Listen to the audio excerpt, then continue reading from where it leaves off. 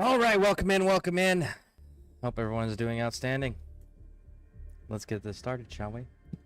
I'm not gonna lie, part of me wants to drop the difficulty because I just need 5 fucking super credits, but we'll see. Let's give it a shot, shall we? Mission coordinates locked. Hellpods prime. Engaging orbital thrusters.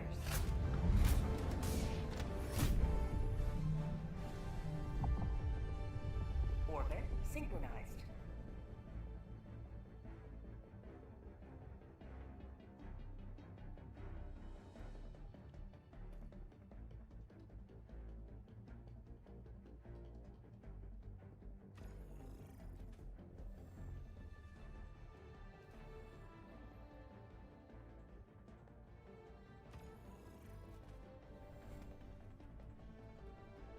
I think this is bots, if I remember correctly.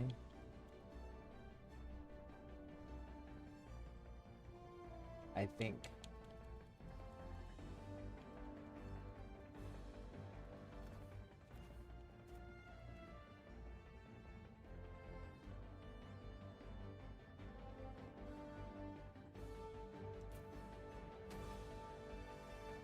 Launch initiated.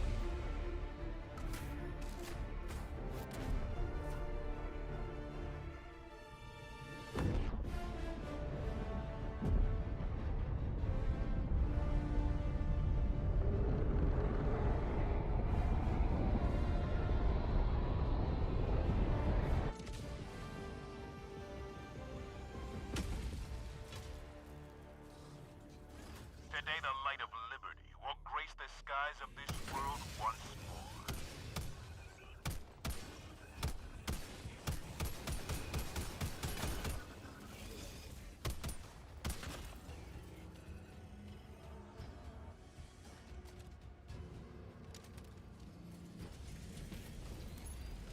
Sending down sentry.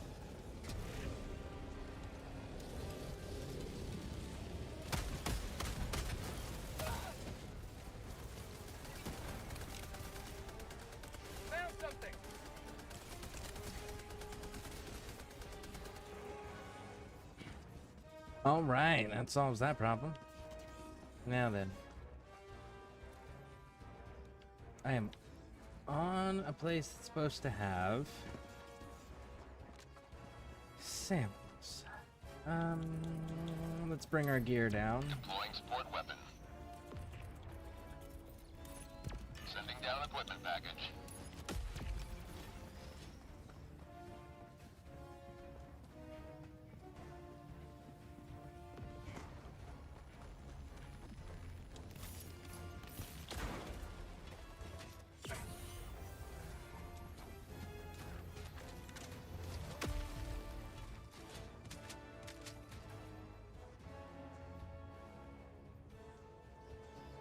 Tagging map.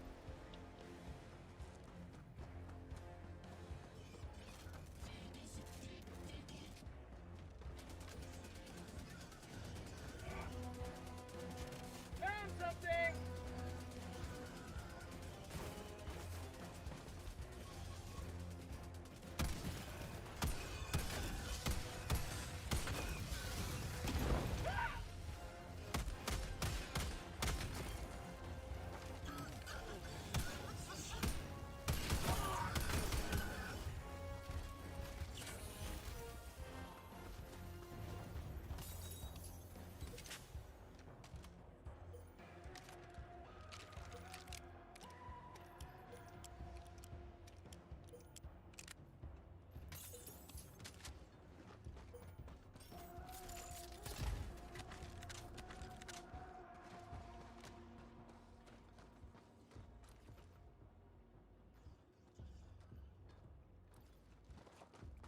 Oh, look at that, right in front of the super samples.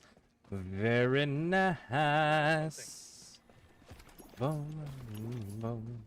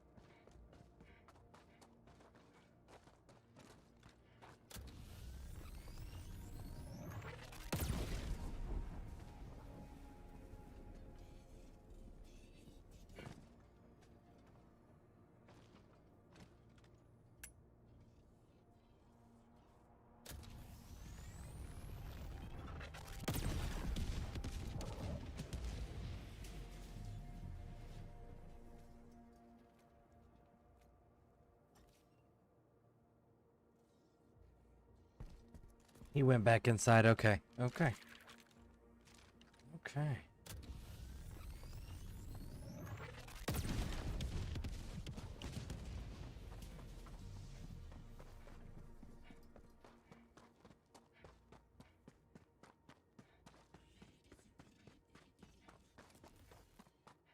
That one's down.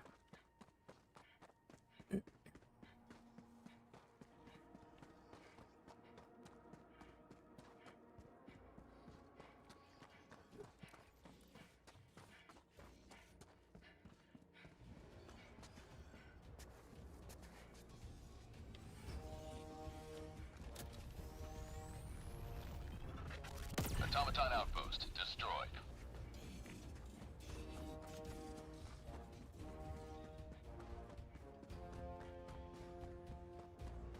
Found something.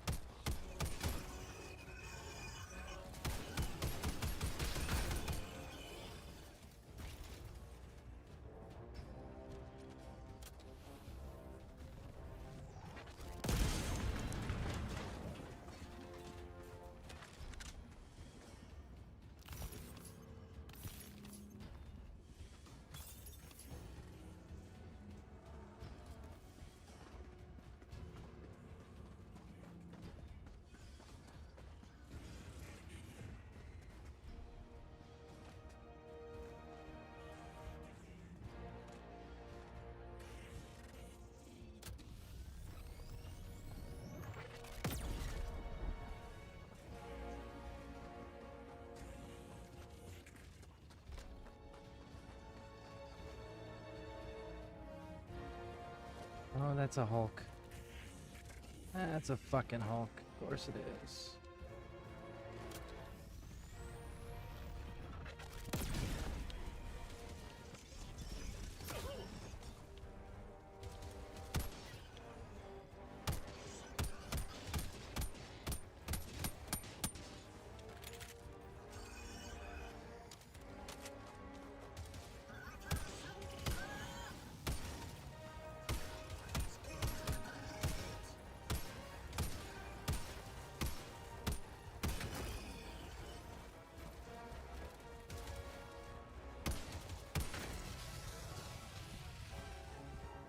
Okay.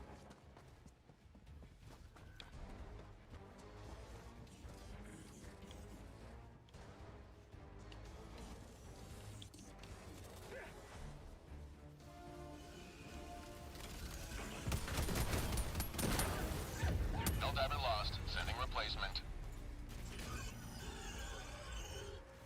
Request approved. Reinforcements on the way. Ready to liberate.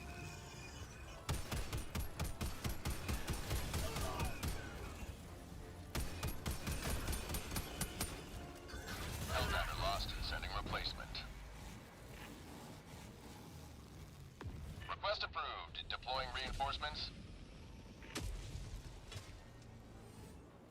Democracy has landed.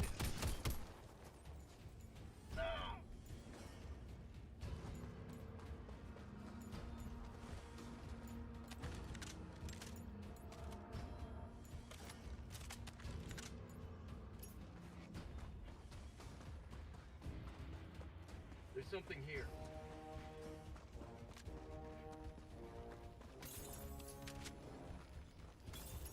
Okay. Drop down, grab this, grab that.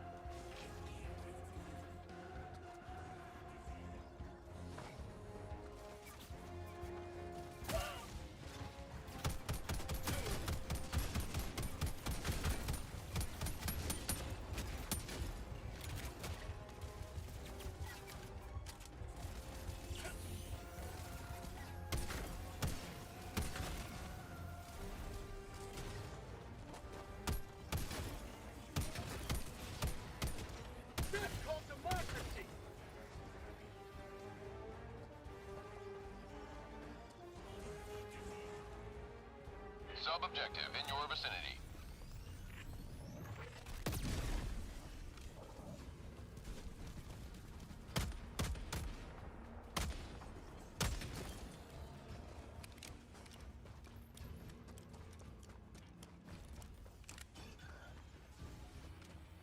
Alright, grab that. Hey, fuckface, go away.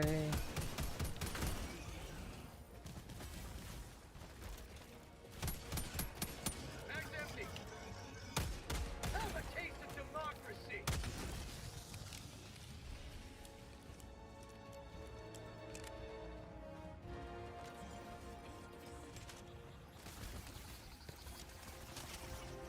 Mission progress logged. Dude throwing a grenade like it was gonna do something. Homie, just fire your gun. Way more effective.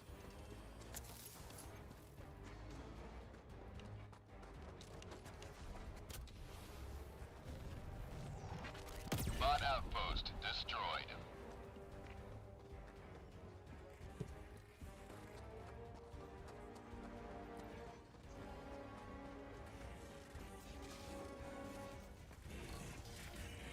Fire in the hole.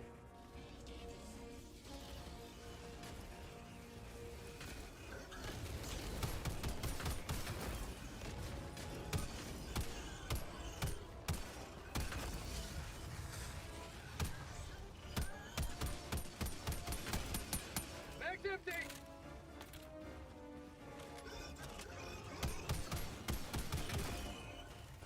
Now where's that big ass Hulk? I know I saw him down there. And I know those little grenades didn't take his ass out. There you are. Hey, big dog. Goodbye, big dog. Boom! Sub-objective nearby.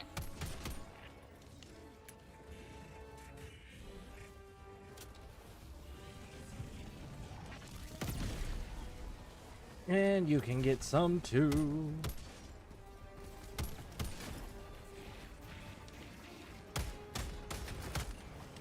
Oh shit, there's 3 of you.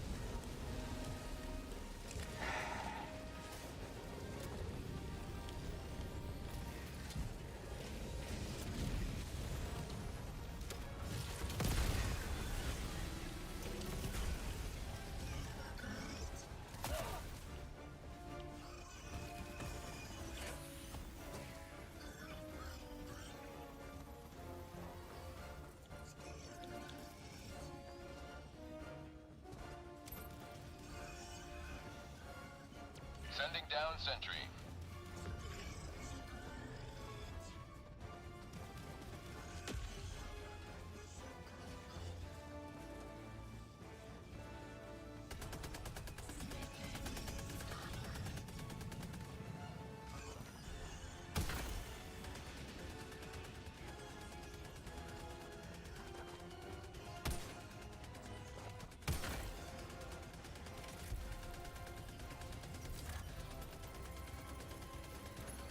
Sending down equipment package.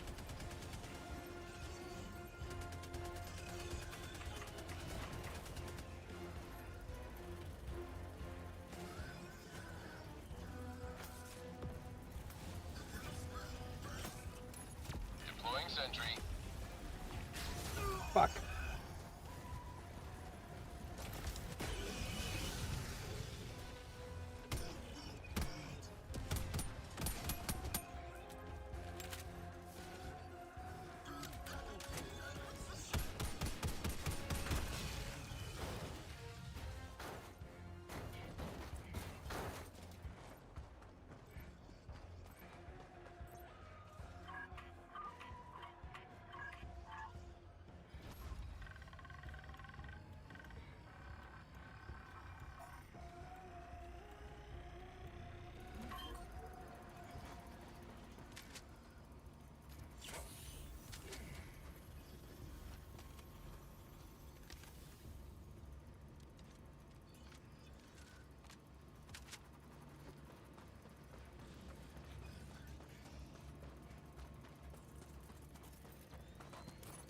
Deploying sentry.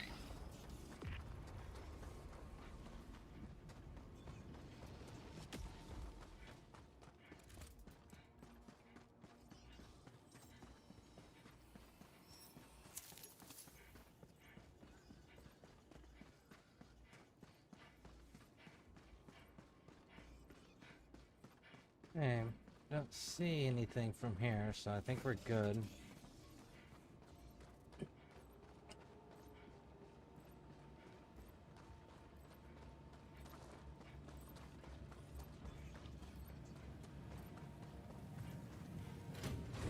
One step closer to mission completion.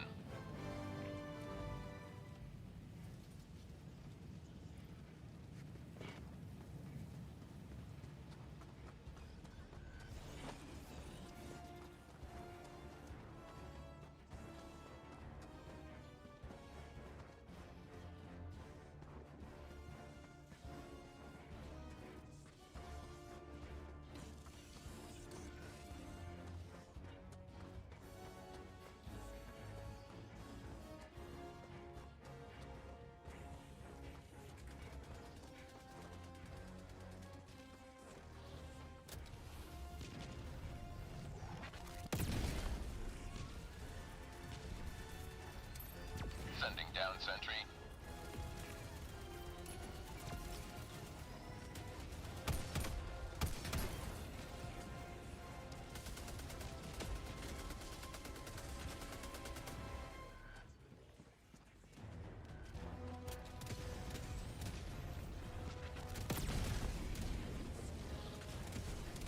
How'd you like the taste of freedom?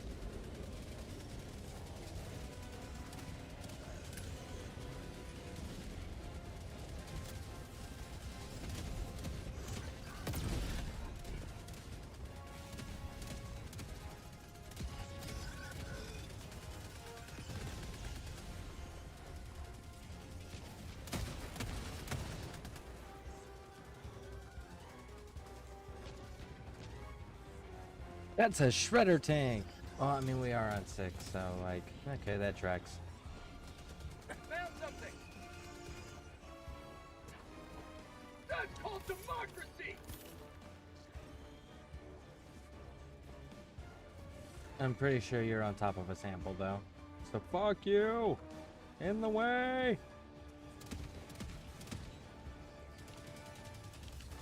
Ooh.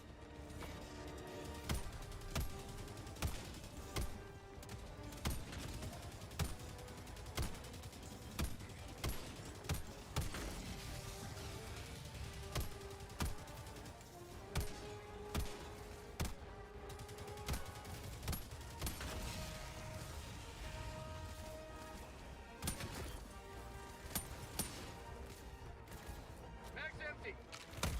Say hello to democracy.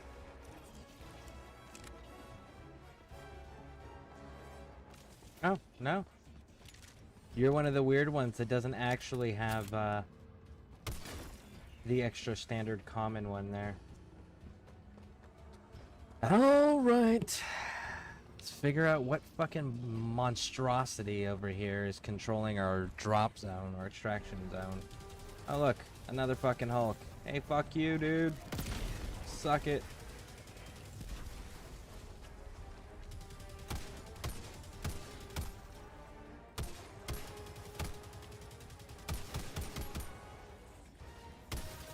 Helldiver KIA deploying replacement.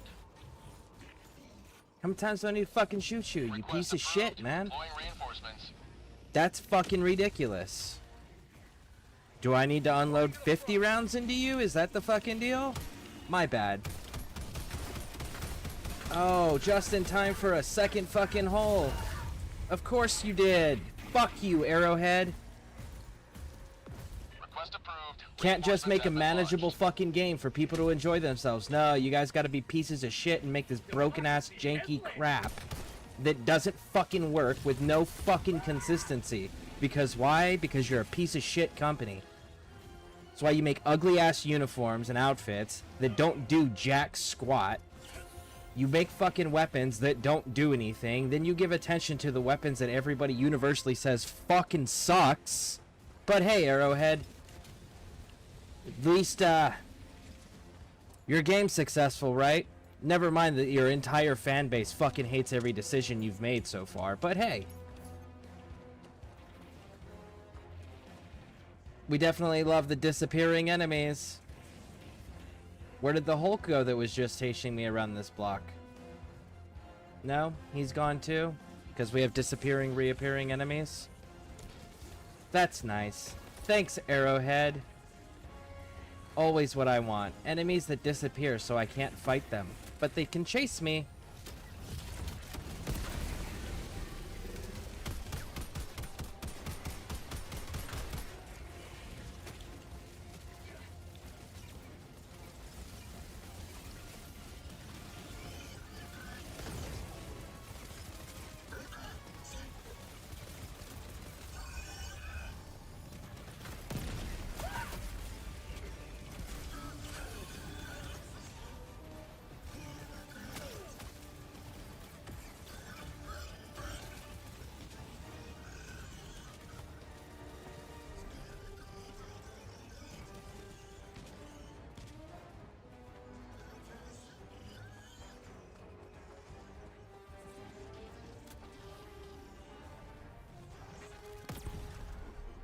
There's no way you're gonna convince me that video game developers are that fucking unin touch with their own goddamn games. And that they have no fashion sense. They've got no fucking common sense. Like, absolutely no goddamn way you're convincing me of that.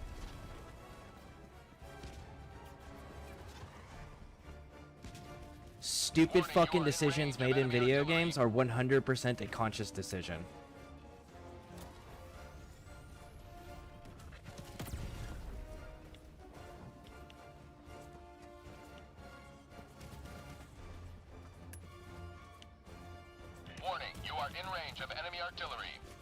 It doesn't fucking matter if you're just gonna have enemies show up because you're not liking the fact that I can kill them, and then you're gonna give me enemies that disappear and reappear only based on whether or not I'm being killed.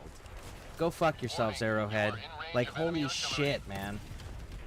Can't you just make a consistent fucking game?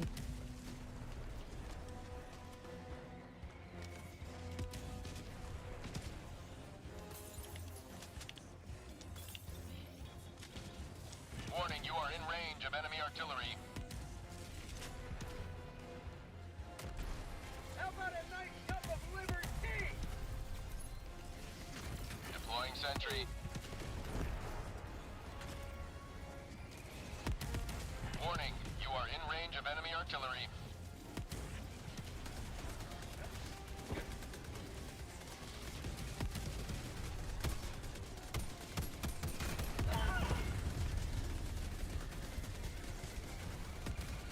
Warning, you are in range of enemy artillery. Yeah, but I can't fucking do anything about it.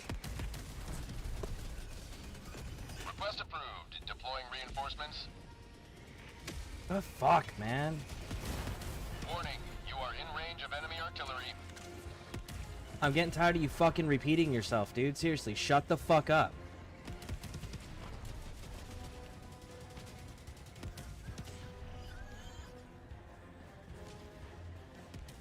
Warning, you are in range of enemy artillery. I don't need to hear it 30 fucking times, considering it just killed Enemy me. tactical asset Shut the within range. fuck up. Jesus Christ, you piece of shit. Objective critical stratagem available. Objective nearby. Dude, this dude doesn't Warning, you are know in how to range of shut an the objective fuck critical up. stratagem no longer available. Nobody cares. Shut up.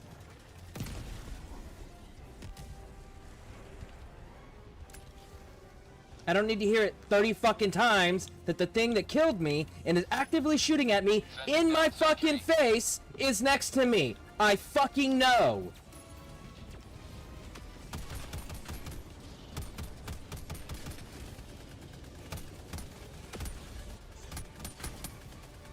Objective critical stratagem available. Objective critical stratagem no longer available.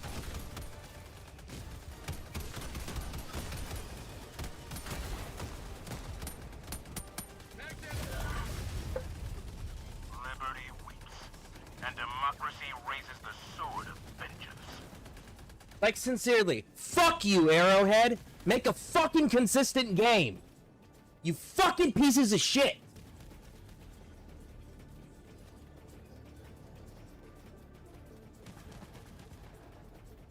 You have disappearing, reappearing enemies. You have fucking instant kill mechanics that aren't fucking consistent. My ammo isn't fucking infinite, and yet the enemies can seem to just eat fucking damage all goddamn day long with no fucking wavering. What the fuck, Arrowhead, you fucking piece of shit company? Make a fucking game that functions.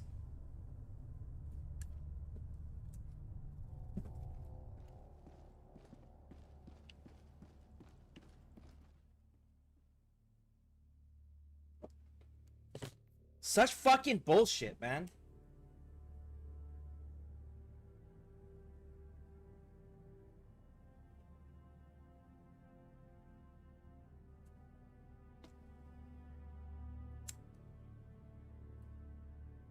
And sincerely, fuck Arrowhead, man. If it wasn't for the fact that every other video game company is making shittier games right now, I would not be supporting this, because this is fucking bullshit. And why is it that not a single video game company can make an actual good-looking fucking armor with decent stats? Why is it that armors that look cool are mis-fucking color coordinated, like you gave me red armor, red cape, and a fucking blue helmet? Are you fucking stupid? And then the perk does nothing at all. The enemies disappear after they kill me, but only appear to kill me. 5 fucking holds back to back on a 6. Go fuck yourselves, Arrowhead. Have some consistency in your mechanics. And then they despawn as soon as I died. Are you kidding me? I wasn't near an edge. They weren't part of a convoy. They weren't part of reinforcements, because nobody fucking threw up a reinforcement flare. No, they just appeared, killed me, and then disappeared immediately. Really, Arrowhead? Fuck you.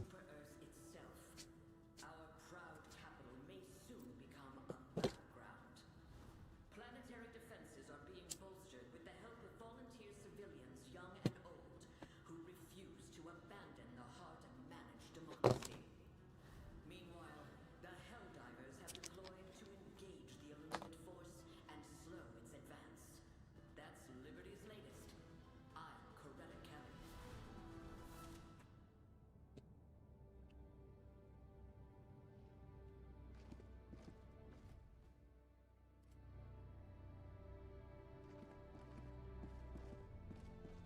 What a fucking piece of shit company, man.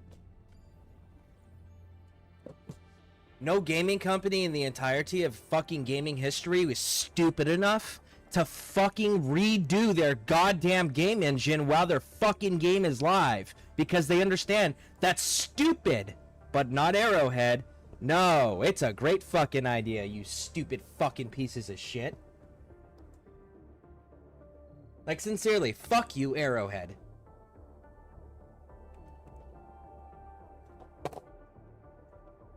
What fucking cocksuckers, man.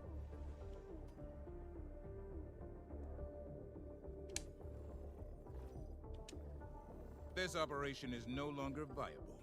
We must redirect our Mission coordinates locked. And how you gonna fail me on 3 operations? 1 succeeded. Orbital thrusters. I failed 1 and it automatically cancels everything? No. Go fuck yourselves, Arrowhead. I still get the opportunity to do that last mission, but no. You just went, you failed 1, you can't do any others. Seriously? Fuck you.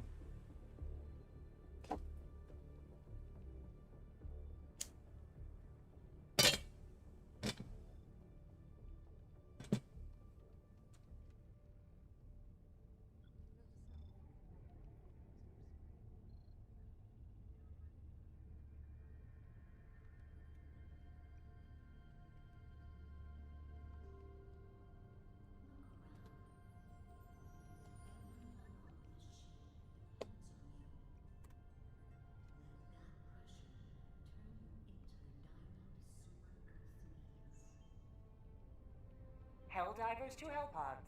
Repeat. Helldivers to Hellpods.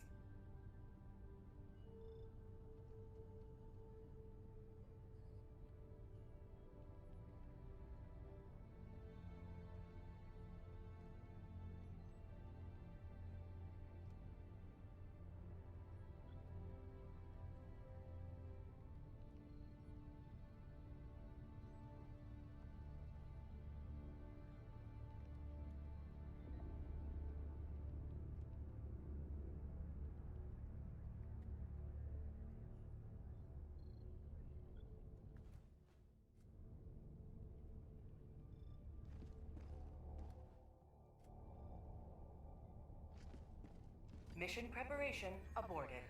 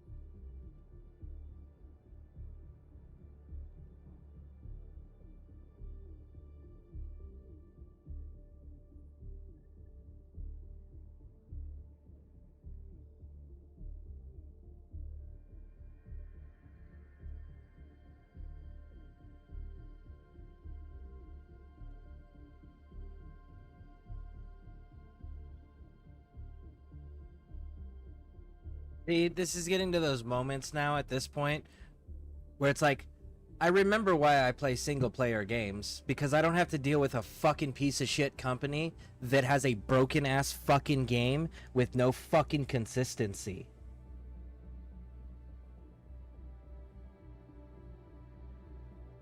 Can't progress in the game if your fucking mechanics don't work. You piece of shit fucking company, fix your fucking product. I don't know why that's so goddamn hard for you, but you want to start another video game development project when your fucking current game doesn't work. Holy shit.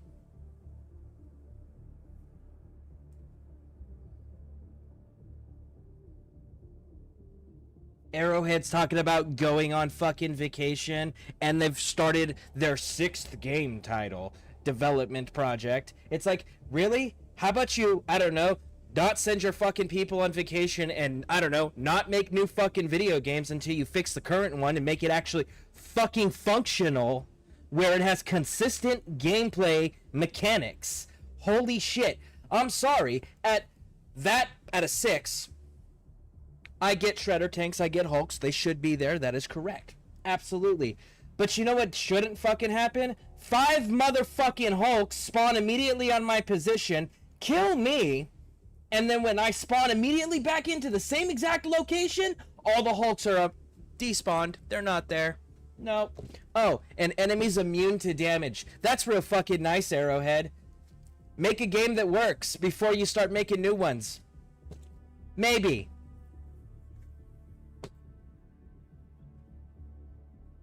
And how are you gonna fail a mission that I didn't even start yet?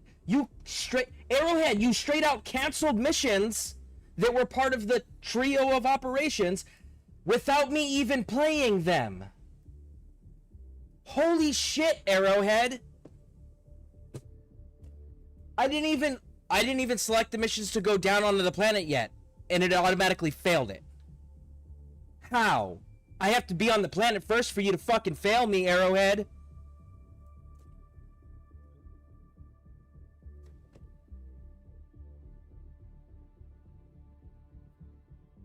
I'm glad I get all this on fucking video.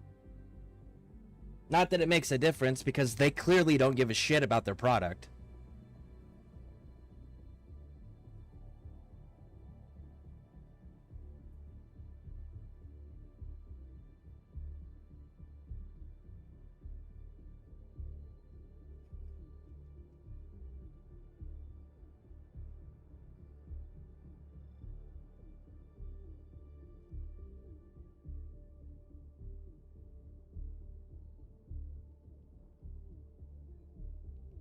Oh, sorry. I didn't realize people were in here. Uh-oh. What's the matter, chat? What's the matter is the company is having a broken-ass fucking game that has inconsistent mechanics and makes it nearly impossible to play. We were having problems last night, too, where, Ghastly actually had... Ghastly Guardian had to come in and help us out because the fucking objective equipment for the seismic readings for the geological surveys spawned above the ground and nobody could reach it. So Ghastly had to come in and help us out because, you know, Arrowhead, they care so much about their product quality. That's why they announced that they're making a new game.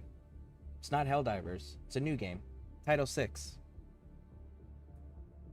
Because, you know, they care about their quality and reputation, because they want their players to be invested in their products. That's why their products don't fucking work. And ugly-ass uniforms. What the fuck is wrong with you, Arrowhead? You give me a red uniform with a red cape and a red background and a fucking blue helmet? It doesn't disable your limbs. Who gives a shit? Give me a useful fucking perk. I don't care if it's... Hell, even the reduced recoil. Like, that's a shitty perk. But it's a lot better than 50% chance not to cripple your limbs. You know what happens when you get crippled limbs? Absolutely fucking nothing. You know why? Because your accuracy with the weapon systems are way the hell off anyways, because nobody in Arrowhead has ever fired a firearm in their life. Which is why they don't know how they work, and which is why they don't work. And then all of the attention for weapon systems you gave to the weapon systems that nobody fucking uses. Arrowhead, do you not listen to your community? Do you not have any common sense? You're making a broken game more broken, and you're hyper fixating on the shit that everybody hates. And you can't color coordinate an outfit to save your lives. What the hell is wrong with you? And now you're gonna make a 6th game? Fuck you, Arrowhead. Ghastly Guardian. Oh, hey, Ghastly. Sorry to hear something funky is going on. Yeah, again. Them in their fucking broken-ass game with their broken-ass fucking mechanics. Like, sincerely, I'm getting to the point where I'm going to be done with multiplayer games again. Just because, like, the games don't work, I can't play them. It's that simple. I'm gonna have to go back to fucking single-player games because of this bullshit. No, well, what's good, brother? Hey, how's it going? It's going, Froggy. I'm just really fucking pissed and done with Arrowhead making shitty-ass fucking decisions in their games that make no sense nor follow any goddamn mechanics. Like, how are you gonna spawn in a motherfucking Hulk patrol when no reinforcements were called and then despawn them after they kill me? Leave the enemies on the battlefield. If you're gonna put them there, fucking leave them there. Don't make them just disappear. Just because they successfully killed me.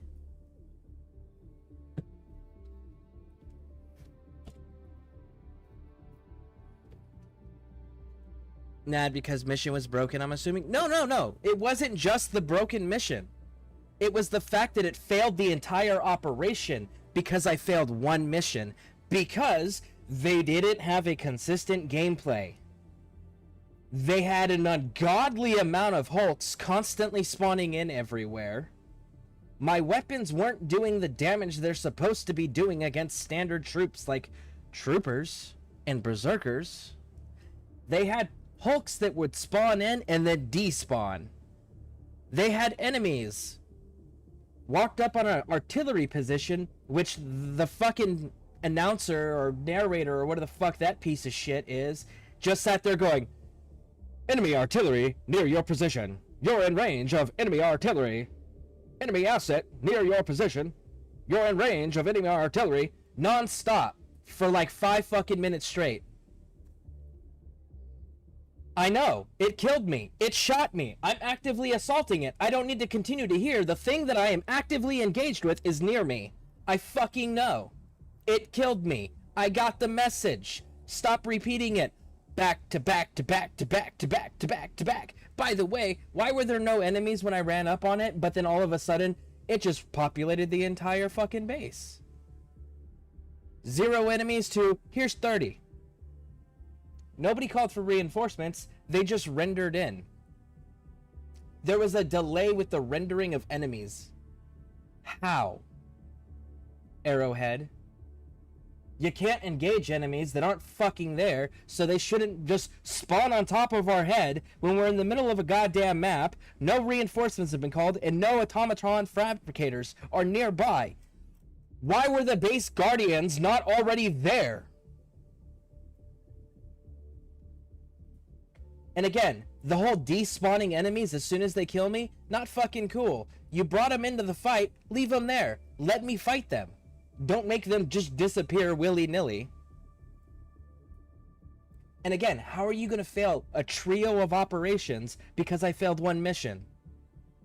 I didn't do the others. Why can't I play them?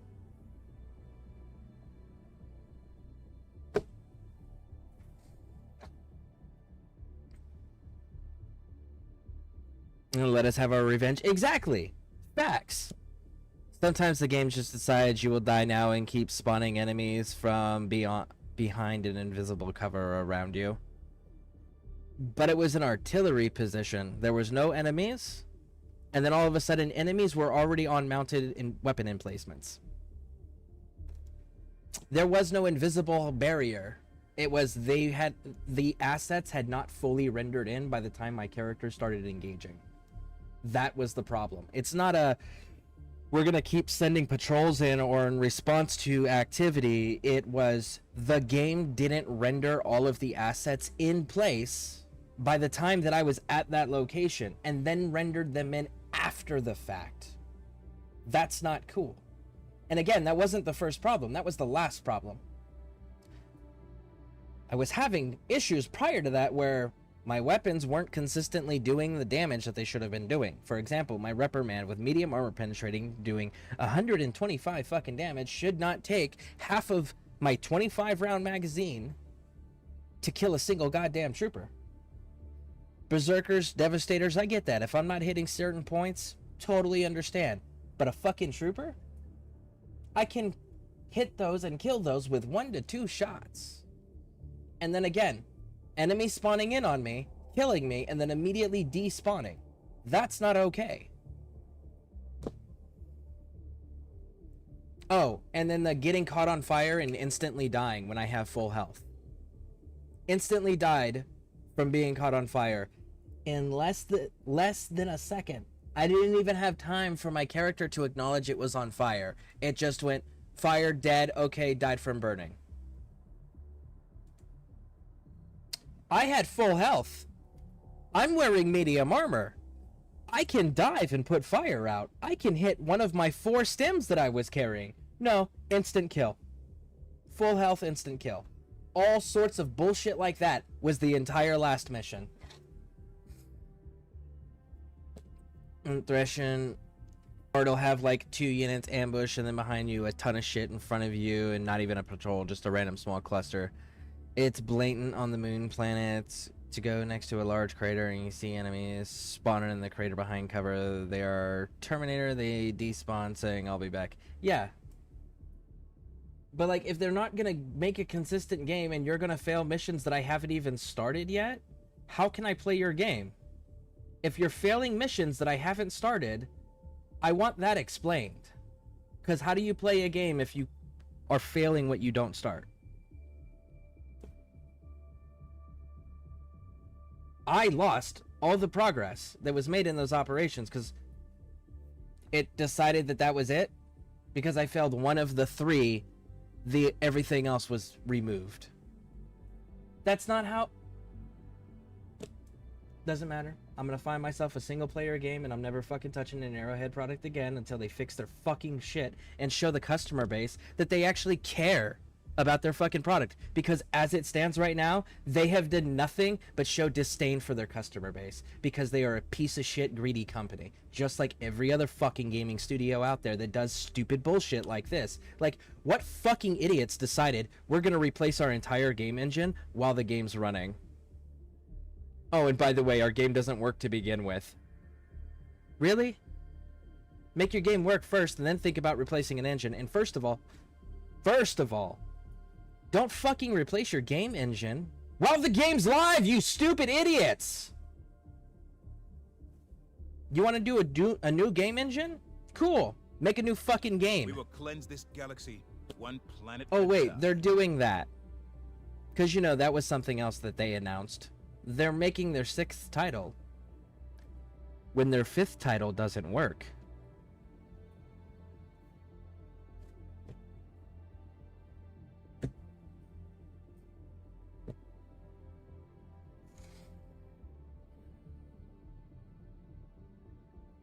Man, I don't even know what game I'm gonna play now.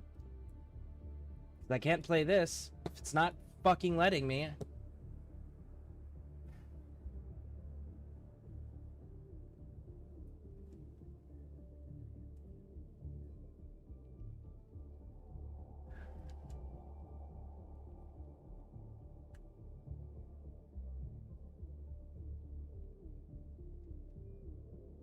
See, I can't play Division. I'm stuck in Division. I can't progress on my own anymore.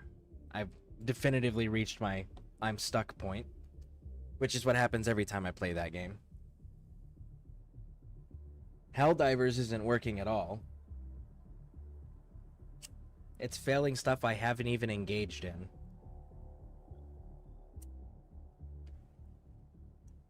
So what are we gonna play then? What single player fucking mess do we want to get into?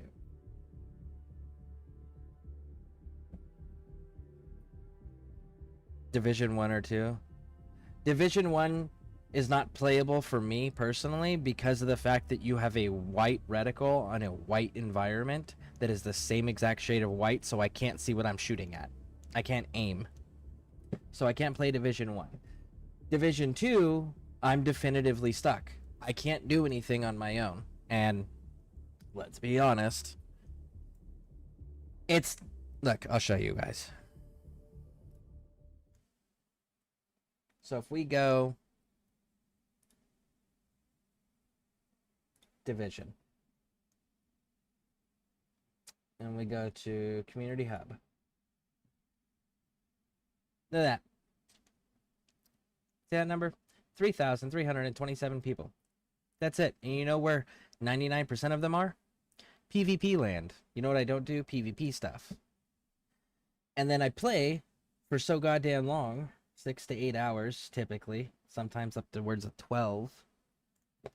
And if I have done all of the content, and the open world content I've done 3 times, everything else on Division 2 I've tried to do, and I'm not able to actually do on my own, because the mechanics aren't set up for you to solo it. It's set up so that enemies will not...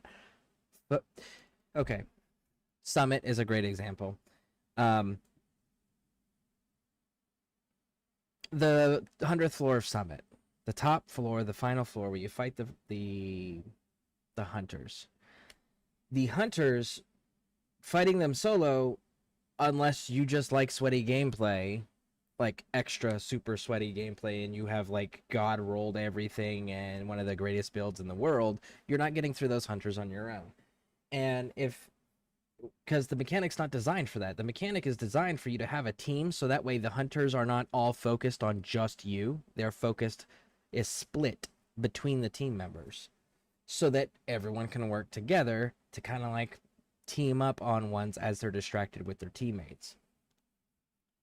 I can't progress because of that, because I get stuck there. And then we've got what was I working on? Was it the Pentagon? No, it wasn't the Pentagon. It's Countdown. I got to do Penco Countdown, but the problem with the Penco Countdown is that it's not the countdown that I have to do. I have to do the main story mission for it, which is separate from doing the where everyone runs in and you got like a 20-minute timer and you just grab shit, right? No, I don't have to do that part. I have to do the mission part where I have to go kill a target and extract this person safely, which also has the timer, which I also can't do by myself. I've tried several times. I've done all of New York, I've done all of DC, and their open world stuff 3 times. I've done all Camp White Oak, Pentagon, the park, the animal park or zoo or whatever it's called. I can do all of Summit up to floor 99. But yeah, it's just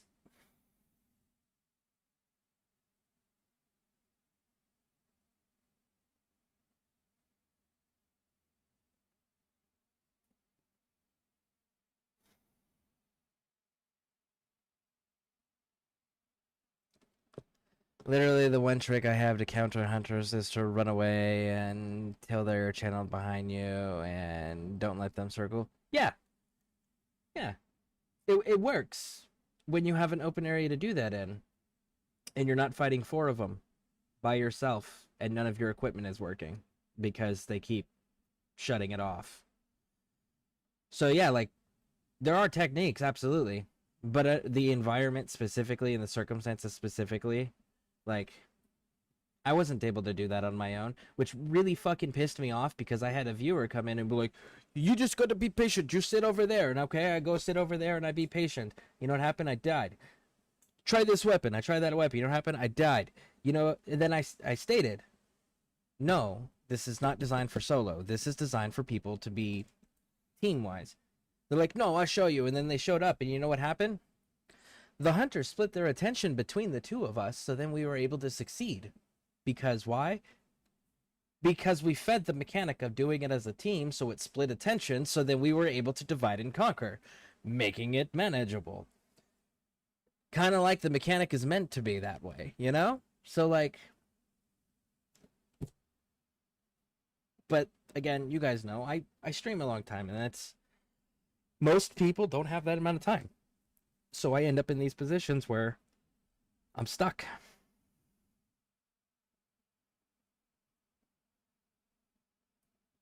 Shit, man. I don't know what else to do.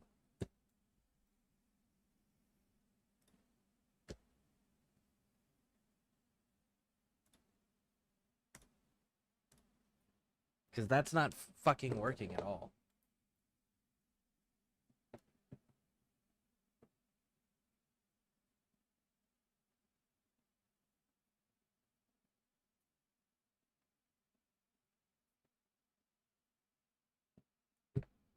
Yeah.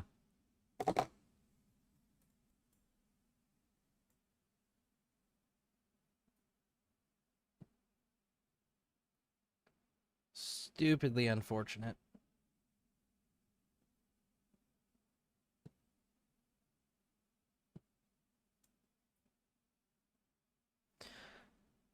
So yeah, I don't have any idea on what to play. I just did mission level 10 alone, died like 3 times, but it was brutal. LOL, had to do a lot of hit and run.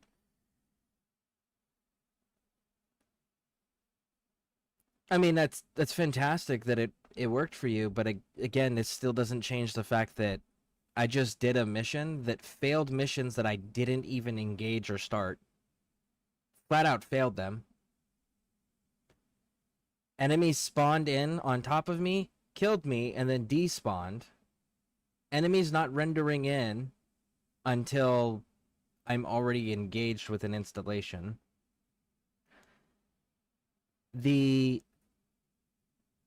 Whoever the fuck it is that makes the battlefield announcements, that asshole spamming their messages over and over and over and over and over and over and over again for like 5 minutes straight with no fucking breaks. Like, none of those, me not being able to do damage to basic enemies with medium armor penetrating weapon systems. Like, not, me instantly dying. Instantly dying the second I got caught on fire at full health wearing medium armor. Like, that stuff should not be happening. None of that should be happening. But the problem is that there's not even consistencies with their fuck-ups. Some people, like, even their bugs are inconsistent. Have you looked at the shit with the PS5? The PS5 players don't even have consistent bugs. Some players can't use the store. Other players can't use the first page of the store. But not everybody, because Arrowhead can't even make their bugs consistent.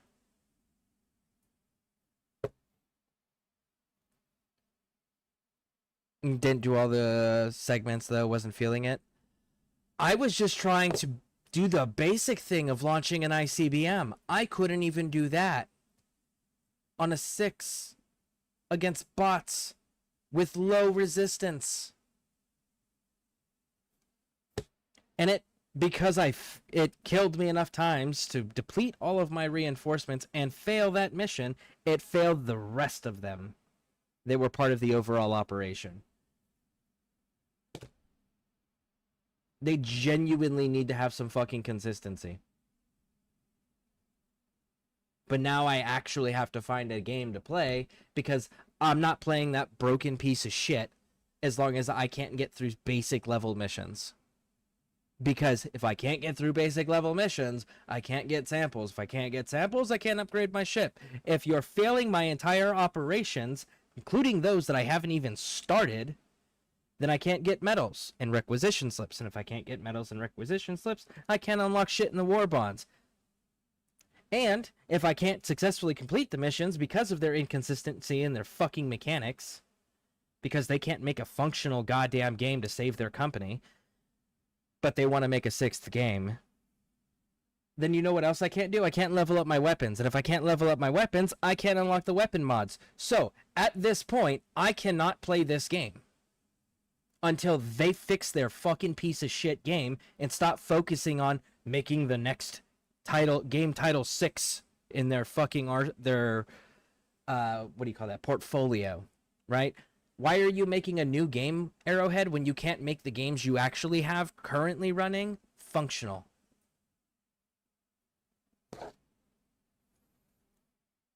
I've seen a lot of issues with the game, new ones come and go. Yeah, just like, fix your fucking game, Arrowhead. And stop making new video games until you can make one that works.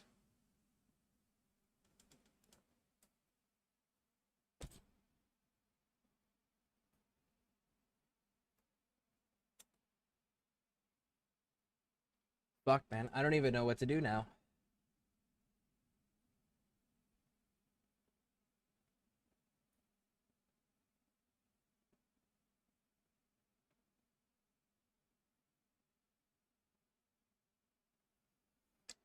I don't want to do Gears of War because I know that Gears of War Reloaded's coming out in August, and I'm going to want to do that one then.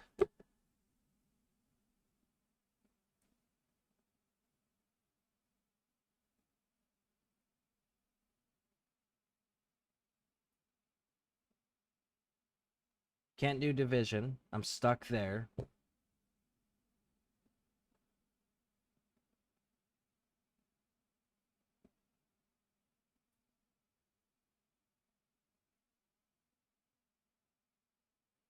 I mean, there's Fallout 4, but, like, don't know that anybody actually wants to watch that.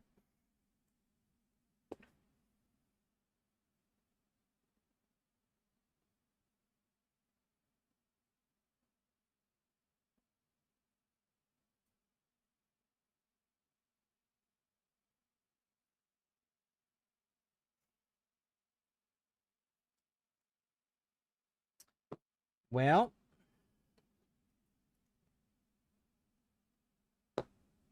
I mean, I'm just about to chill on divers. It failed operations I hadn't even started yet, though, so I don't know what I'm supposed to do with that.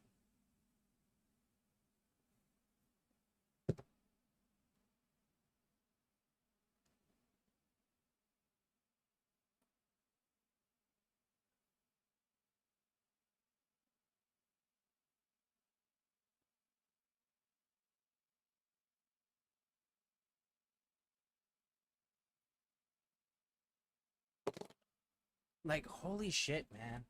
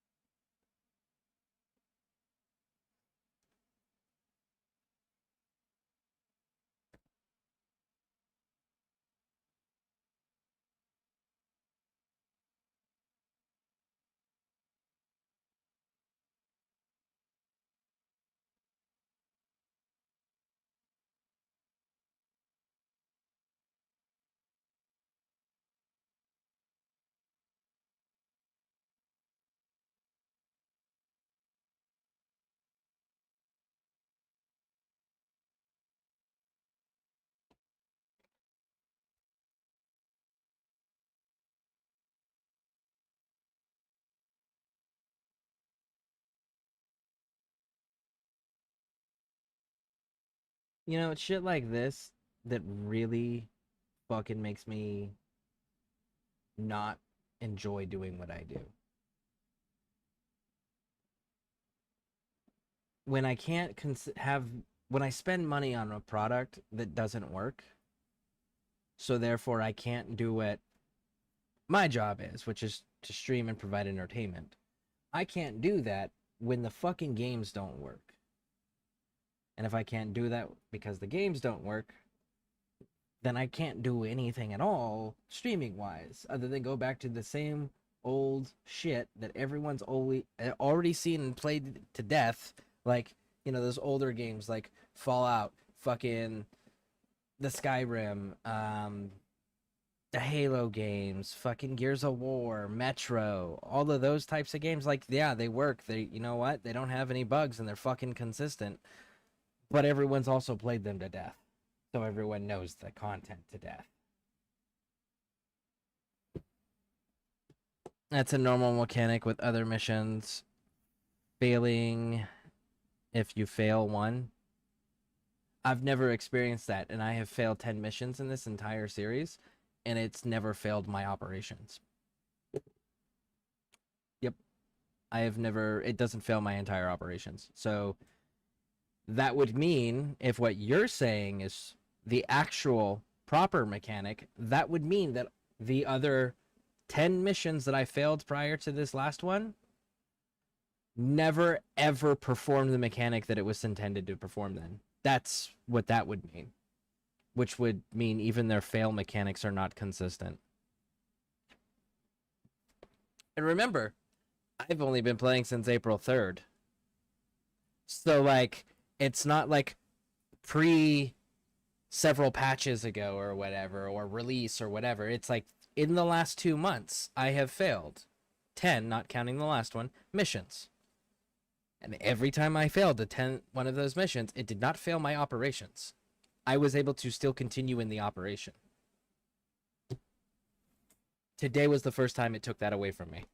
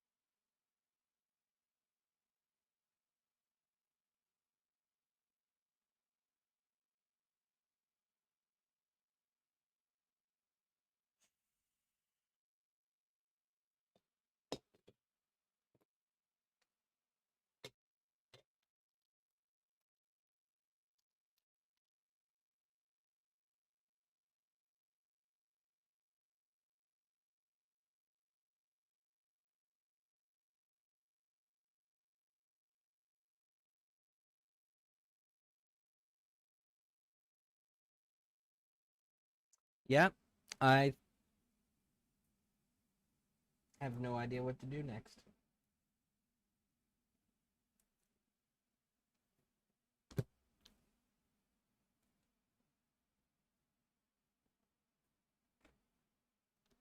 Let's see what the new stuff is. If there's anything new.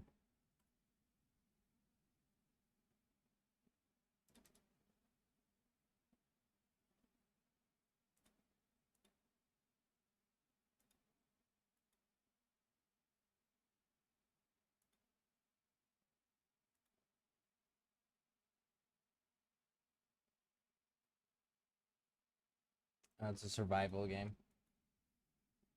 Mm,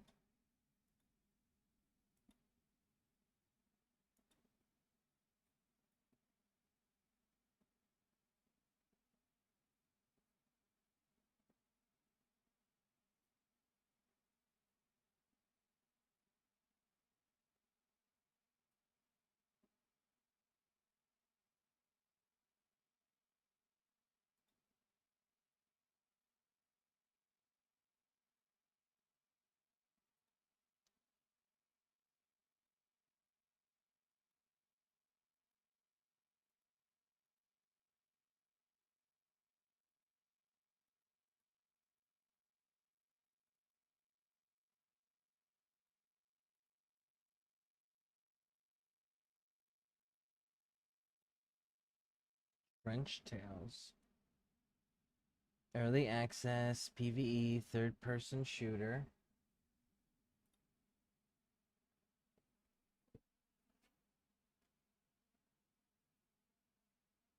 Looks like World War One.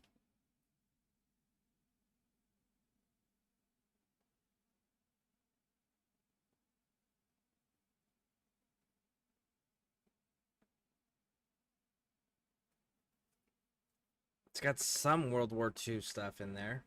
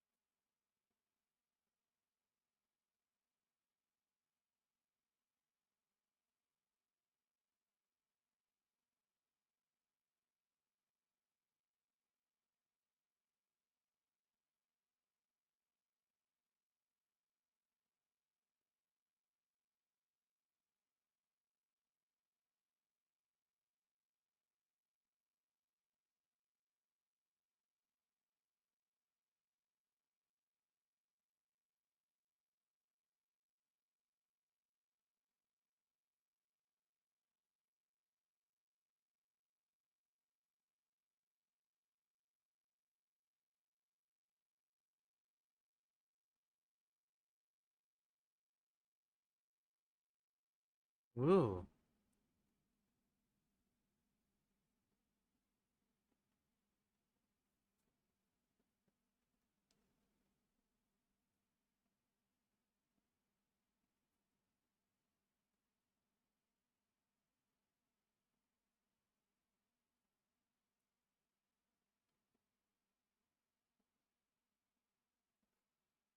Interesting.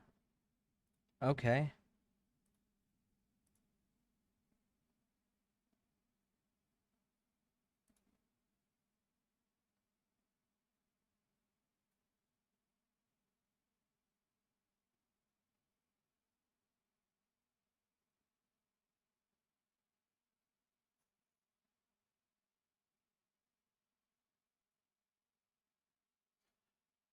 Are you fighting zombies?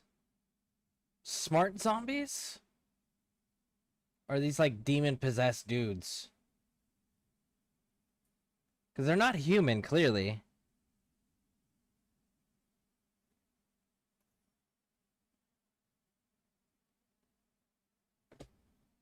And it's a Kickstarter.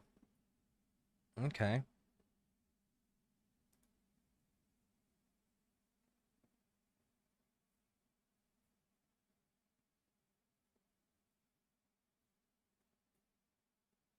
Open-ended exploration across the interconnected war-torn zones. Deliberate third-person combat with melee range weapons, basic gear customization through cutscenes, dark surreal atmosphere, early 20th century vibes with fantasy. Okay, so that's where that little crossover inspiration was coming from. Okay.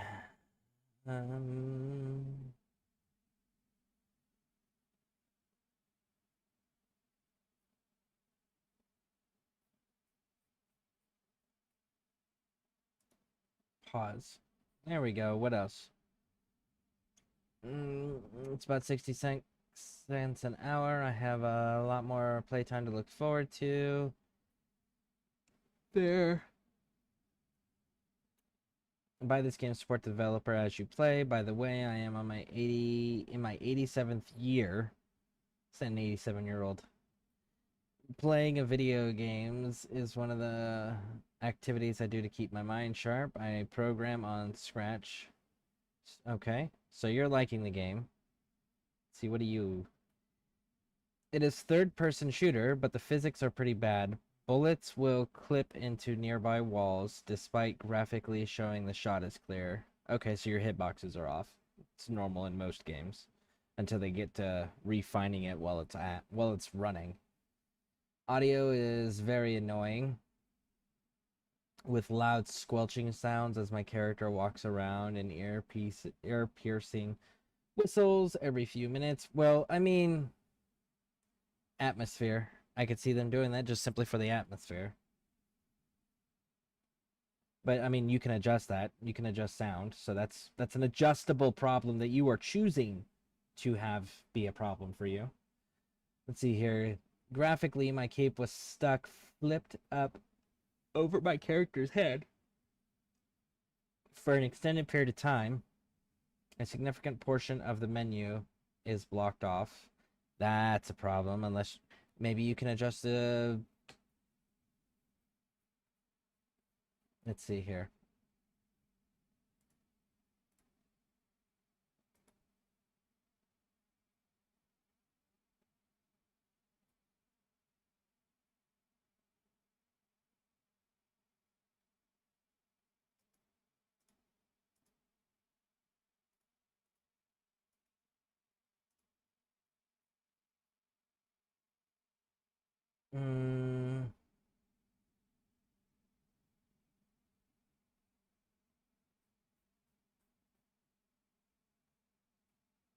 Nothing. No. There. Nobody told you to play. I probably have an autoplay setting somewhere.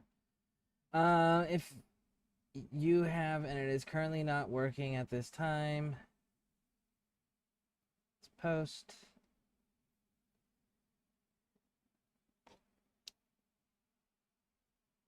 Go to 15 minutes to see yourself. Sorry, it was a live stream and the sound will cut off in the big lag.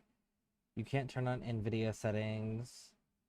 You can't turn off NVIDIA settings, nor could you do a switch. Really?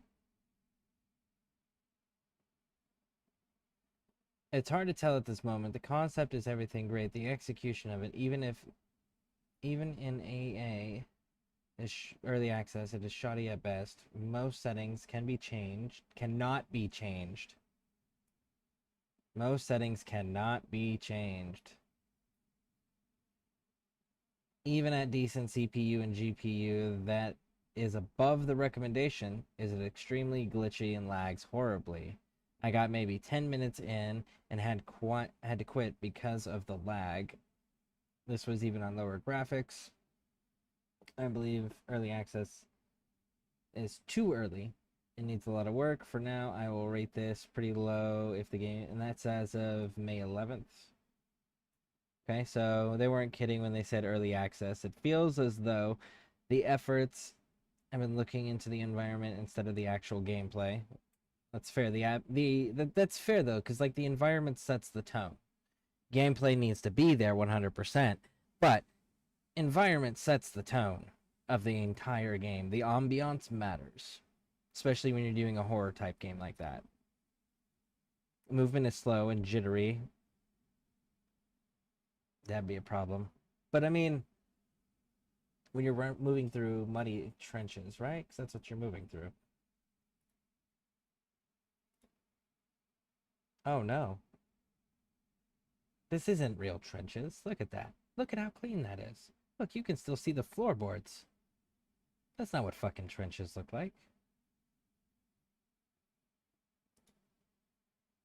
They're a muddy slog fest with rats and shit running through them and filled with mud all the time. Where's it set?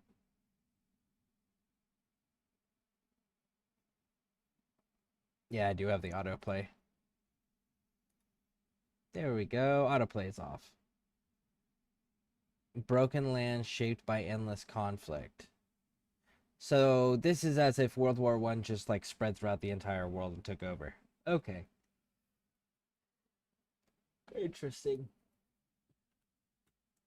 That's an interesting concept. I want, because even the good reviews are saying the same things as the bad ones. So let's hopefully they get that all sorted. Actually, you know what? I want to go forward to that again. Let's go down to more like this, because that looks cool. Matter of fact, we're gonna add it to the wish list so we can keep up with it easier.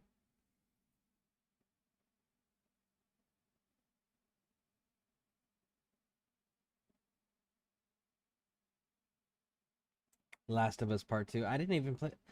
I haven't played the first one yet.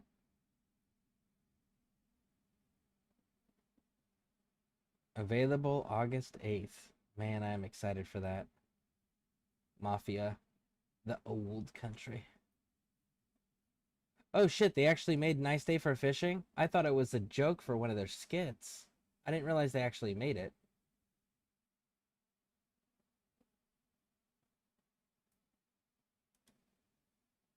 Oh, that is so funny.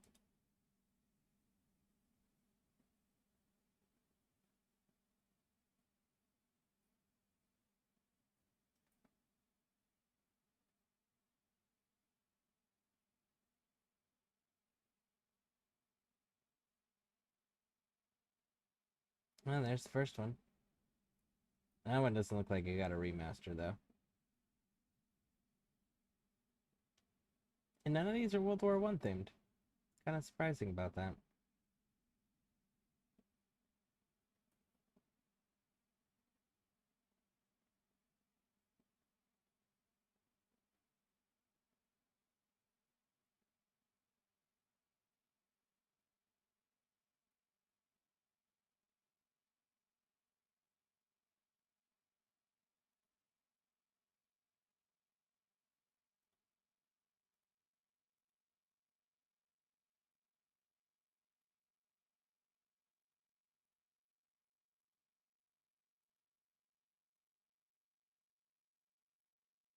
Ooh, do you guys have Fear?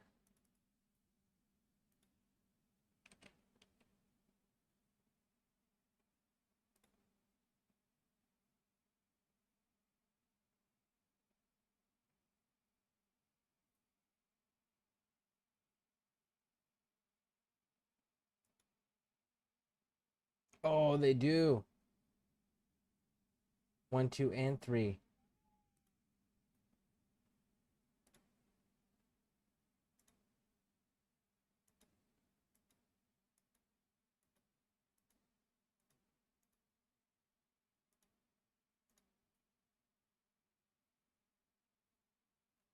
That's actually kind of dope. Fear series was really good. And it's got the DLCs.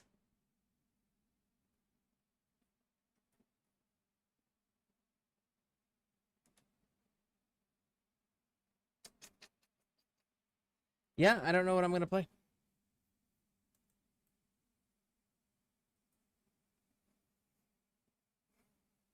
Anybody's got a request for something for me to look at, I will absolutely go and do that.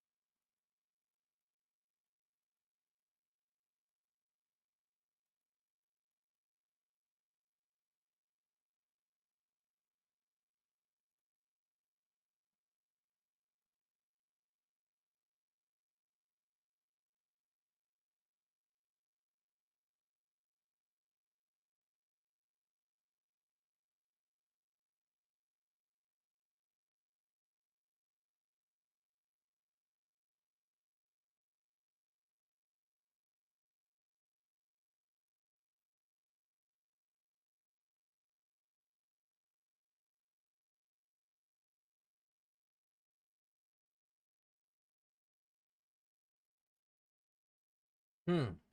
Hmm. Hmm. Hmm. Hmm.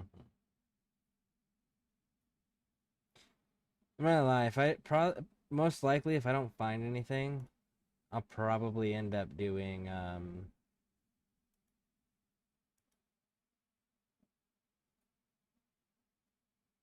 either Fallout 4 or fucking Skyrim. Just because I've never played those ones on PC, so it'd be interesting to see what their mods and shit look like. But if anyone does have any suggestions, let me know, and I will absolutely take a look at whatever games. I just want a game that I can actually play consistently. Cyberpunk's supposed to be getting new stuff.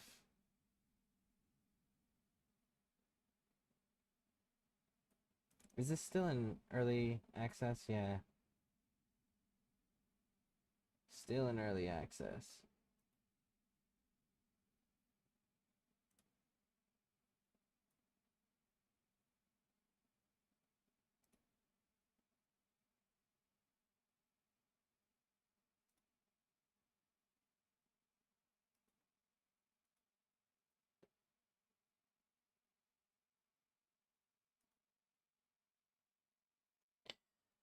All right, well,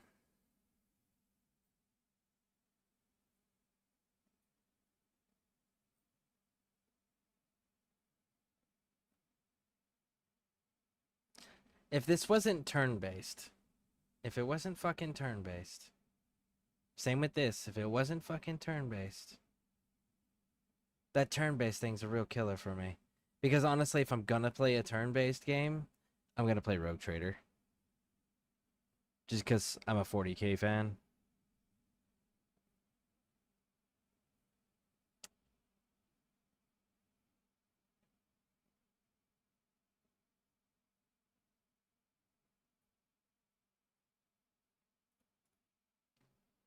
Is that what I'm gonna end up doing? I have done some pretty fucking wild builds with this stuff before.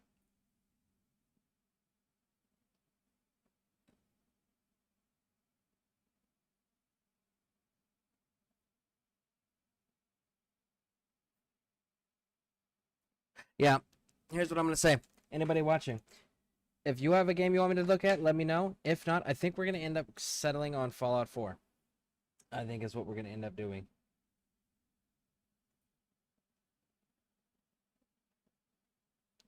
So, any objections, or is there any other recommendations that you guys want me to go and take a look at? Because if not, then you know what? I haven't built anything in a long time, nor have I played this game on PC. So I'm kind of curious what the mods look like.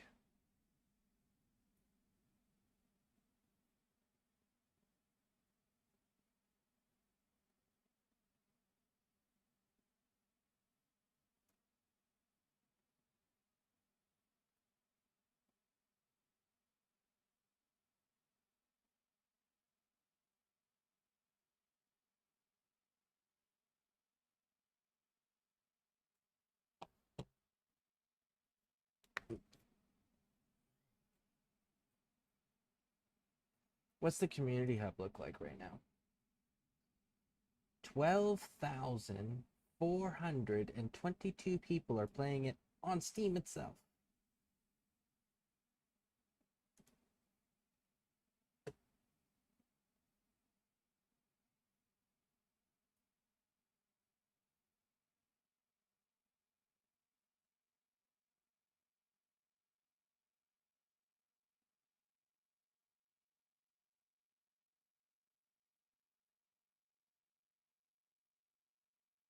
Who was this posted by?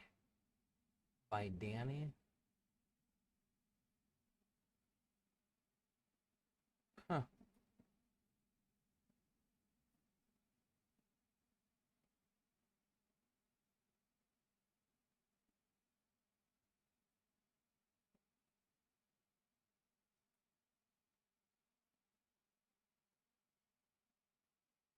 XO1, XO2. I know about the XO1. What is XO2?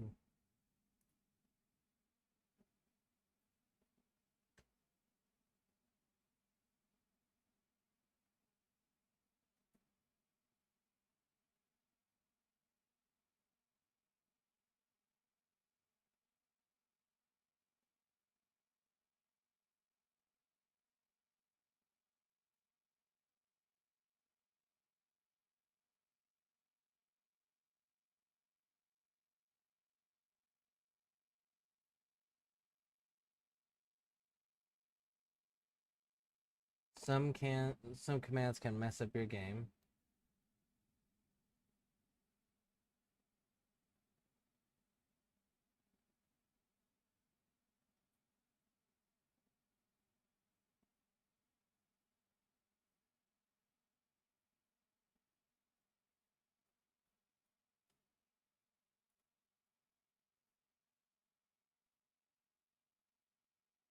Hmm.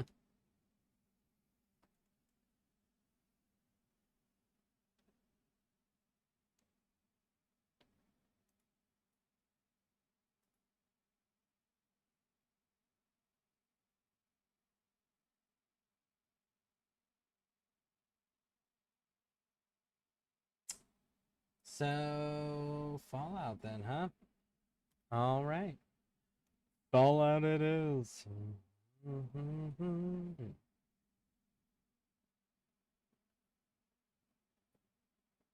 Okay. Let's go ahead and hide this real quick. Bum bum bum bum bum. Get all of this taken care of.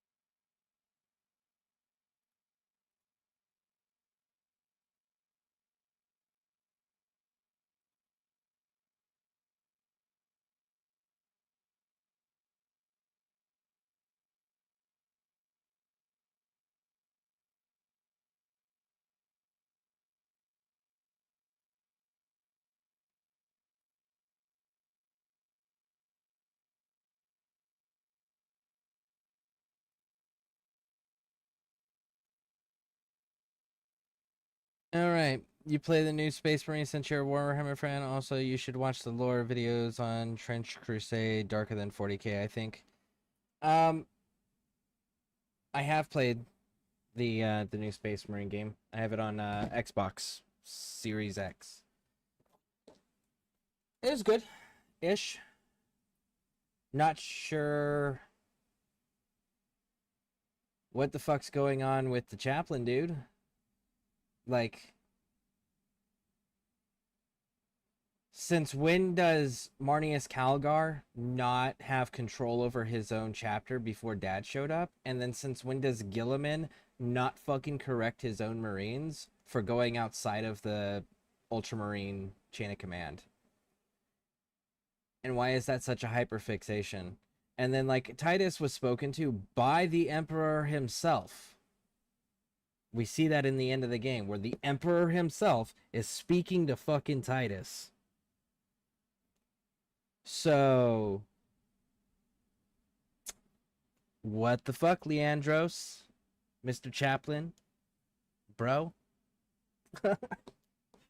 No, it's a cool game. I liked it. Campaign is good.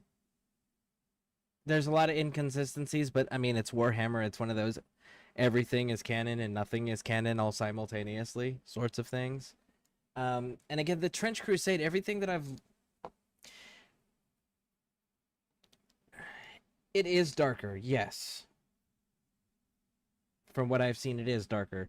But from what I've also seen, it was created as a troll setup for people that didn't like the gatekeeping community of Warhammer. They're like, we're going to make this thing just so that we can single out everybody who becomes a fan of it. And that wasn't very well received when that came out. But yeah, no, I've played the Space Marine 2 game. I've beaten it. I like the shield and the Crusader build. That's the one that I prefer. And the next update that I care about for Space Marine 2 is not until 2026. Yeah, it's 2026 is the next update for Space Marine 2 that I care about, which is the Space Wolves update.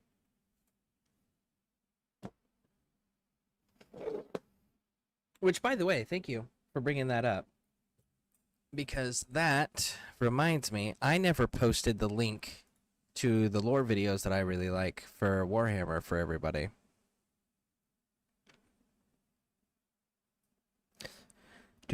One second. I will do that because I said I would and I failed. Alright.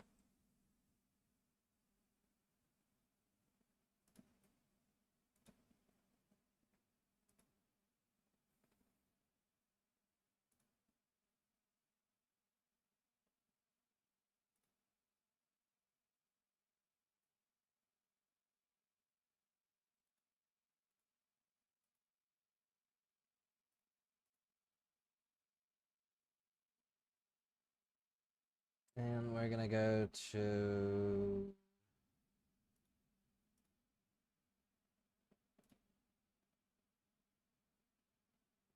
Ooh, they're gonna have a live stream on Twitch on May 21st. That'll be fun.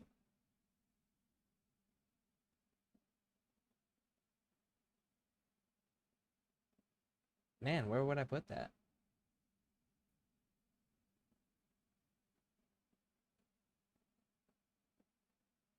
Hobbies, maybe? Hobbies, I think.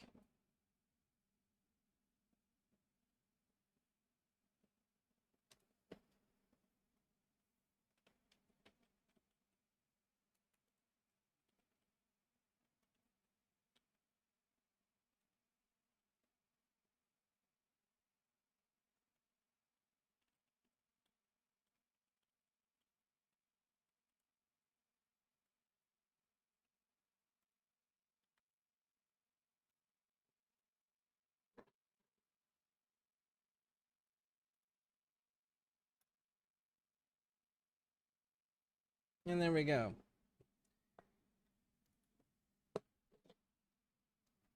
Yeah, I don't play Trench Crusade. I just like the lore. Never heard about the trolling. Yeah, it's... So the people that went after the Warhammer fan base and the that whole conflict that rose that's still actively going on have gone out of their way to make it clear that they're trying to destroy the hobbies just so that the people they don't like don't have anything that they can enjoy. That's the only reason they're targeting and creating groups and stuff like that and going after the Warhammer community and forcing the changes and shit is because the activists that are doing that shit don't believe that the people that enjoy those things should be able to enjoy anything at all. And that's their way of targeting it. So that was where Trench Crusade came up, was specifically to try to target the hardcore gatekeeping community of Warhammer that went, you're gonna fuck up the lore that bad, then we're leaving. And then they went, hey, if you're gonna leave, we got this new thing you should check out. And then the community went, tell me more, that's interesting. And they went and we checked it out, and we started looking at it, and it was like, man, this is kind of fucking cool. This is kind of fucking dope. It's dark. You got your World War I themes, which most of us are World War I enthusiasts. Why? Because it's the most important fucking war that's not talked about as frequently as it should be. Right? And it was where so many horrors were going on for the human race that were embroiled in that conflict because there were so many new things that nobody had ever seen before. And nobody knew how to fucking deal with it. You know, trench warfare, terrifying at that scale. Industrializing warfare for the very first time, fucking terrifying at that scale. The gas masks that you had to perpetually wear because of the gas attacks and the chemical attacks that were coming all the time, and the fact that horses were having to wear gas masks, terrifying. So, like, really cool universe to work in. Really cool ambience. A lot of cool things that you can pull from. But then it found out that those people are doing that specifically just to troll others. And it's just like, well, your motivation matters to us. Why? Because we're also the same people that can tell you the difference between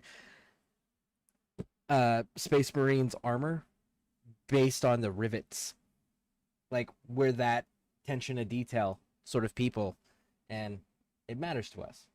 It really does. Especially us older fans that have been like, I've been a fan of it since the 90s. I've been a Warhammer fan since the 90s. Back when Gilliman was still a traitor and he was a heretic and he was a fallen Primarch, back before he was the good guy. Yeah. That universe, that timeline, that was a fun time.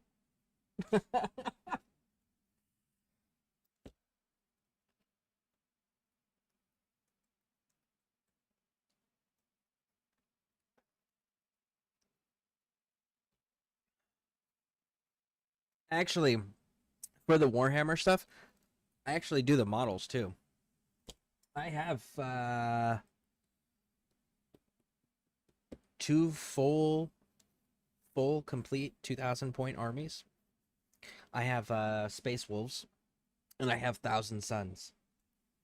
And I have my favorite version of the tabletop for Warhammer was version 7. 7th edition for the tabletop rules was my favorite. Because it was one of those, like, what gun is your character bringing? What melee armor are they bringing? What armor are they bringing? Cool. All of those are individual points.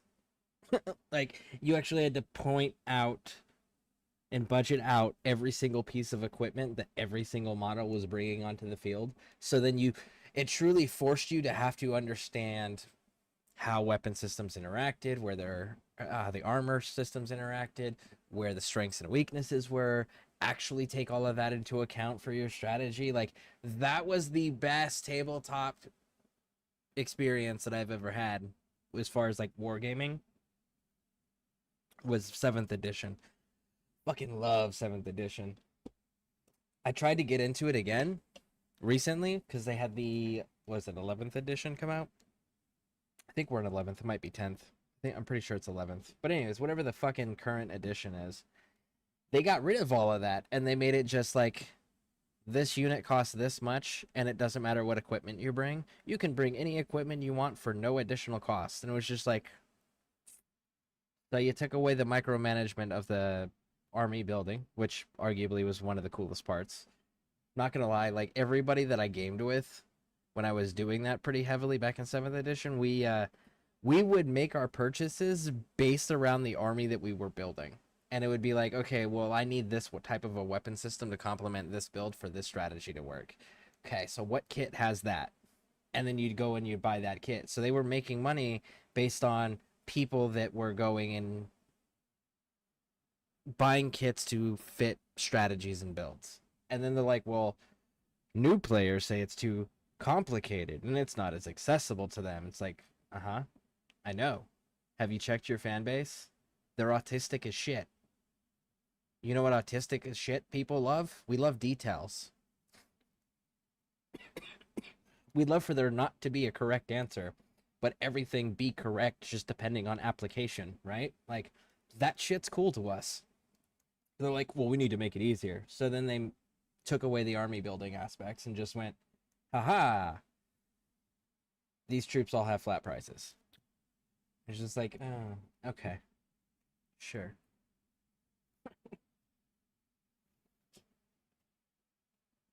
I do got to finish my current army. I was building a Ultramarine army because I wanted to do a Primarch collection. Because I have Gilliman. No, I have Lion. I have the Lion. I have Magnus. I think I have Gilliman. Actually, I think I do have Gilliman. Pretty sure I have Gilliman. Mortarion was the next one that I was looking at. I've been waiting for Mortarion simply just because the level of detail on that dude is impressive. And I paint all my models. So I didn't want to get Mortarion and fuck his paint job up. So like I've been waiting until I feel confident enough in my painting ability to be like, we're gonna do Morty right, you know? I like Warhammer, watching Warhammer and Trench Crusade videos while I go to sleep. Not really into the game. That's fair. It's not for everybody. Yeah, I'm a Warhammer fan all the way around. Like, I have purchased the Horus Heresy collection probably 3 or 4 times before I finally said fuck it and just bought audiobook versions. Because the books kept getting taken or stolen or whatever. But I've done the entire audio and written series of Horus Heresy collection, which is really cool because you're never gonna find 2 Warhammer fans that agree on how many books are in the Horus Heresy. The company can't even tell you how many are in the Horus Heresy, which is fantastic. So for me, I know that I have gone through,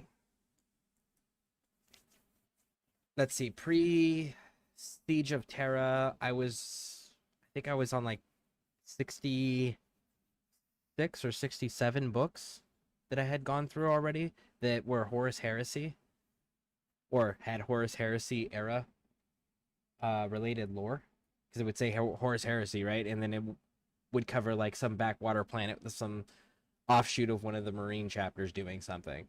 And it happened to be during the Horus Heresy era, but not directly related to one of the Primarch storylines, right? Because they had a bunch of those in there. They had Knight storylines and shit like that, but it was all Horus Heresy era and Horus Heresy related.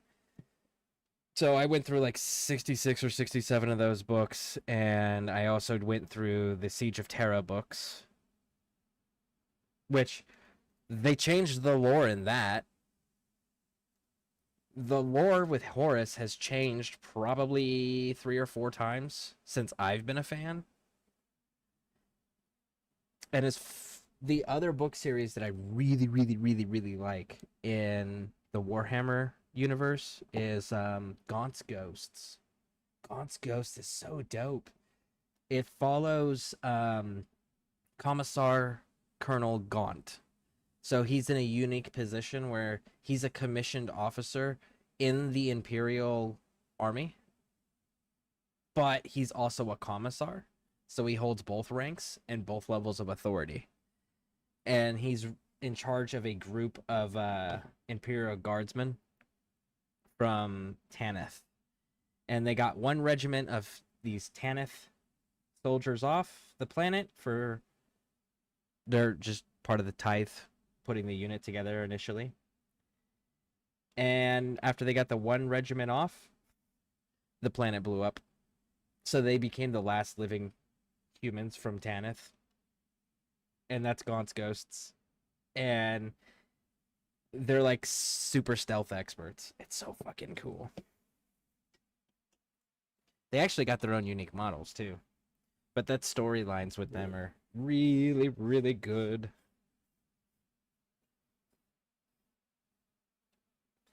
Catachan Guerrilla Fighters will always be my favorite, though.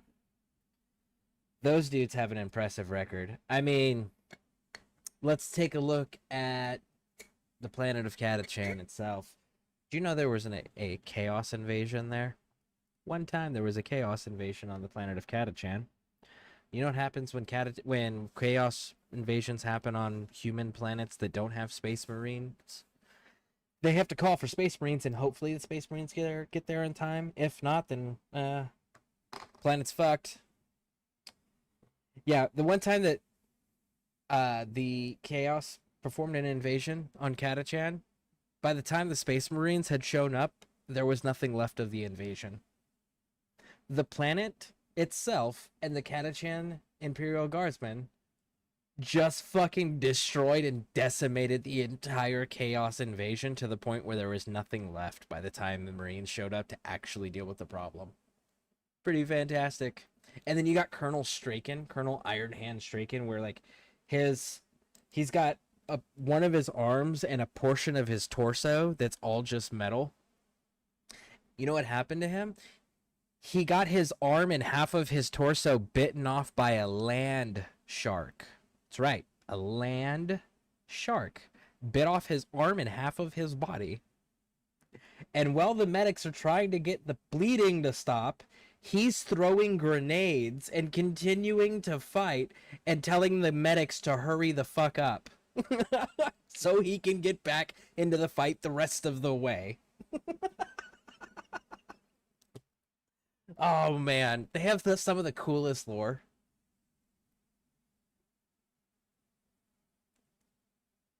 And they got Sly Marbo, which if you look at the letters of the name, it's Sly is short for Sylvester Stallone, right? Because his friends call him Sly.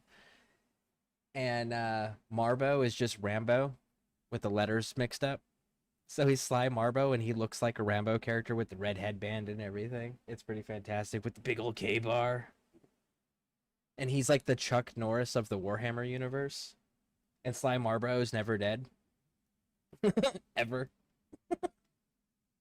The one that was disappointing, though, was, oh, fuck, what's his name? It's not Commissar Yarick, it's another Commissar. He runs around with a Valhallan Imperial Guardsman that smells really bad. That poor hygiene. What's the dude's name? Yavik? Yavik. That's the Valhalla trooper that runs around this commissar. I can't remember the commissar's name right now. That commissar,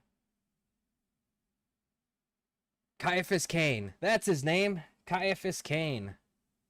Commissar Caiaphas Cain. He's fun. His stories are fun. Just don't read his series every book back to back to back to back. Because you find out real quick that every single one of his stories is written the same exact way. They just change the planet and what the big bads are. That's it. Everything's the same way. He's super charismatic. He's the reluctant hero that doesn't want to be there, doesn't want to do things, tries to make sure that he gets out of any type of responsibility, danger whatsoever, but he's genuinely like one of the greatest swordsmen that the commissariat has to offer, and he's genuinely stupidly competent at his job, but he's also a ladies' man, so he's like constantly trying to flirt and sleep with everything. And what ends up happening is, here's the tempo of his storylines. Commissar Caiaphas Cain doesn't want to get into combat, doesn't want to be in dangerous places, so he finds himself a nice safe posting. Then something bad happens on the planet. Ah, fuck. Caiaphas Cain is having to deal with it. And just as all seems lost, another really bad thing happens, and this one's worse than the first thing. However, this second one cancels out the first one, and Caiaphas Cain pulls off a miraculous save at the very end. You know what happens in the next book? So Commissar Caiaphas Cain doesn't want to be anywhere dangerous, so he picks a really safe posting. And this really bad thing happens on this planet.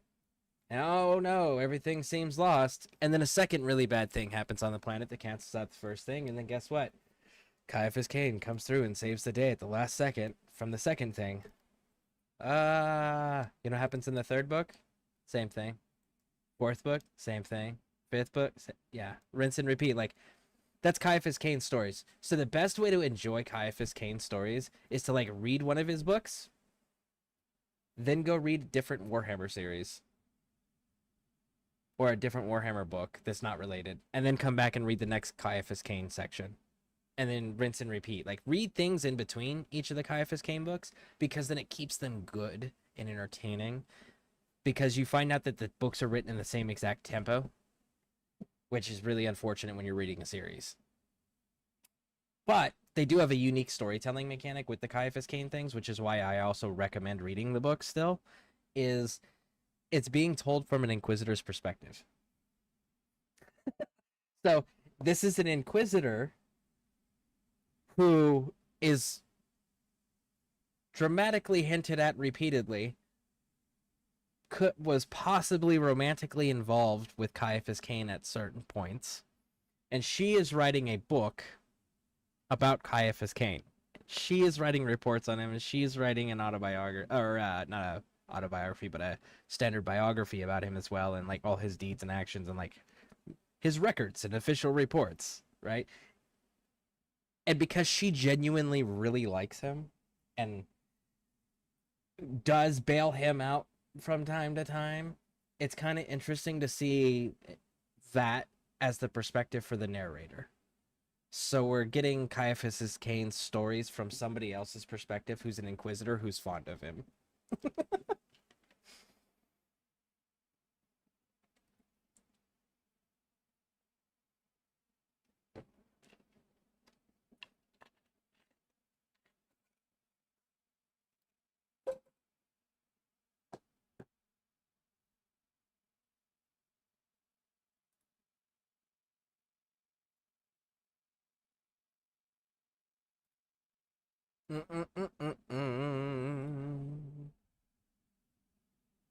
Hmm.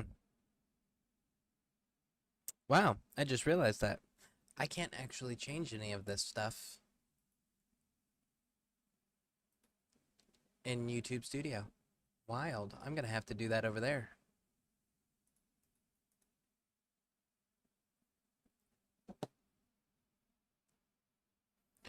Okay.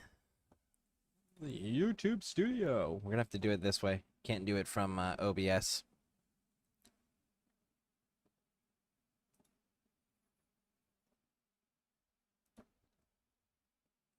All right, so we're going to edit.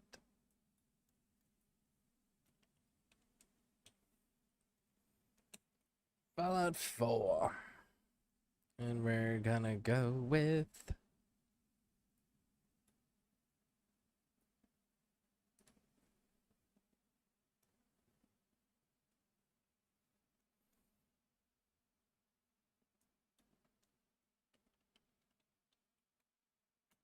I do have quite a few Warhammer games as well. I got all of the Dawn of War games. The first one, Winter Assault, Dark Crusade, Soulstorm. I got the second one with all of their expansions. I know I've got Rogue Trader and Space Marine 2 on the Xbox as well.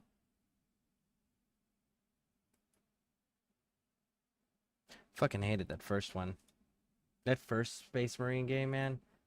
I was able to play it, beat it, and return it the same day when I first bought the very first Space Marine. So I'm glad to see that the second Space Marine has like that online feature so you can play with your friends and like keep playing the game and actually have something to do with it. That's really cool.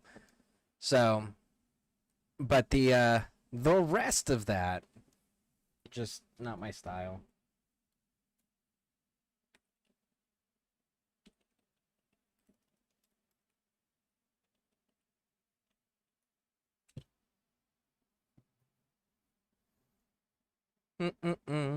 Ba-da-bum-bum-bum.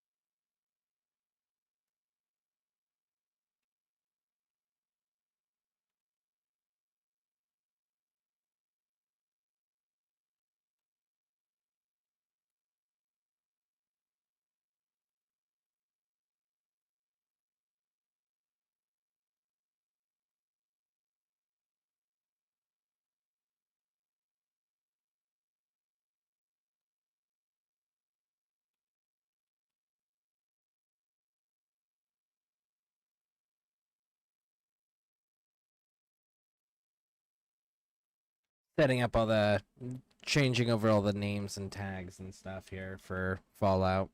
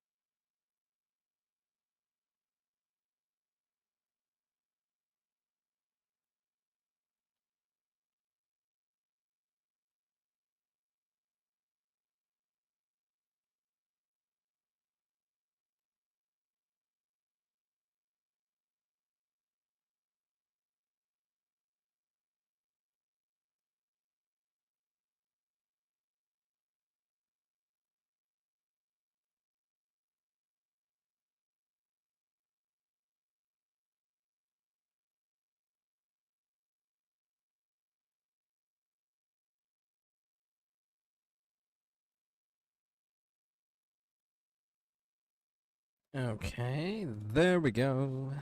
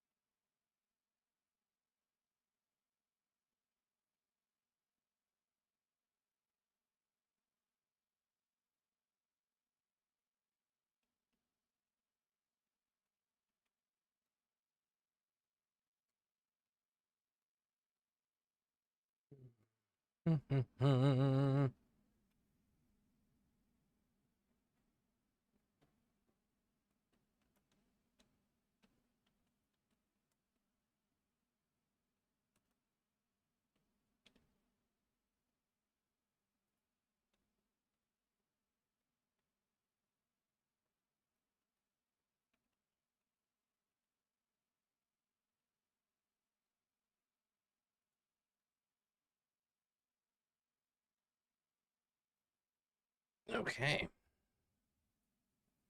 I think that'll be good. Ish.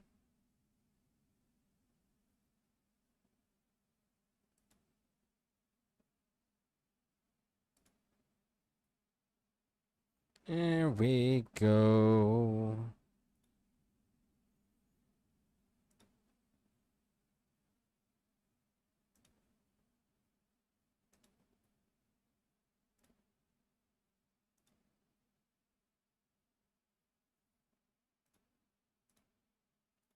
So I found out something interesting. So I was looking it up because I was kind of curious about the London mod. The London mod's actually kind of a pain in the ass to do if you do it through anything other than good old games.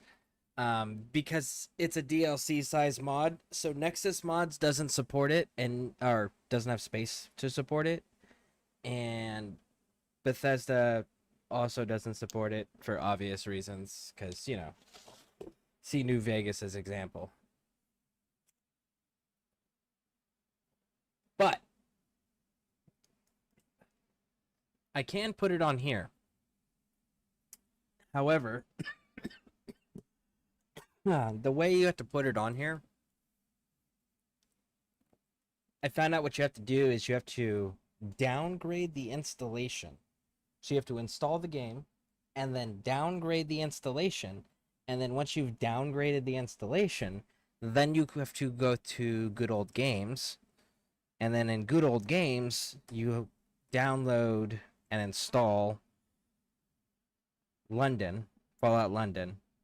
And then you re-upgrade to standard the installation of Fallout 4 on Steam, and then you can play everything.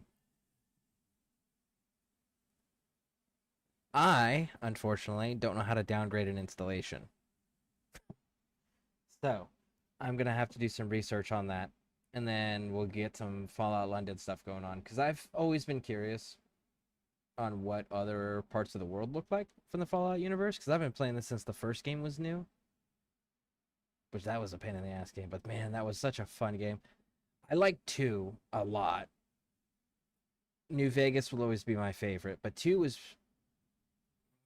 pretty damn good, man. The only one that I genuinely, out of all the Fallout games, including the ones that Todd Howard says aren't canon anymore, i.e. Brotherhood of Steel Tactics, out of all of them,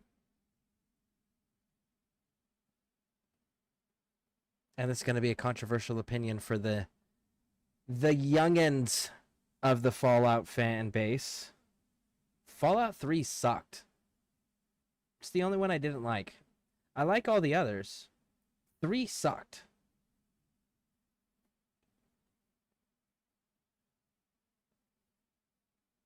'76 has actually been getting a lot better. The more time goes on with 76, the better 76 is getting. They're retconning a lot of lore, which is fine. It's not the first time Todd Howard's retconned lore. Do you know there was a Fallout Bible? Had listed every known vault. And it specified they were known vaults. So it left room for them to be able to add more vaults in the future. But it was a very definitive list of, these are the known vaults. This is the known experiments for these known vaults. Like, there was a whole... the developers of the original Fallout series came up with a whole Bible that was like, this is the hard canon lore for our universe. Period. And then Todd Howard was like, I'm going to buy the franchise because I think they can do more with the games, and I really like the games, and I want to add to the universe, and I think I can really make these games way better. And they're like, and he's like, we're going to buy it. And they're like, that's a lot of money. All right, we'll sell it to you. And Todd Howard immediately goes, that game is no longer canon. That Bible's no longer canon. This is the new rules of the universe, and this is the new game. And retconned, like, I think he retconned something like 45% of the established lore and the sources they came from to make Fallout 3. He had to retcon most of the, like, almost half of the fucking universe just to make Fallout 3 functional in that universe. It was like, holy shit, man. Maybe you're not as big of a fan as you thought you were. Not if you got to retcon that much of the universe.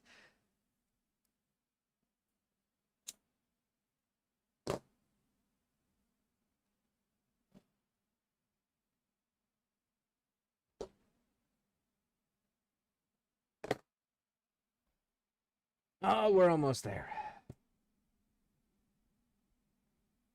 And again, I've not played this on PC before. So we get to do... Ooh. We gotta go through and get all our achievements again.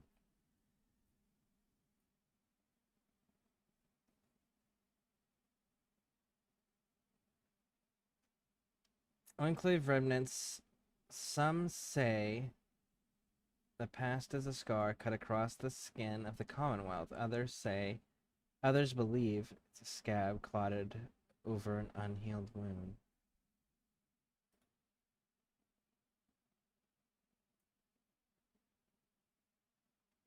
Oh, it's okay. So you didn't actually add them back to the universe again. Which, by the way, anybody who is a Fallout fan, you know what's really wild to me? Who was the enemy in Fallout 3? The Enclave, right? That was the big bad, the big scary was Enclave.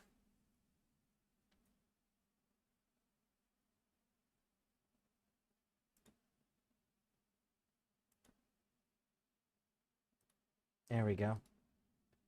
You know who the bad guy was in Fallout 2? The Enclave. You know what we did in Fallout 2? We killed the president and blew up the oil rig that they were living on off the coast of California and Oregon. So how did the East Coast of the United States have an enclave with their own president when the enclave run by the actual president was on the West Coast? I'm just saying.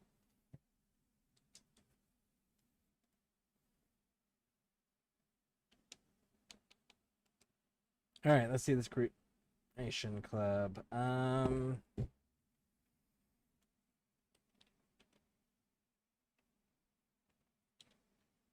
Maybe.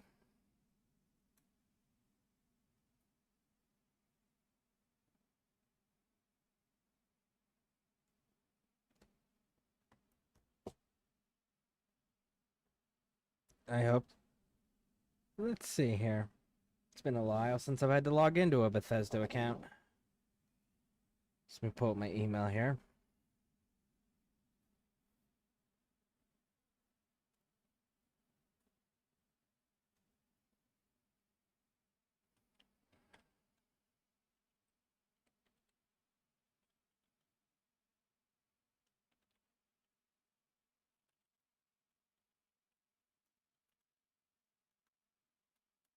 Okay, so that's not it.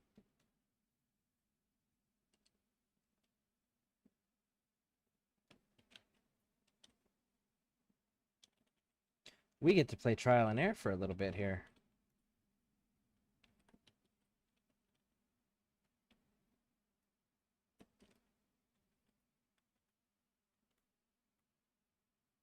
Account Bethesda.net login. Good, good, good. Thank you.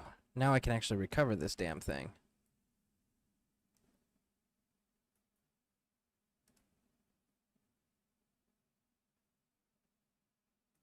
And actually,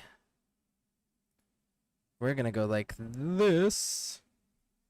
And oh, my camera got shifted again. There we go. And we're gonna capture this.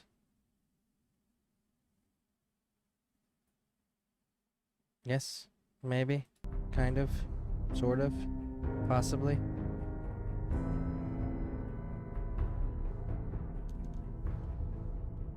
There we go. Good. Now I have the website pulled up.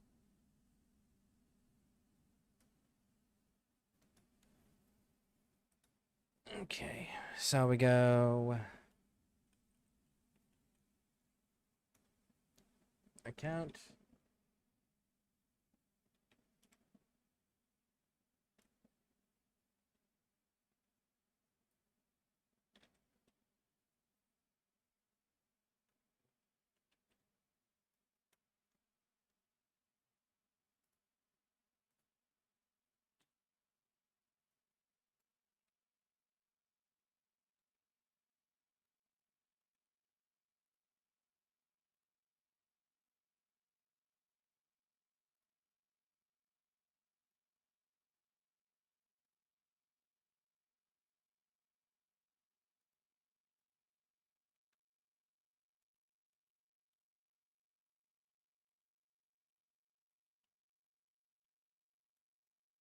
You guys get to be here for the first time setup of all of it. Nice. All right, so an email has been sent to me.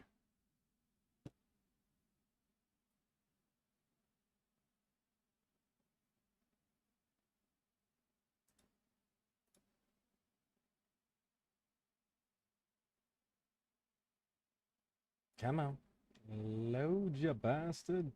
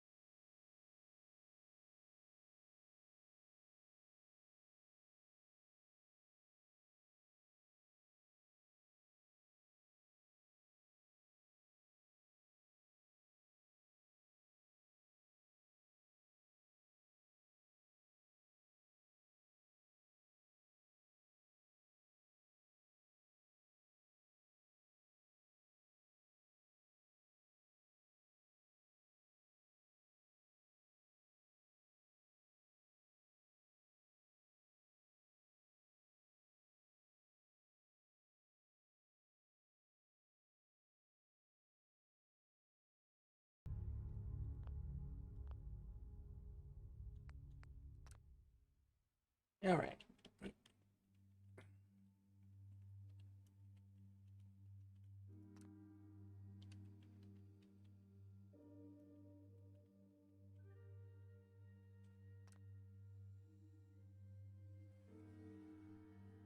All right, now then, let's see.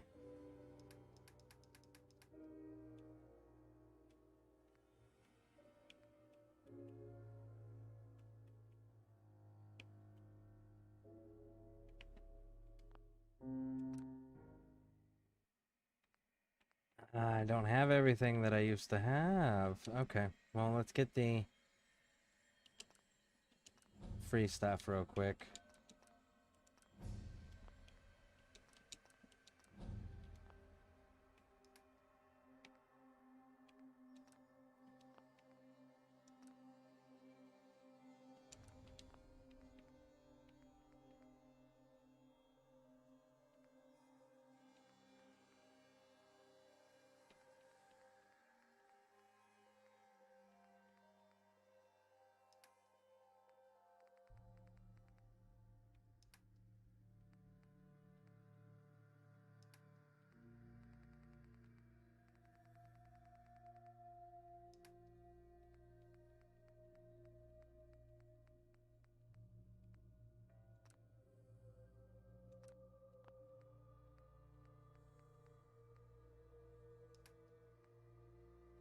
Shroud Manor, Neon Flat. It's Modern Workshop, right?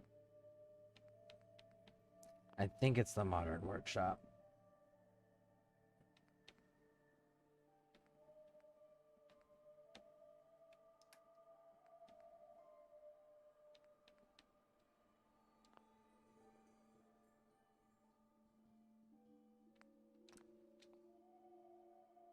What are the credits running at?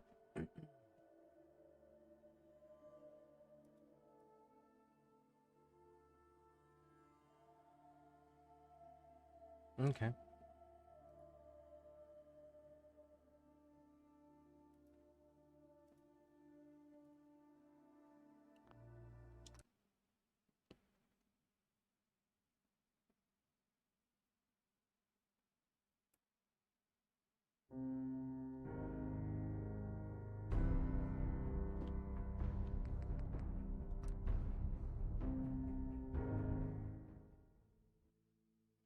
It kept some of my stuff.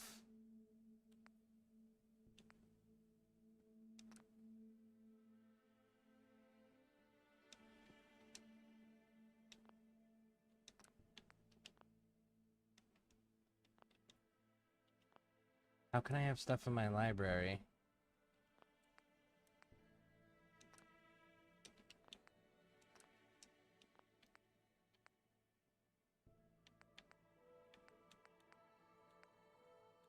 Most popular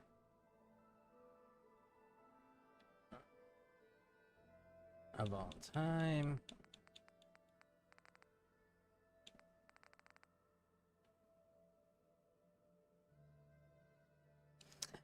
Do you have...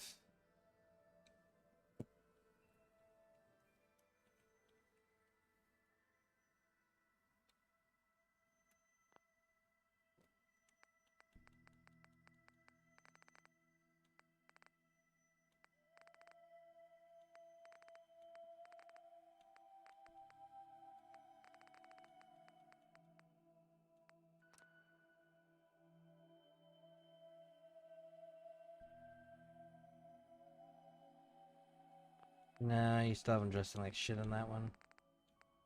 There's one in particular. I'm gonna have to dig through all the mods later, I think.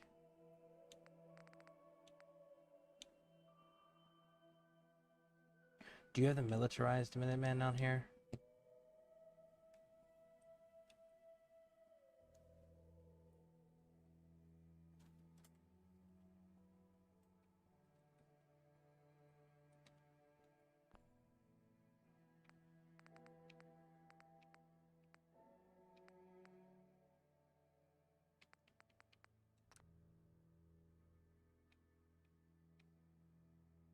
Oh, that's kind of dope.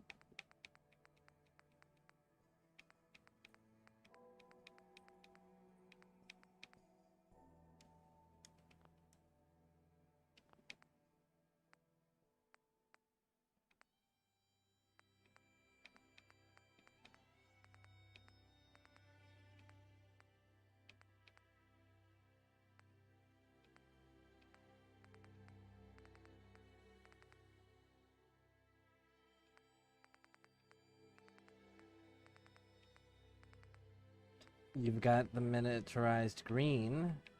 Do you have the blue? I venture to say that you probably do have the blue if you've got the green.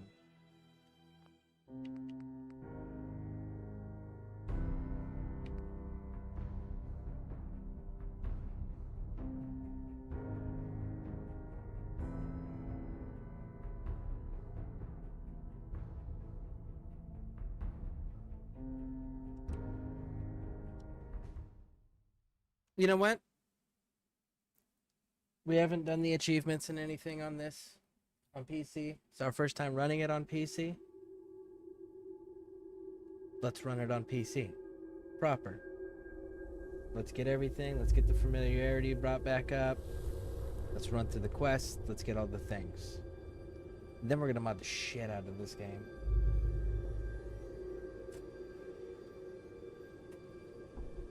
War. War never changes. Narrators do, apparently. You're not Ron Perlman. In the year 1945, my great-great-grandfather, serving in the army, wondered when he'd get to go home to his wife and the son he'd never seen. By the way, if anyone's got any Fallout questions, He got his wish. Kind of a Fallout When nerd. the U.S. ended World War II by dropping atomic bombs on Hiroshima and Nagasaki. The world awaited Armageddon. Instead, something miraculous happened. We began to use atomic energy not as a weapon, but as a nearly limitless source of power. People enjoyed luxuries once thought the realm of science fiction. Domestic robots, fusion-powered cars, portable computers. But then, in the 21st century, people awoke from the American dream. Years of consumption led to shortages of every major resource. The entire world unraveled. Peace. Those almost look like became a T-10 distant Deltas. memory. The parachutes. It is now the year 2077. We stand on the brink of total war. And I am afraid. For myself. For my wife. For my infant son. Because if my time in the army taught me one thing,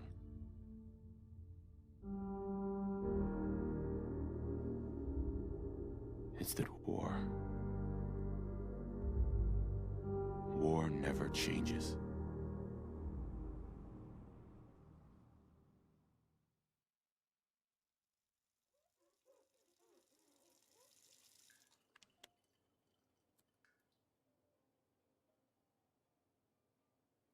War never changes. You're gonna knock him dead at the Veterans Hall tonight, hun. You think?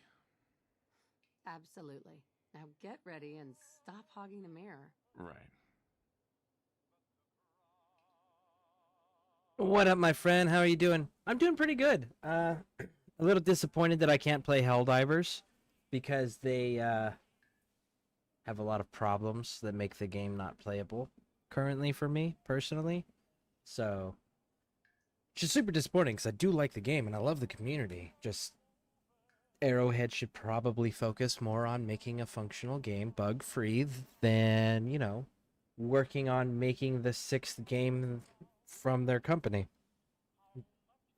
Maybe make the 5th game work properly first, you know.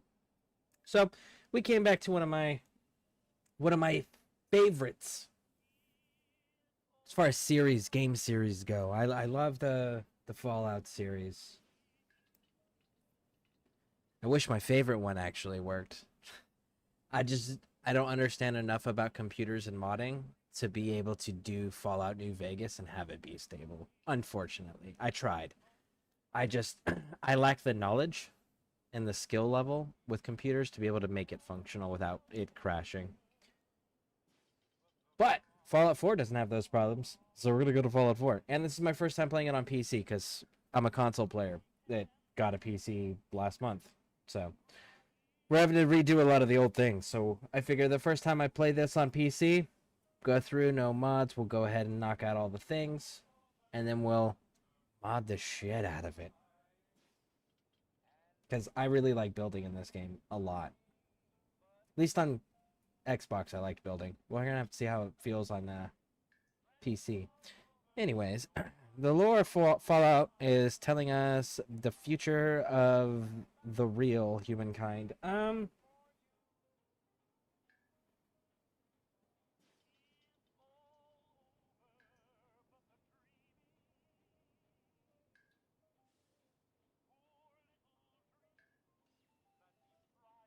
It depends on what Fallout universe lore you choose to go with, because there's 3 right now. And they keep coming out with new things. For example, the very first original lore for Fallout, nobody knew who launched the nukes. Period. Hard stop, that was it. Nobody knows, but everybody did it. And then Bethesda, with this game specifically, went, you know what? There's an Easter egg that nobody's found. It was actually, I think it was Todd Howard who teased it in an interview, talked about how there was this Easter egg for years that nobody ever found in Fallout 4. And then later they ended up the company Bethesda figured out that the reason nobody found it yet was because they didn't enable it so that players could interact with it yet. And it was on a computer in the Institute. And it was a little entry that stated that Pam from the railroad, the robot, she launched the fucking nukes because that was her solution. So she launched all the nukes. And now we've got Amazon with the end of Fallout 1, Season 1, right? Telling us that, no, it's all the corporate executive heads of all of these major companies that conspired together to launch it. So they keep changing the lore as far as like how the launch happened. And let's be honest, how the launch happened is super fucking important. Honestly, I feel like Helldivers universe is more likely to be how the way the Earth goes. Because in their universe, the world, Earth fought over, the countries of Earth fought over resources in a major conflict that almost ended the species. So, what was left was America and China, because they were the only two nations that had the military strength and might to be able to endure the war and still be semi-functional after the war. So those two countries created one super government. And they're running everything now. So it's like, and then they're perpetually creating war to anything against anything that they can't absolutely control over resources and technology and power. So it's like, that's more likely.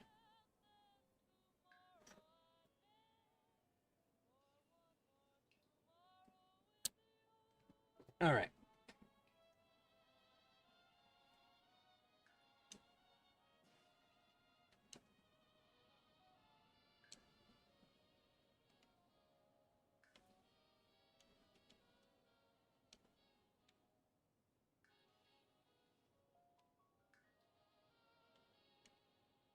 I love that face.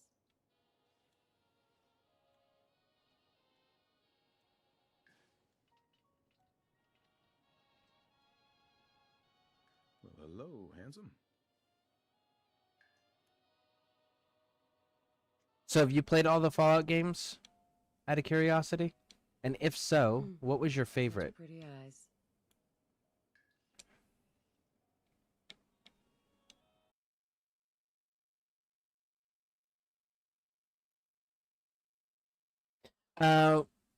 When I say about the lore, I say the... By the way, it just disconnected and reconnected my chat. So if I'm missing anything, let me know. I promise I'm not ignoring it.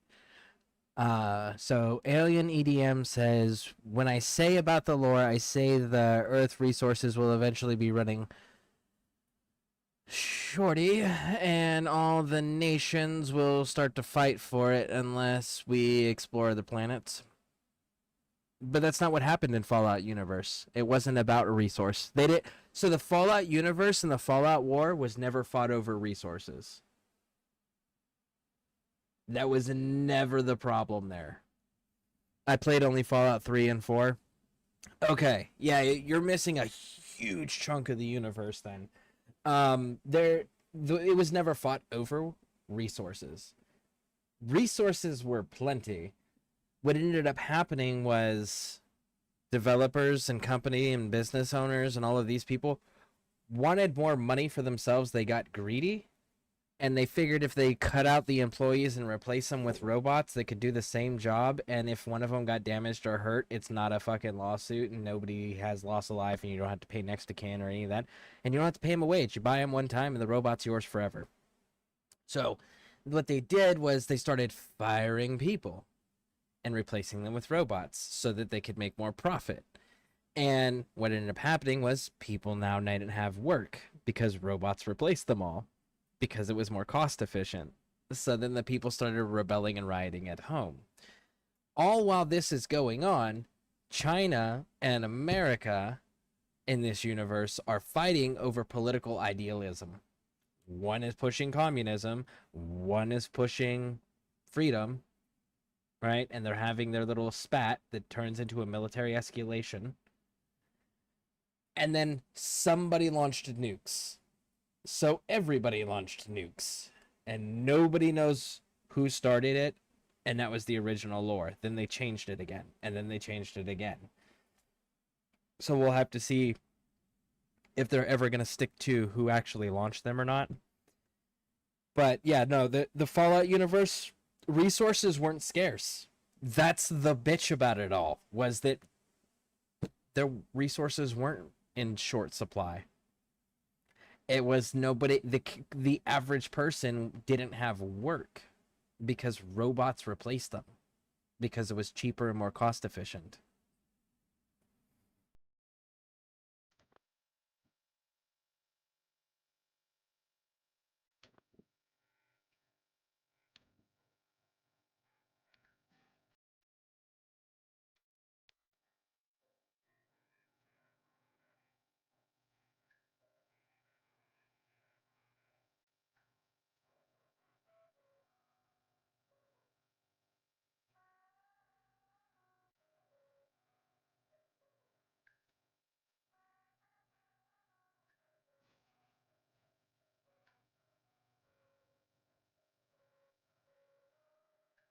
I like this graph. It accents your chin.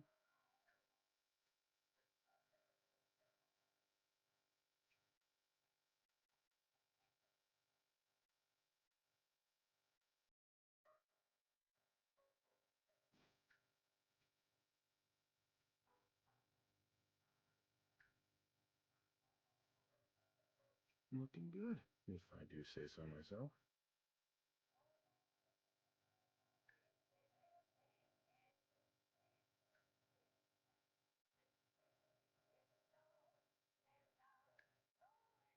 Nice haircut.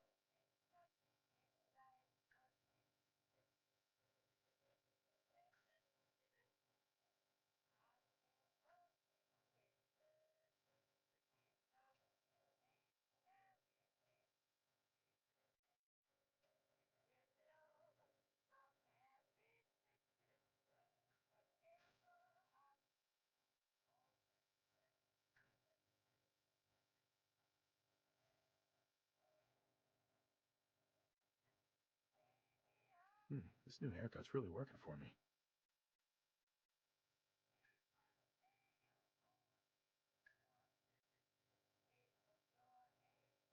You have such a strong chin.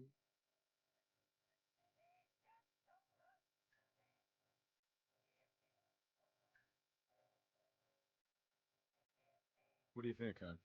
Roguishly handsome or handsomely roguish?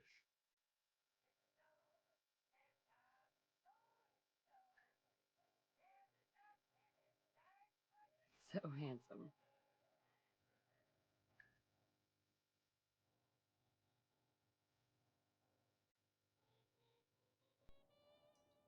Not bad. Not bad.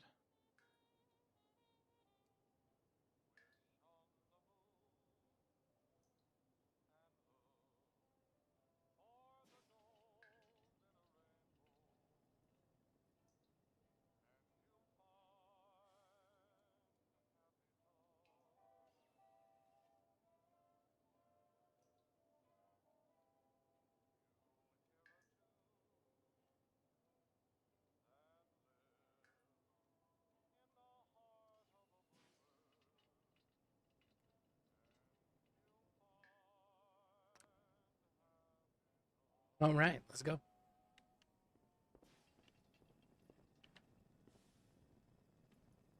Ah, good morning, sir. Your coffee.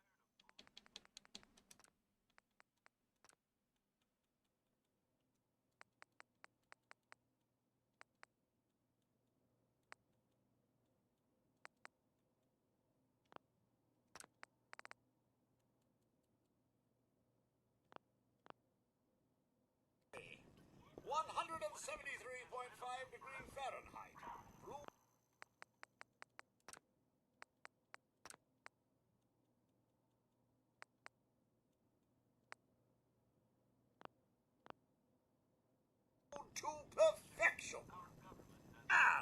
today's newspaper just delivered.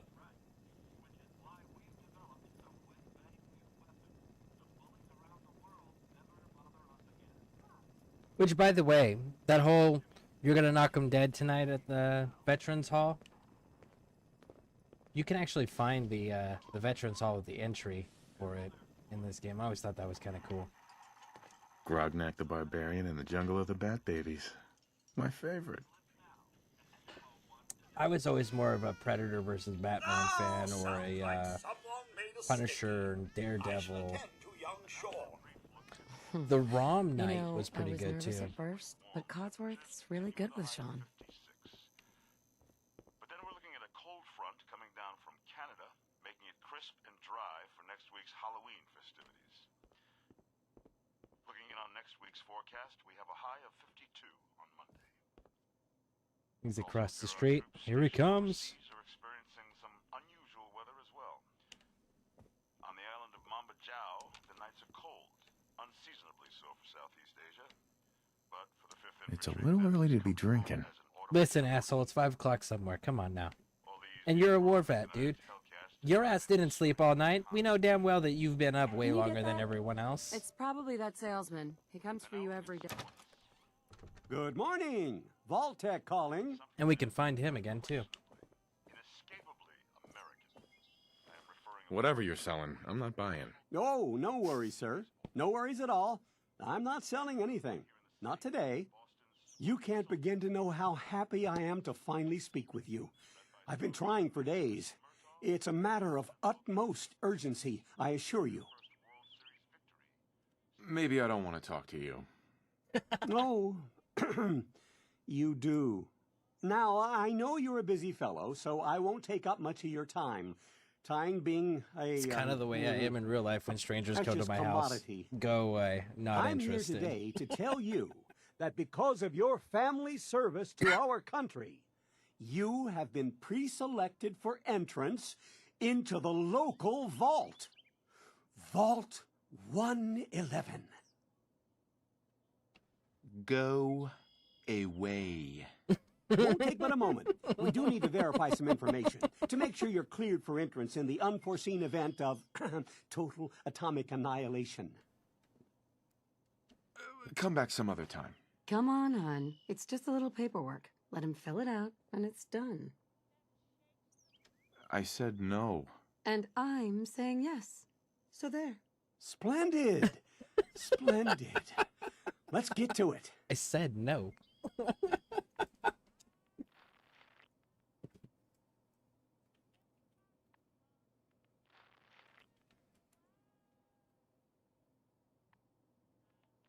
All right.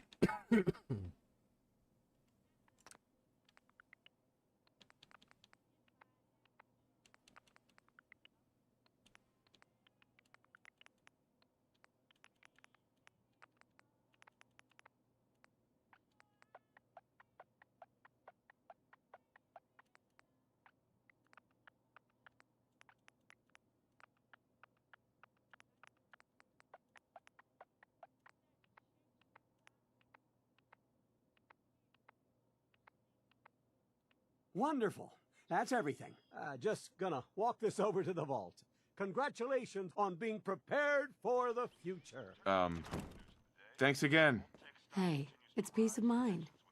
That's worth a little paperwork, right? For you and Sean, no price is too high. Listen. Good answer. I have my moments. Listen. It wasn't about the paperwork. It's about talking to strangers. I don't want to fucking talk to strangers for anybody, for any reason. Absolutely fucking not. calm down. I think he needs some of that paternal affection you seem to be so good at. You heard Codsworth. Raj. By the way, if you pick a basic name, for those who don't know, Codsworth will say your name if you use a normal basic name. How are the two most important men in my life doing? Spin the mobile a bit. He loves that.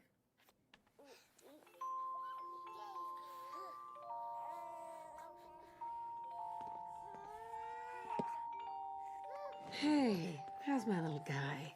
Much better now, huh? Listen, after breakfast, I was thinking we could head to the park for a bit. Weather should hold up.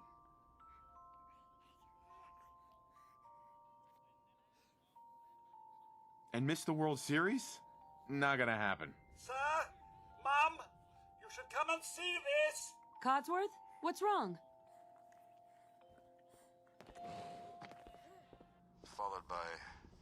Yes, And there he followed is. by flashes. Ron blinding Perlman flashes, himself. Sounds of explosions. The voice of Fallout. We're trying to get confirmation. What? We seem to have lost What did contact he with our say? affiliate stations. We Oh, no. do have coming in. That's confirmed reports. I repeat, confirmed reports of nuclear detonations in New York and Pennsylvania. My God. Oh my god. We need to get to the vault. Now! I've got Sean. Let's go. Residents of Sanctuary Hills, if you are registered, That's a pretty dope APC. I always like that design. It'd be shit against IEDs because it's got a flat bottom and needs a V-shaped hull. Who cares? Just help me pack it up! Man, that water is so fucking clean. All participants, check in at the gate. That's absurd! I am Not on the Vault list. Tech. You don't get I'm in. going in. You can't stop me! Oh! We need to get in. We're on the list. Infant, adult male, adult female. Okay, go ahead. Thank you. You two, follow me. Come on. What's gonna happen to all those people outside the gate? Everything we can. I like how they Now didn't keep verify moving. our identities. They're just like, ah, yes, an adult male, Step an on adult the female, platform. and an Keep infant. going. This way. Yep. We have somebody about that description on here. Vault 111. No, not gonna let me take it. Okay, Raj. All right, that's it. Send it down. Almost there. We're gonna be okay. I love you. Both of you. We love you too. Oh my god! Now! Send it down now! Hold on. Can't this thing move faster? Oh god. Oh god. Oh god. Oh god. Oh, there would be people on that platform absolutely getting knocked on their ass from that wave. That energy wave coming in.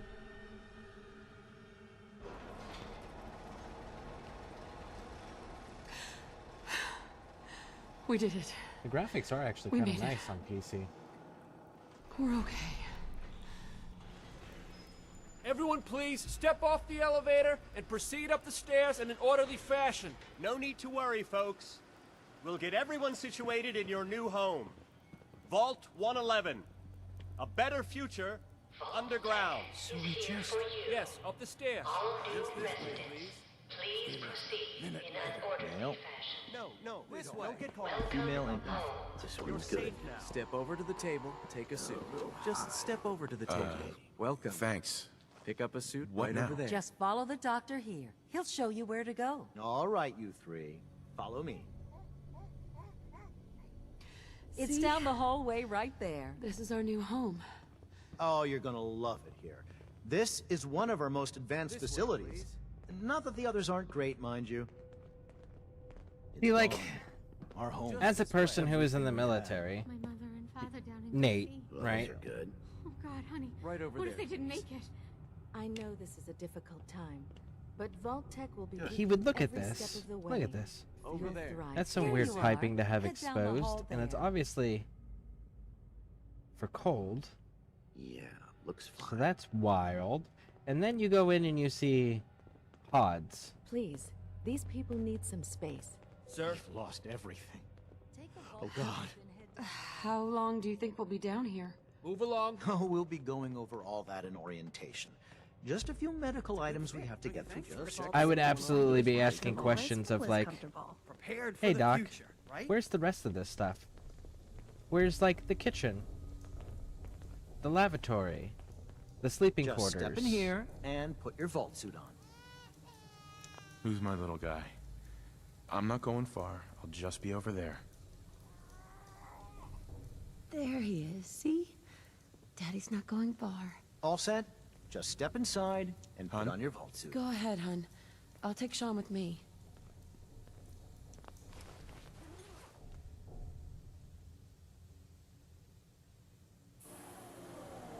The pod will decontaminate and depressurize you before And this will we be the head last deeper time we in ever the do vault. this, the Just getting relax. portion. The mod I like, one of the mods I like using skips all of this. I don't know if they have it on PC. Normal. I hope so. Procedure complete. In 5, 4, 3, 2, 1.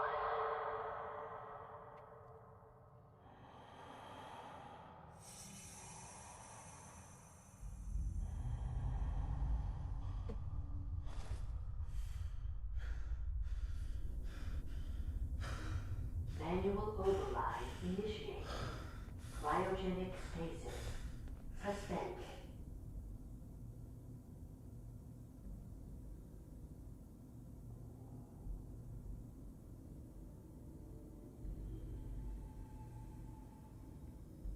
This is the one. Here. Open it.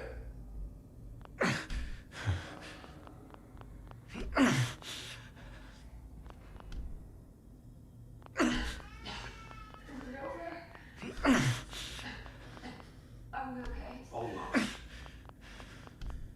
Everything's gonna be fine. I got him. Let the boy go. I'm only gonna tell you once. I'm not giving you Sean. God damn it. Get the kid out of here. Let's go. At least we still have the backup. Cryogenic sequence reinitialized.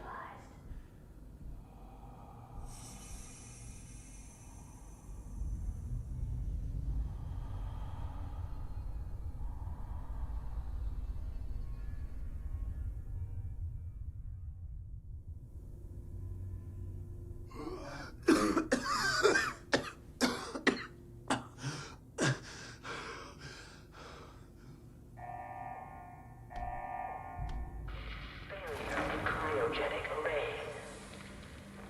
All residents must vacate immediately.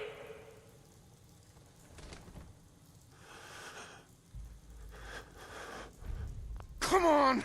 There has to be a release! Come on, come on, come on! Oh, God! I'll find who did this. And I'll get Sean back. I promise. Residents must vacate. Being shot point blank range with, that's either a 44 or a 357. I think it's a 357. Might be a 44, but either way, with that caliber, being shot at that distance would leave insane, considerable amount of brain matter on the back of that pod. All residents must vacate immediately.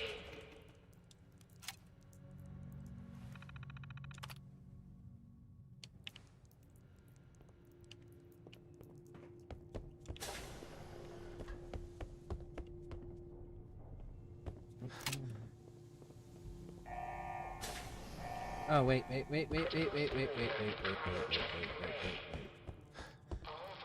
I almost forgot.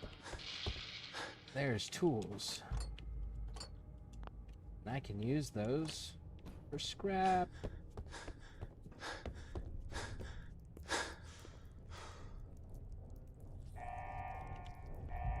Okay. So there's a few things that we need to do first when we first get out of here.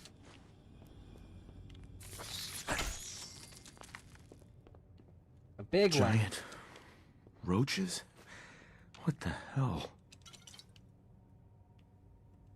A big one for me is going to be going to the railroad and getting the railroad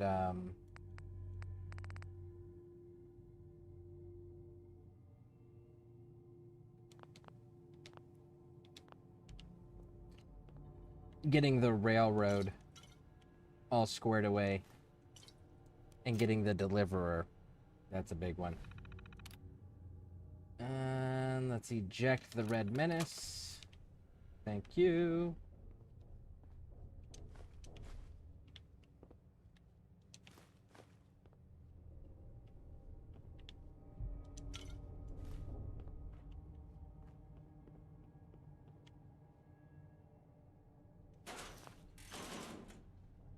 A lot of jumpsuits.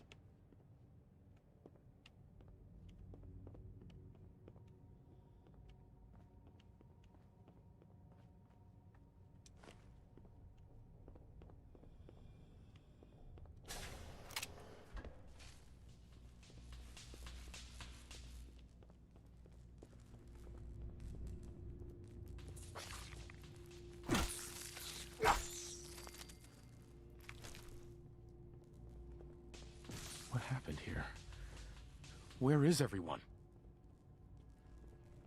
I mean, that's a fair question because so far we found exactly one skeleton. There's a few more, if I remember correctly, but like, there's not enough to account for all of the staff. Because the frozen pods are the residents. And you aren't the overseer. Is this all that's left? Because the overseer is the guy that greets you when you get off the elevator there.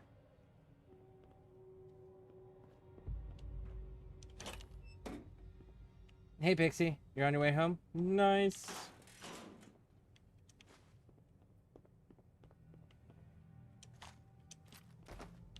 We'll come back for you. Not that I'm going to use you. We're just going to put you on display.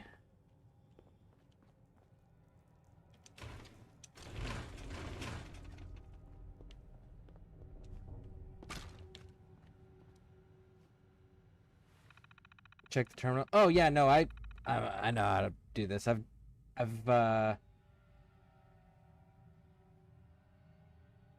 got close to 1,500 hours on console in this game, so pretty thorough in this. I've just never done it on PC, so I'm just going through and being extra thorough with my looting, because the first time I played on PC, I actually want to try to get as most of the achievements as I can knocked out. But yeah, no, I've super thorough with this one.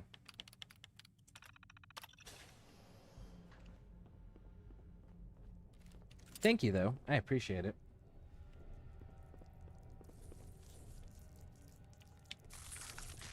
You're not going to give it to me yet, huh? No? Okay.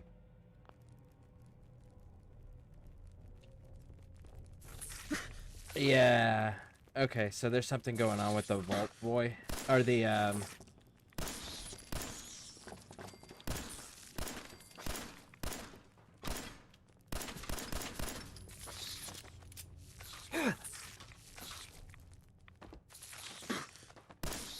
Not all my controls are responding. Why are not all of my controls responding?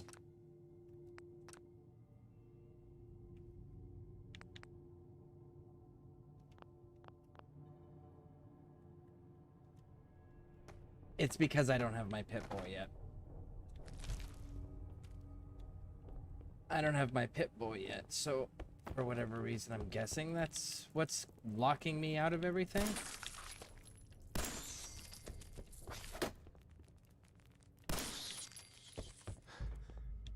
Use baton.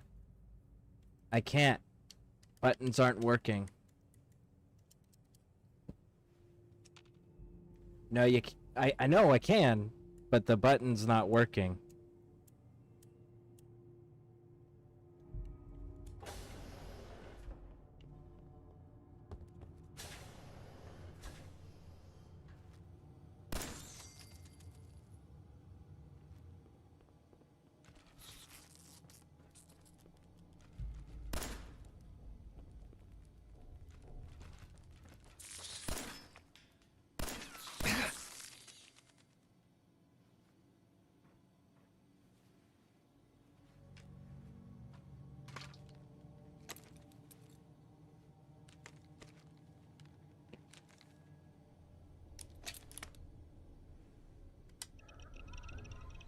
See if picking up the Pip-Boy fixes that.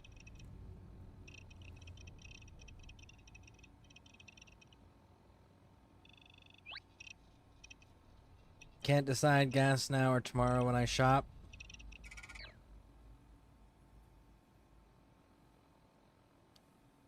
Tomorrow.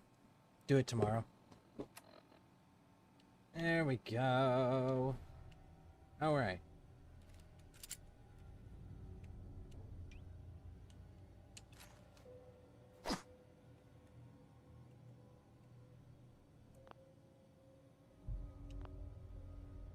Not liking the fact that that's not entirely working. We're gonna get outside the vault and save our game and find us an enemy and see if Vault door cycling sequence initiated. we can't get this controls to work properly. Stand back.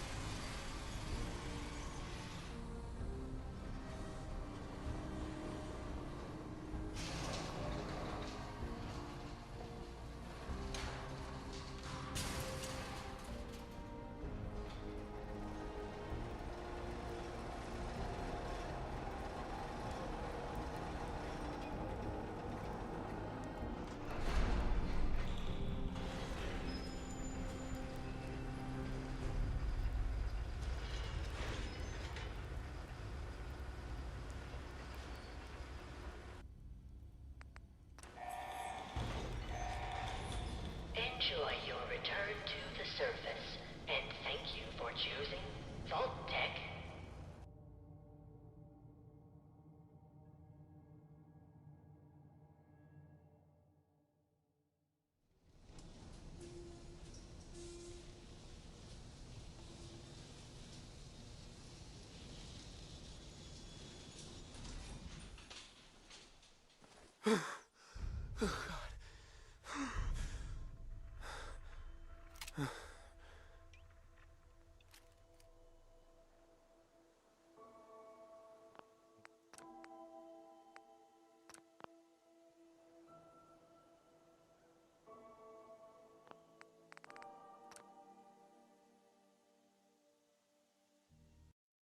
Reset the game.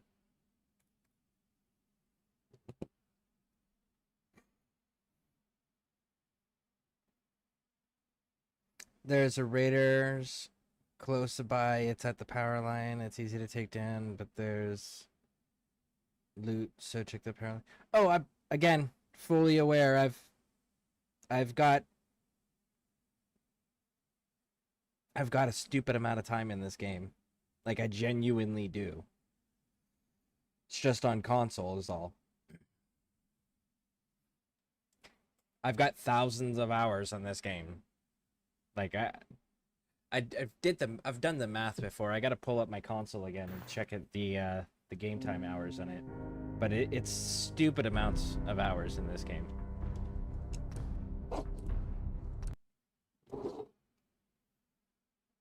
Matter of fact, you can find some of the older videos that I have on this channel is builds that I did in Fallout.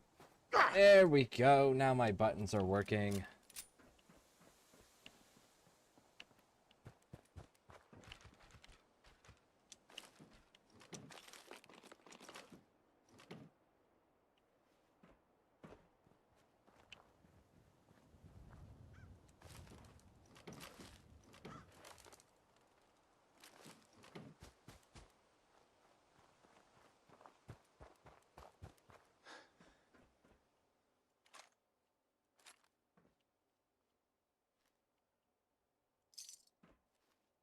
We'll come back for a lot of that.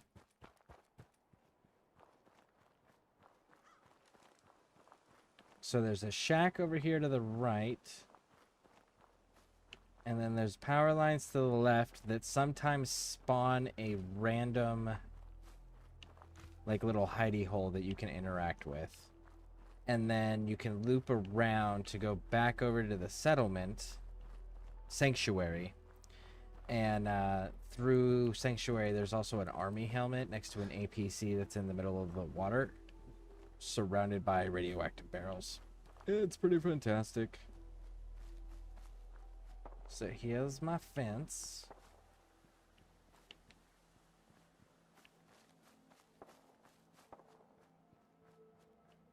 And here's my shack.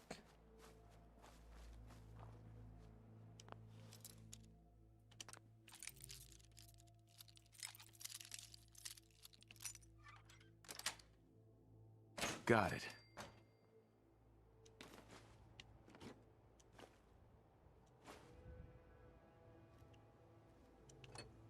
Yeah, we'll take it all so we don't have to come back up here.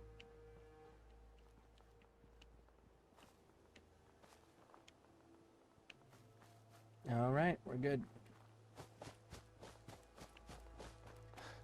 Now, we follow these.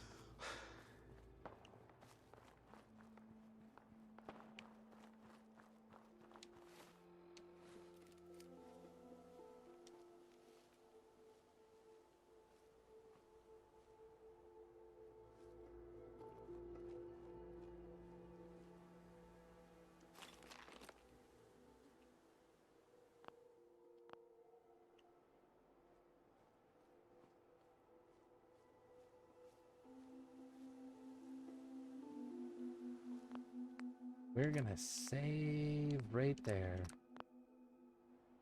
Want any chicken sandwiches? I have 2 extra and I'm stuffed. Yes. Yes. Detonate.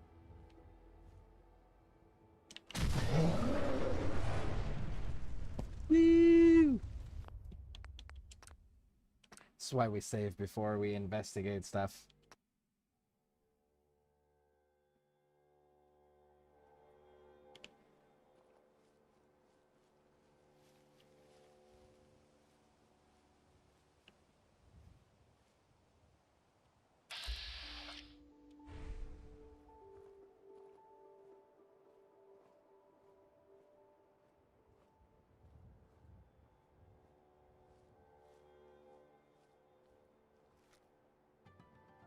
I'll find you! Open fire!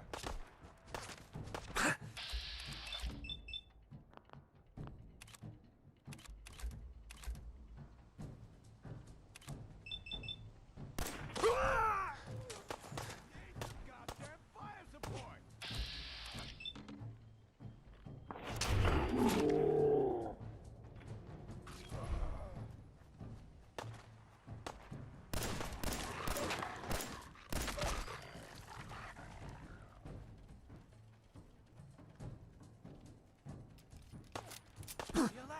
It's called fear.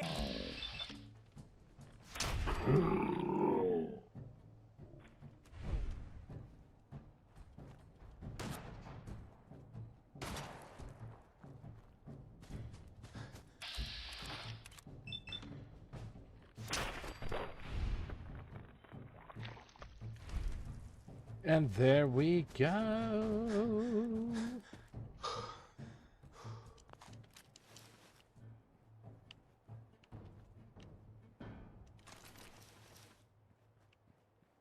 All right, now that we've cleared, let's take it all. Fuck it, let's take it all. We're next to Sanctuary. We can drop stuff off there for storage. And everything else we can sell.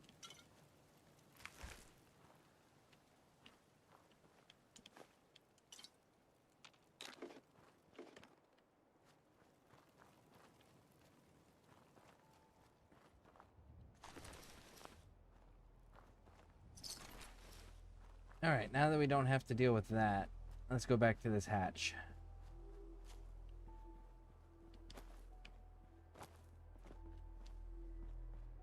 Boom, boom, boom. Ba-doom, ba-doom, boop, boop, boop.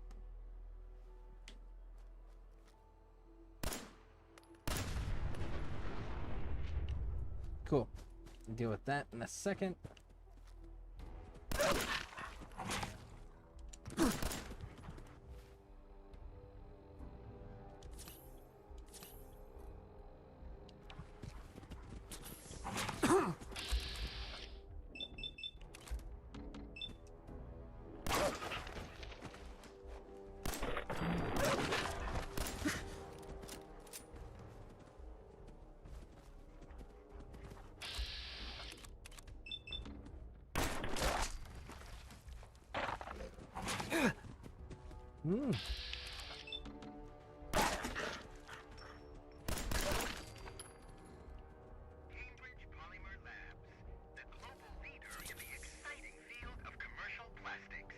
Now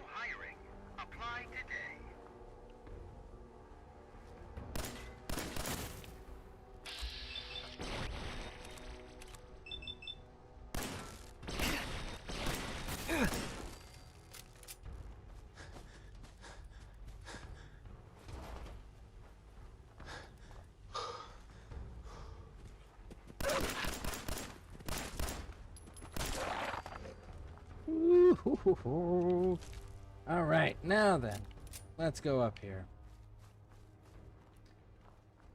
Back to the loot we were trying to do. Toaster.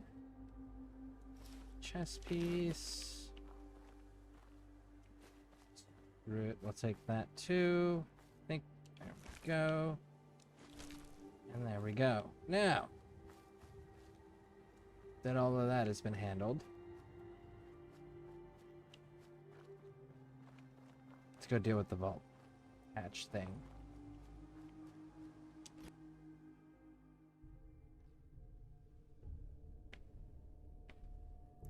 This hatch. Yeah.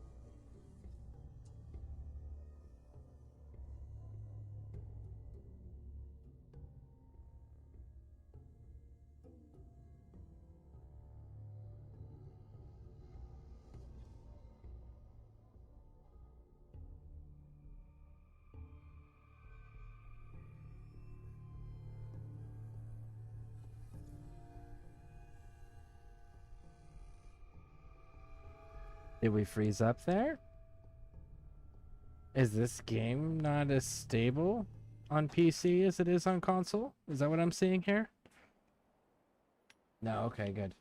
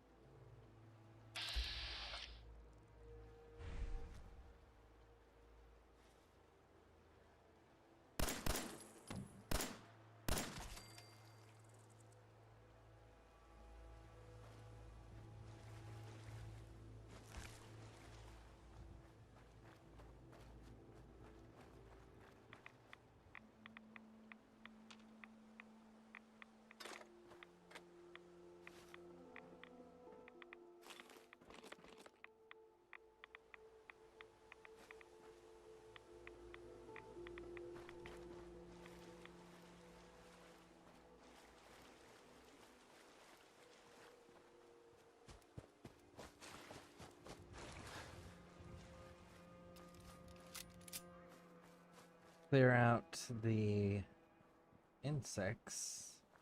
Not insects, the cockroaches or rad roaches.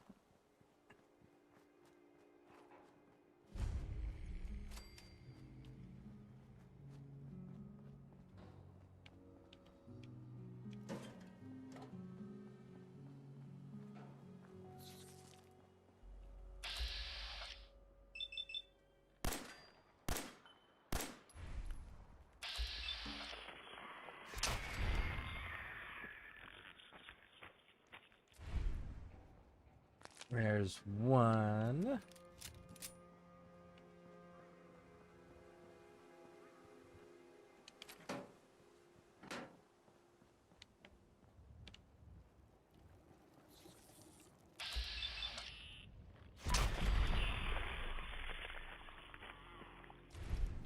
Two. Let's see. 3 is in that building. If I remember correctly. Yep, right there.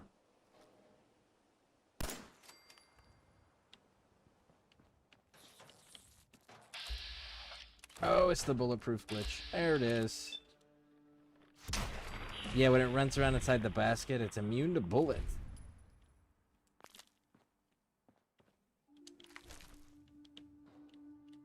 Leave the rest.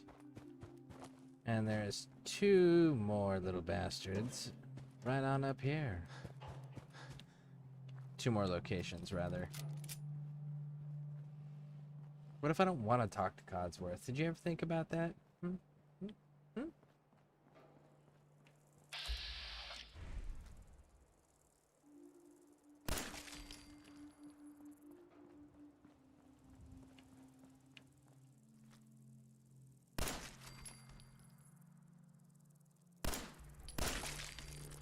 Alright, and the last location should be right over here.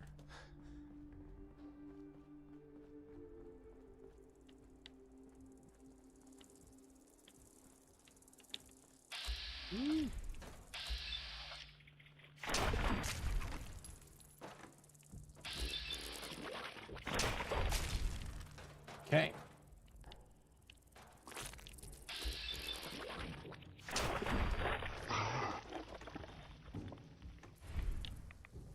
Takes care of that one. Next, you take the tree to go up to the roof.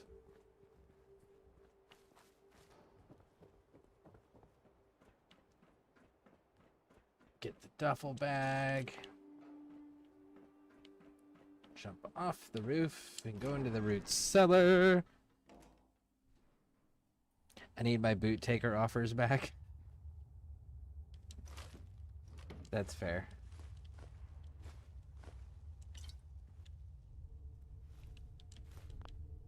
So what are your plans, Pixie Aquatica? You gonna be gaming, streaming, relaxing? Won't be able to pick this. Yeah, no, Nate. Give it a bit.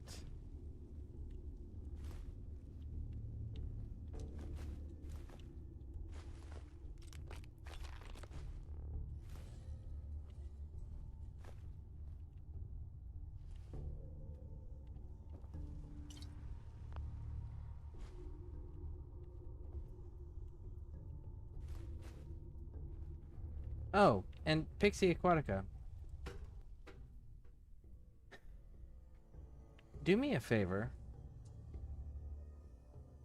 On my Xbox in the room with you, will you pull up my Fallout 4 thing? And where it says, like, you know how to access the achievements on Xbox?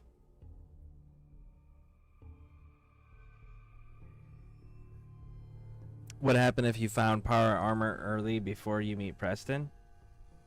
You still have to get out of your power armor and get in the power armor. At least that's the way it used to be. I don't know if they've changed it or not. Just like you can clear the castle before you get Preston. That's another fun thing. That I actually prefer doing. I prefer clearing the castle before I get Preston. I don't like losing Minutemen, so I try to handle that prior.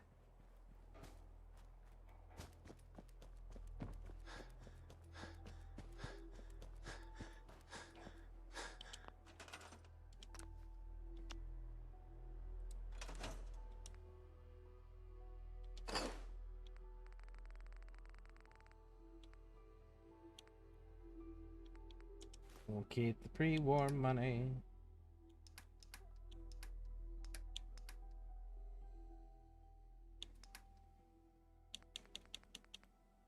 Keep the dog collar. And the wedding ring.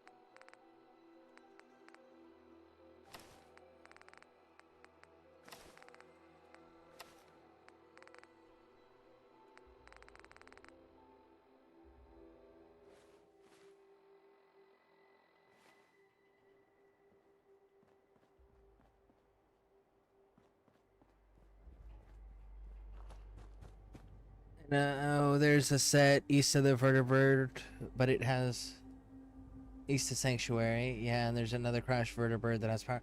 Yeah, there's those, and then there's also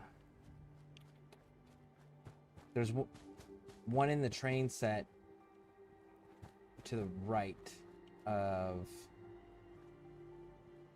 Preston, Concord, I think is the name of the city here. Anyways, we're gonna go get my weapon first. That's what we're gonna go do.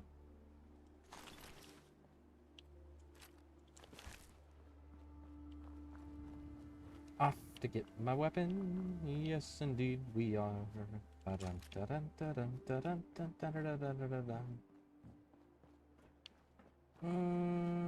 Do we want dog meat with us? Nah, dog meat can chill for now.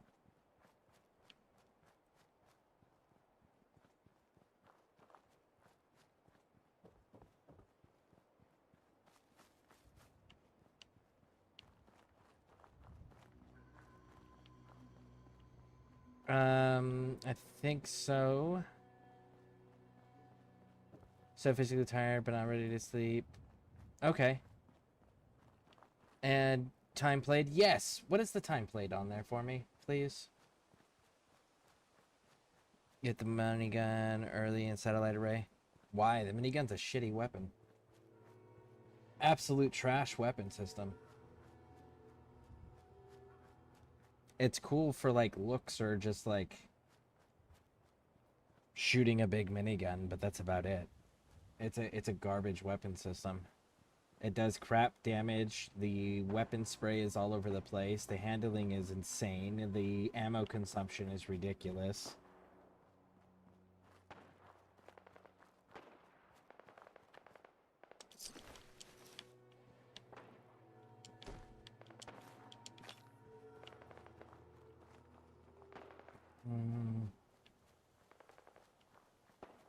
Oh, and my plan is to relax and play Witcher 3.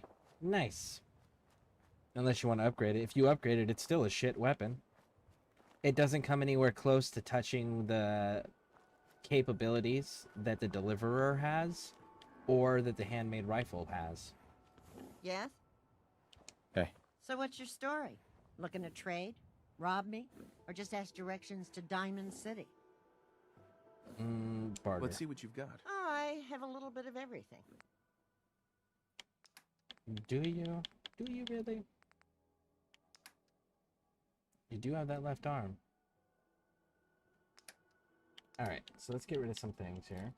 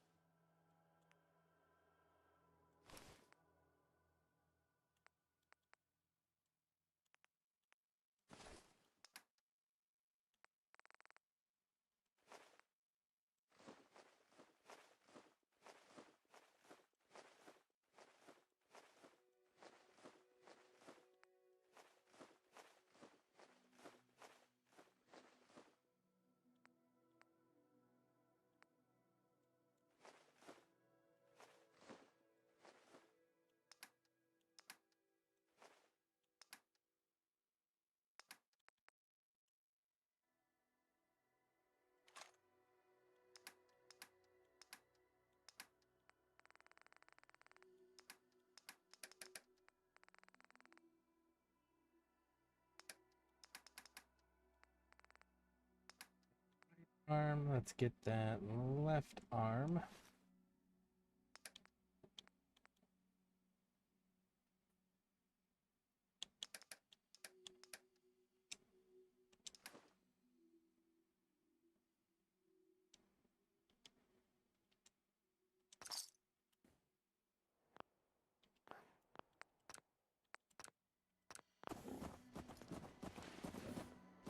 152 days, 8 hours, and 31 minutes. Thank you. Huh?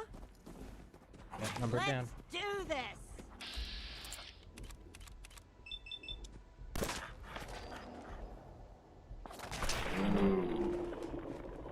You'll be sick.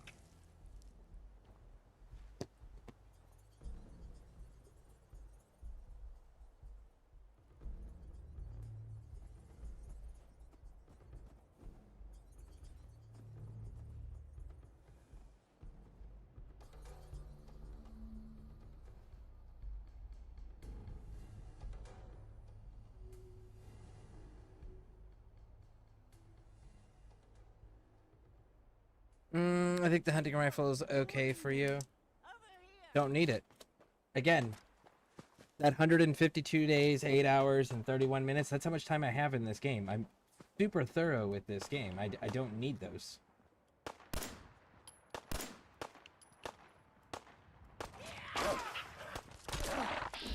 Well, that's Commonwealth justice for you.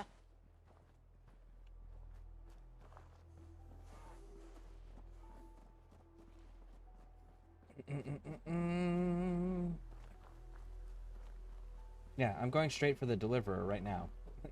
So. There's literally not a single thing in the entire game that you can't kill with the deliverer. First mistake, last mistake.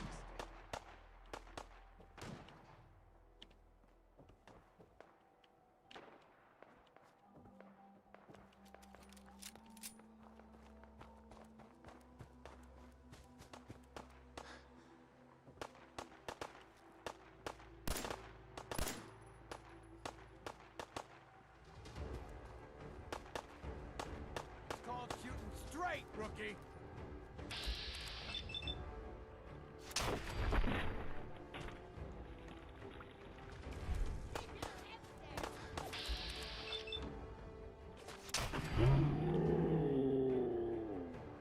For now.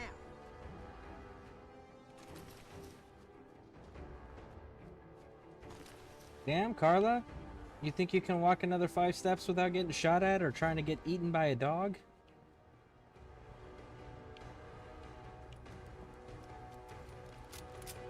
Alright. Let's go deal with these two. And then we'll continue making our way down towards the railroad.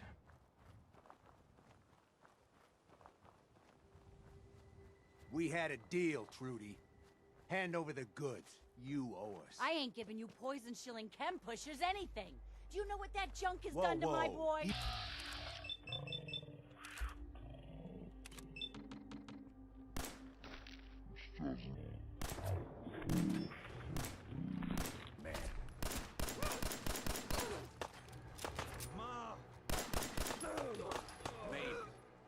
Got him.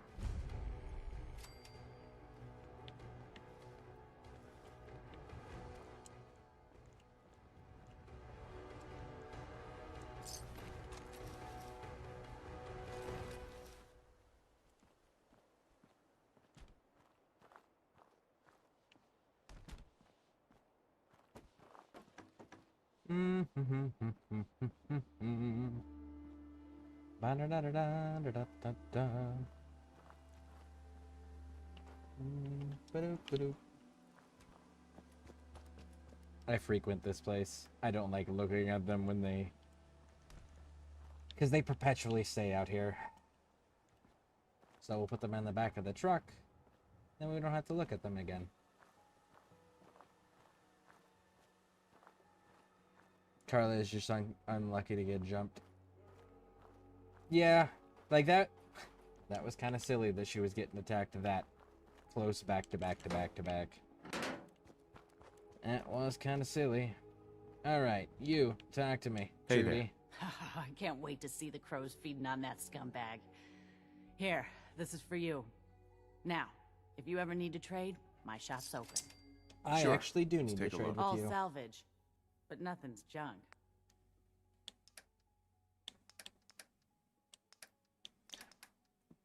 Trudy, if you say nothing is junk, why do you have a category labeled junk? I'm just saying, sweetheart. Get your marketing better. Get it more squared away. And you don't have what I want either. Okay. Well, in the meantime, you do have those 10mm rounds. Don't need that. Don't need that. Don't need those.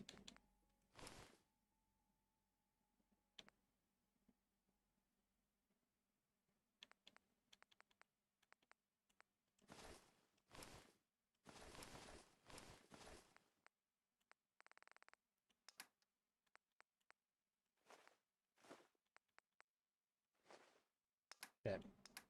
No, we don't want razor green.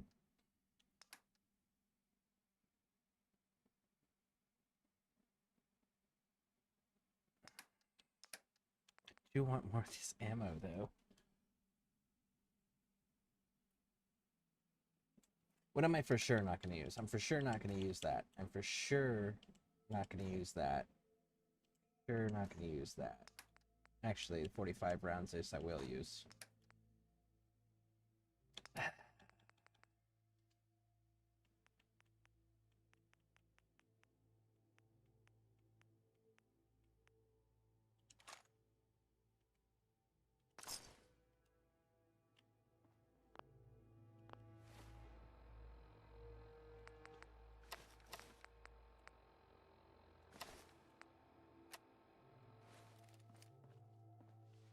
Hey, I can rest easy knowing that Wolfgang is rotten and I'll take a look, sure. all salvage, but nothing's junk.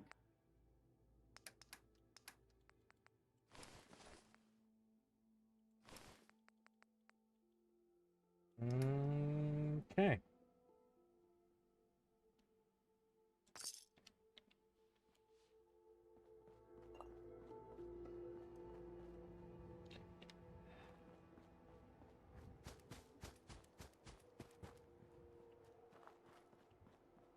Okay, so there's that.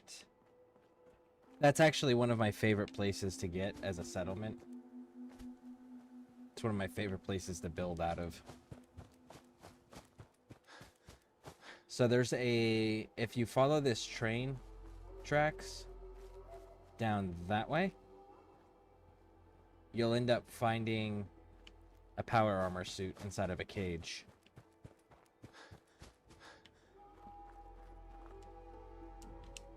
And I actually need to...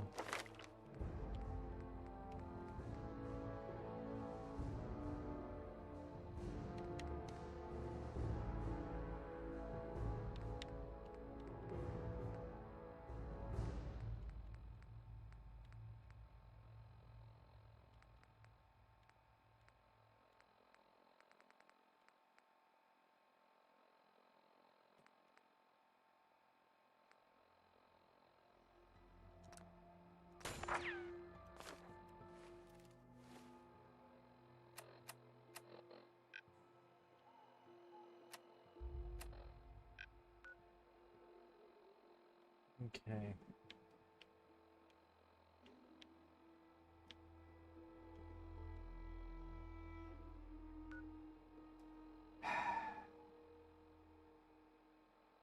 I know it's not exact.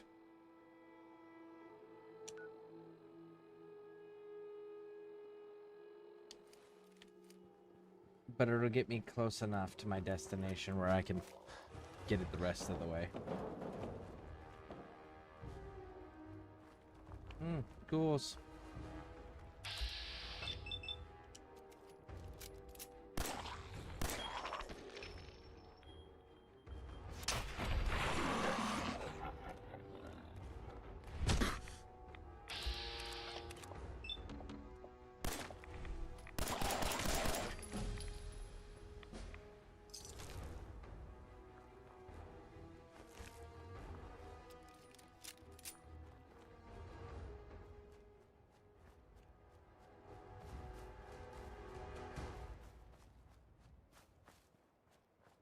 So let's do a little skirting around here, because I don't want to deal with the raiders with the Fat Man mini nuke launcher in there, or the Behemoth super mutant.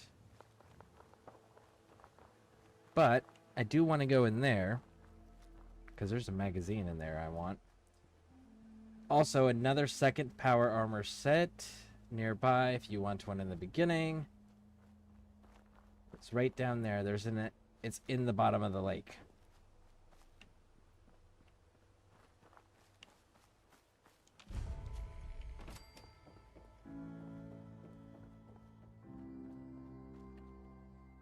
Hell yeah. And there we go. Permanently increase our pricing. Grab the Nuka-Cola. We'll end up coming back to this place later. Alright.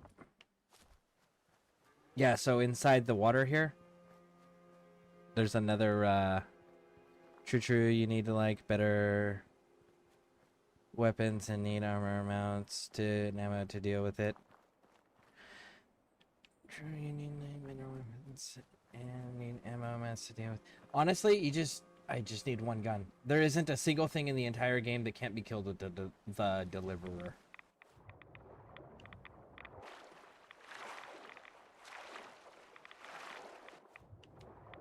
Yeah.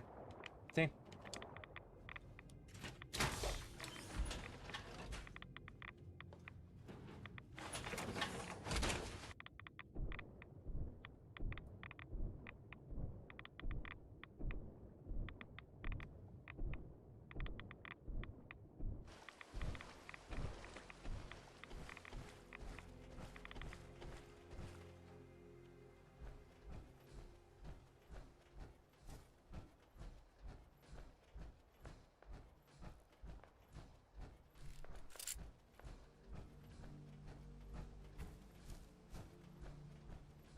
Let's get deal with all these mole rats real quick.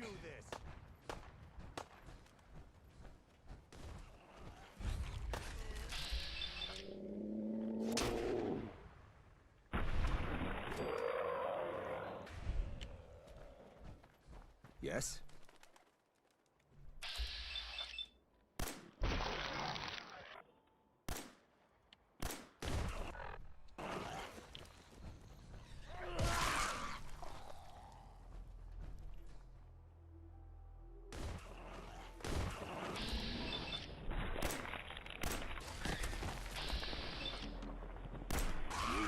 Or me?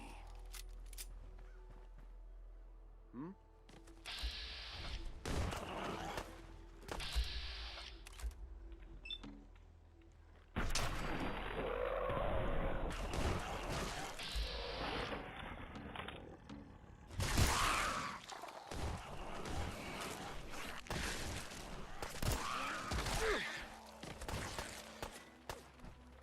Guess my good karma's paying off.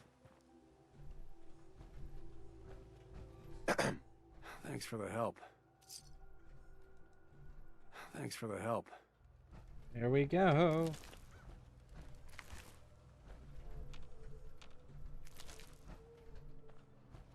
Alright, so now that we've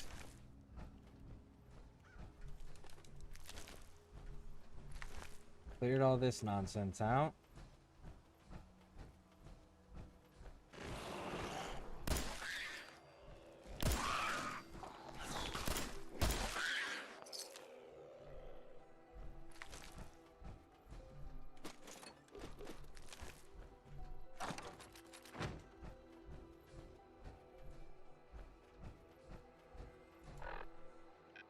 so we've got our fast travel point there, so now we can go back here, drop the armor off.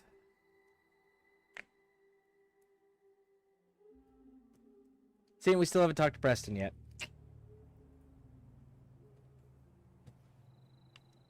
Hell, we haven't even talked to Codsworth yet.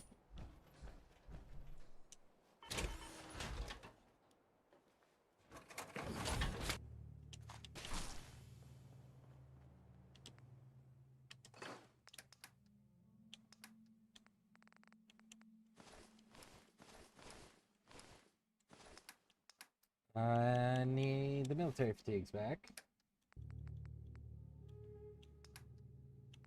You can have the nuke one with Sherry. You can have the magazine. Okay.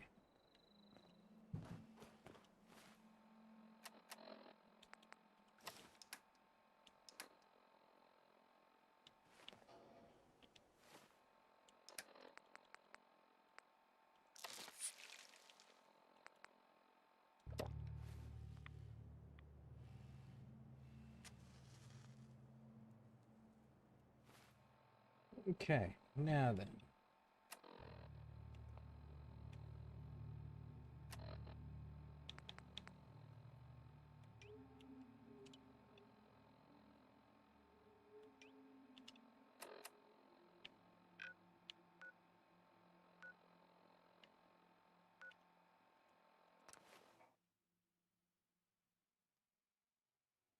It would have been hidden dialogue where you're talking about the Preston wearing the power armor early or use the minigun early.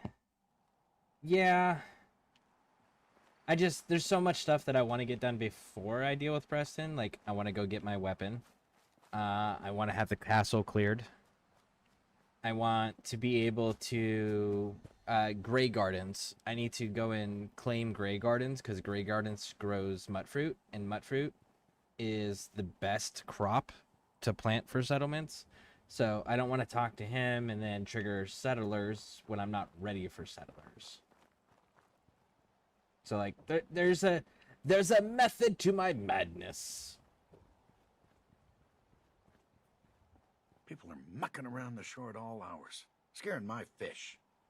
Hey. Don't scare the fish, asshole. Go find your own fishing spot. Clear out. You're actually eating these fish, homie? I wouldn't do that if I were you.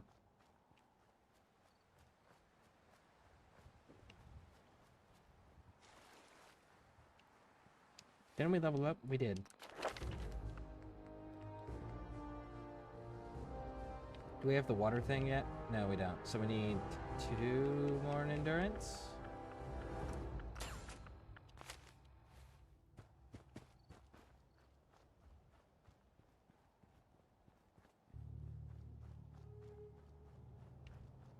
And honestly, I really don't run power armor at all in this game. I collect power armor, and I store it, and I put it on display. But I really don't use it.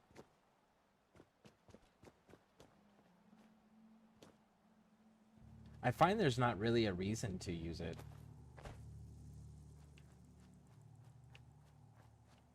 Ooh, gunners. They're directly above me.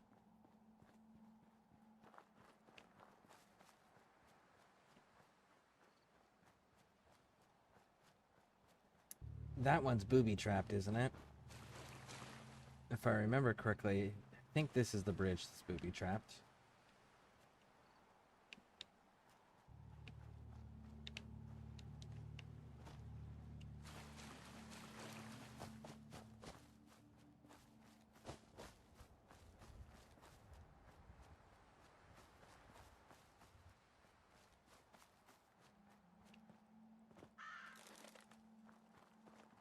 XO1 is probably the best.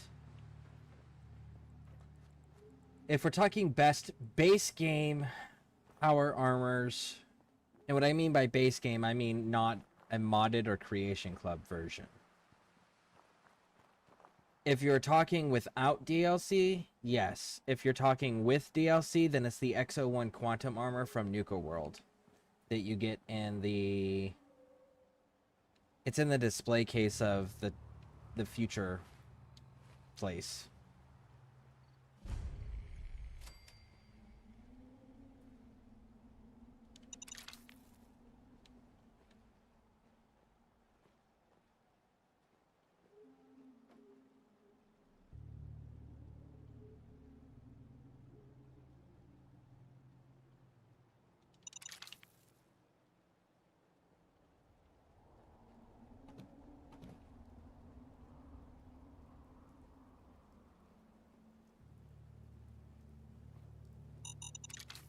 But the problem is XO1 armor is level locked. You can't get access to XO1 without cheating or modding until you hit a certain level, and I can't remember what that level is. But again, a large part of that is because, like, I just don't wear power armor.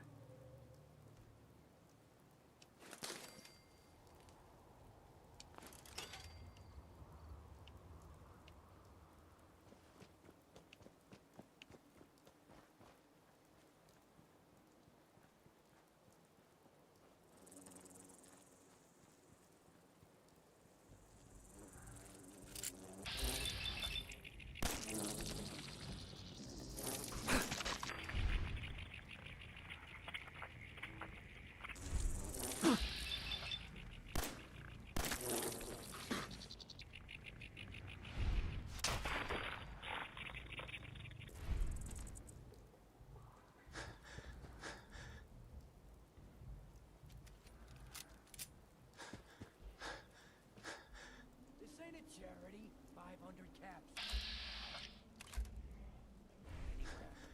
We can't afford. What? Hey, do it.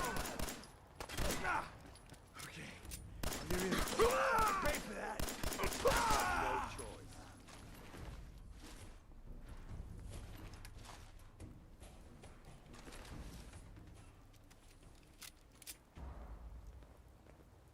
choice.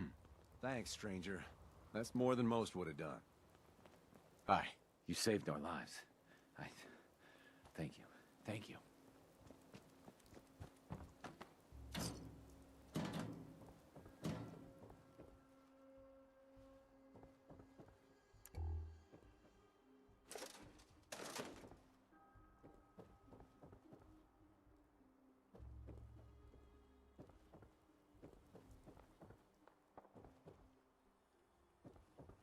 All right, let's go.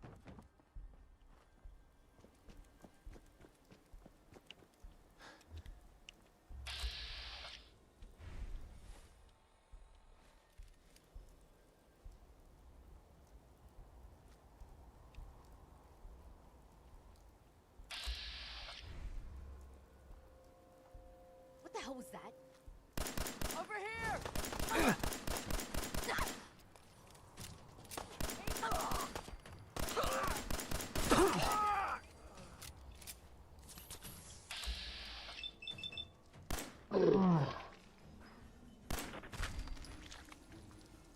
Okay, cut the shit. Nothing there now.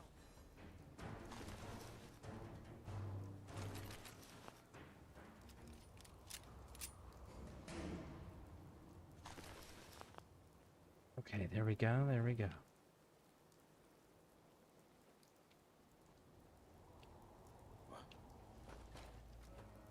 Oh, it's on!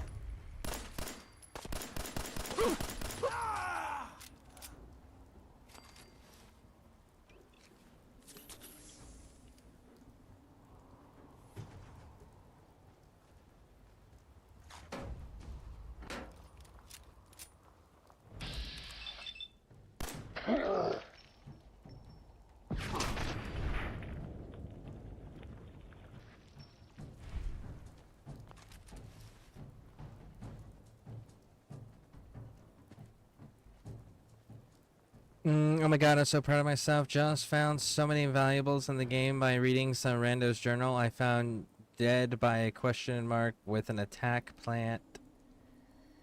It's in Witcher. It's Elfin Ruins. Treasure. He was near river to hunt. Really? Nice. Very nice. Yeah, there's a few games like that, Pixie Aquatica, that actually the majority of the games that I'm going to recommend that you play over the course of your gaming career are going to be a lot of games where, like, there's readables. You don't have to read them, but if you do read them, there's a lot of hidden shit like that inside the readables.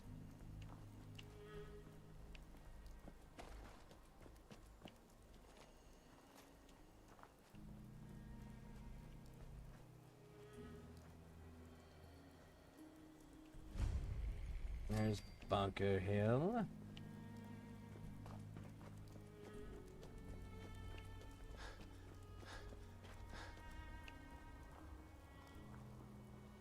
There's the ship.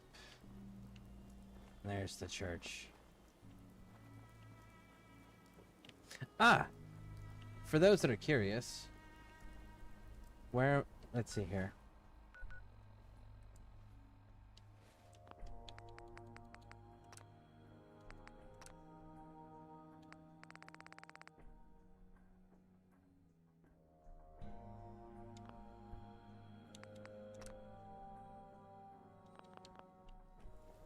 I'll have to mess with these later because they're just not bright enough. It's too far away right now, I think.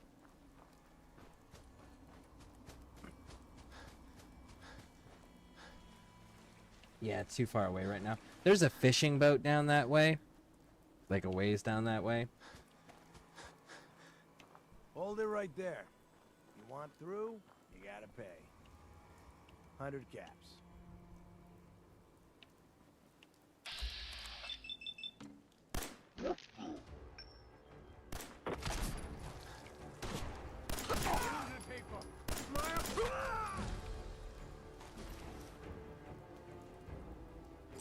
But anyways, there's a fishing place down there. There's a magazine you can get down there that gives you a throat tattoo. But the other thing it does is there's a fishing boat down there next to that area that is one of like 2 locations in the entire game where you can find bourbon. I thought that was pretty cool.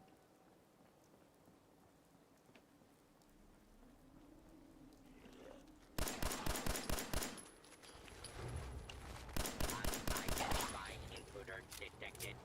Beginning search.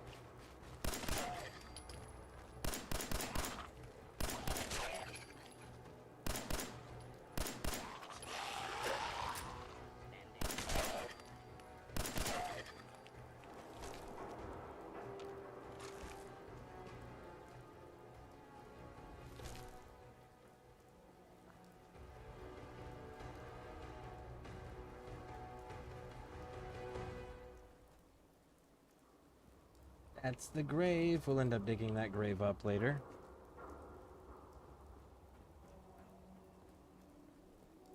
It was such a tiny clue. Yeah. Yep.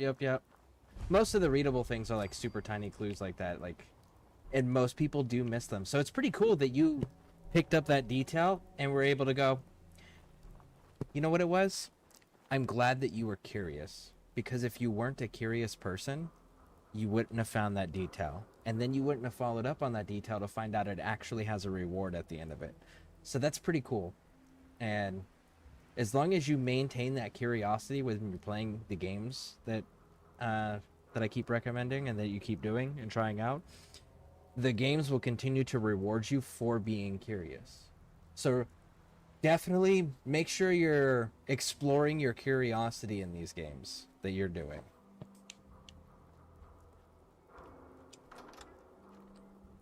Have you heard of the game called Tainted Grail Ball of Avalon? No, I have not. Is a first-person perspective open-world RPG taking you to a dark fantasy world inspired by Arthurian legends. Is it like a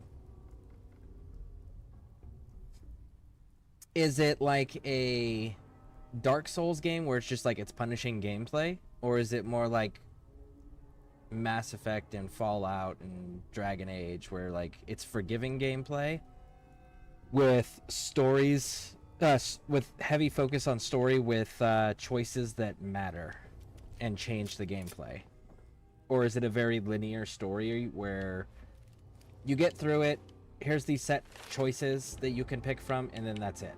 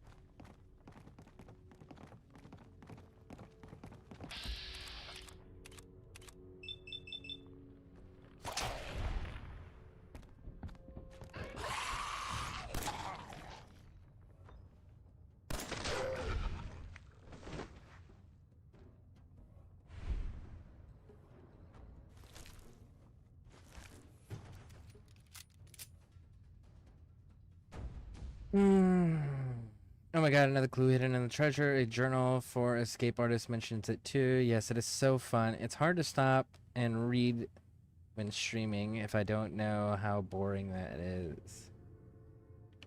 Honestly, if you're gonna do games like that and you're gonna stream, you might as like stream those types of games. You might as well just read it out loud, because there's gonna be majority of the people that are watching you have never actually took the time to read the readables, because most players just skip through them. Because if it's relevant, it'll add it to your quest log. If it's not relevant, and then it doesn't matter. So there's a small portion of the player base of most video games that will actually read everything, but there's a much larger player base population that just won't read anything and just burn through it. And if it gives me a quest in my journal, I'll deal with it. If not, then I'm not dealing with it. So you taking time to read those things and then explore those things would probably be entertaining for people that don't do that. Thank you for pep talk. I'm starting to follow my curiosity more. Oh yeah, absolutely. The types of games that I will recommend to you will always reward you for curiosity. Yeah, it's a mix of Dark Souls and Skyrim, but the game goes well and they liked it. I'll have to look into it because I've not heard of it, but I do like a good game.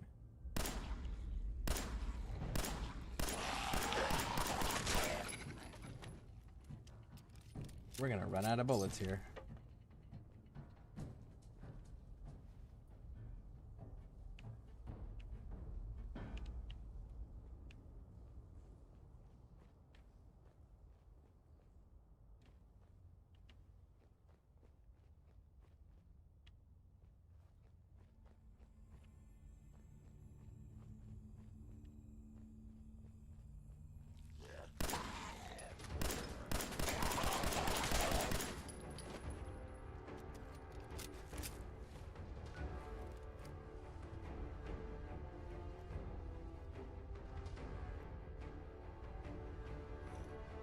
It spins. Ah, so it starts with R?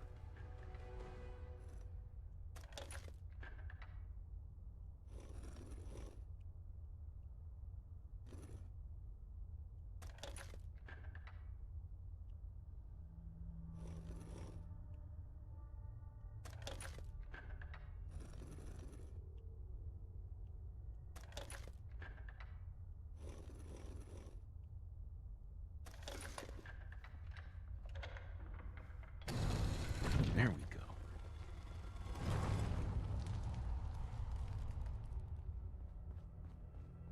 Stop right there. You went through a lot of effort to arrange this meeting.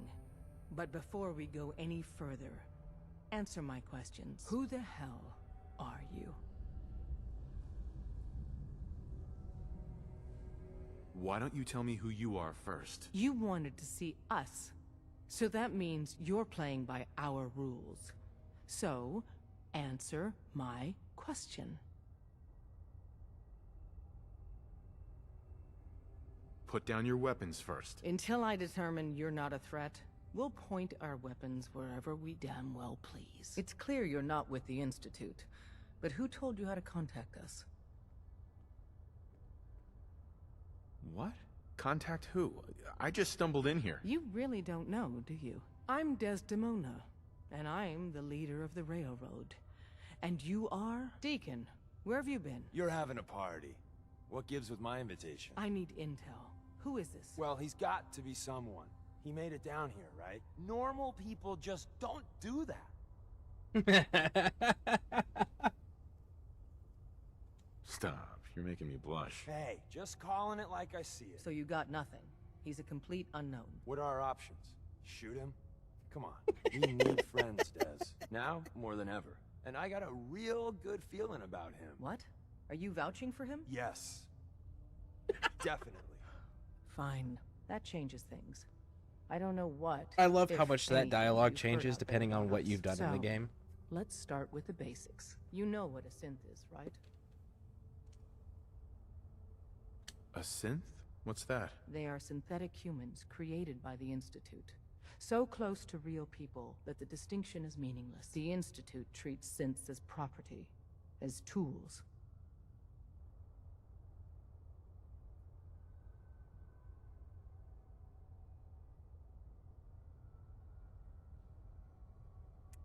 See, here's...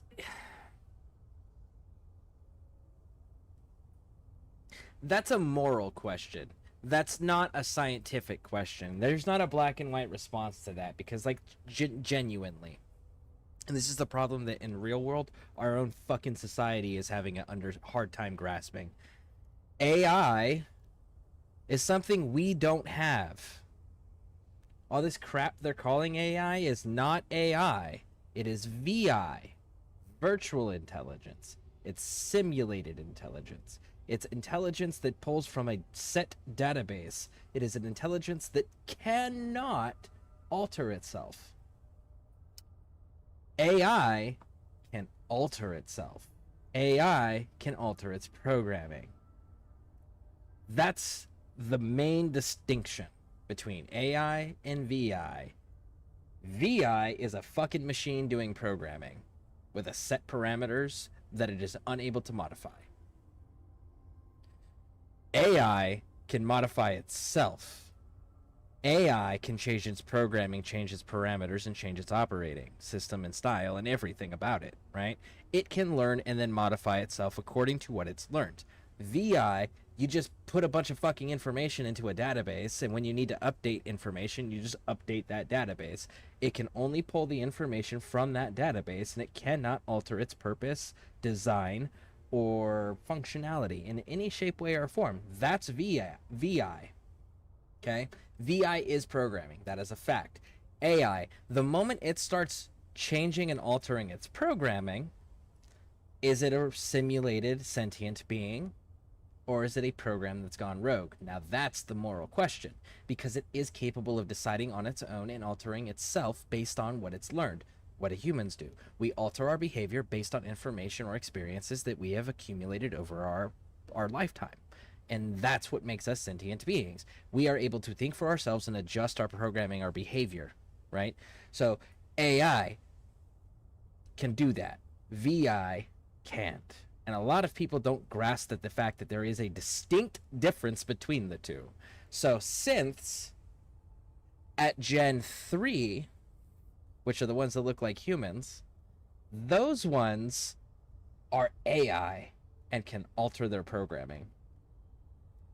The standard synths that look like just robot skeletons with their wires sticking out, those are VI. They are not capable of altering their programming. So, synths, are they slaves or are they machines? Depends on what generation of synth we're talking about, because they're not the same. Some are VI, some are AI. So AI is mimicking behavior, human behavior.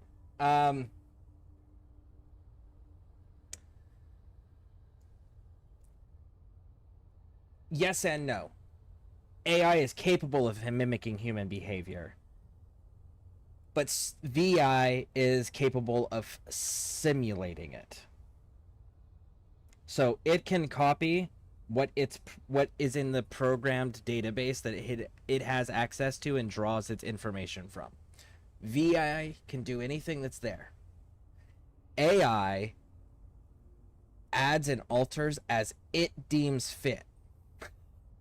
So they can change their behavior in theory to fit however they choose to be.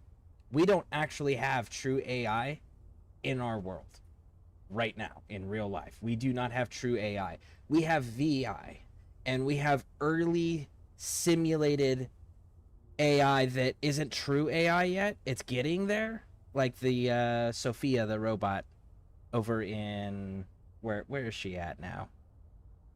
I think she's in Iran or something like that. I can't remember which country she ended up in. But we have very rudimentary early stages where it's like, if we develop it a little bit more, we could achieve creating actual AI, but we don't have real AI yet. But AI can change its behavior and modify its parameters, programming, restrictions, knowledge base, all of it on its own without human intervention. VI has to have human intervention to alter the programming, and it can only draw from a database. It's not capable of learning. That's, like, those are the distinctions. It has to be capable of learning and altering its own program. If it can't do those two things, then it's fucking VI. And VI can feel and come across to a lot of people like an AI, but it's still, at its core, unable to learn outside of the database input that it's given, and it's unable to alter its programming or behavior. AI can do all those things without human intervention. VI can't.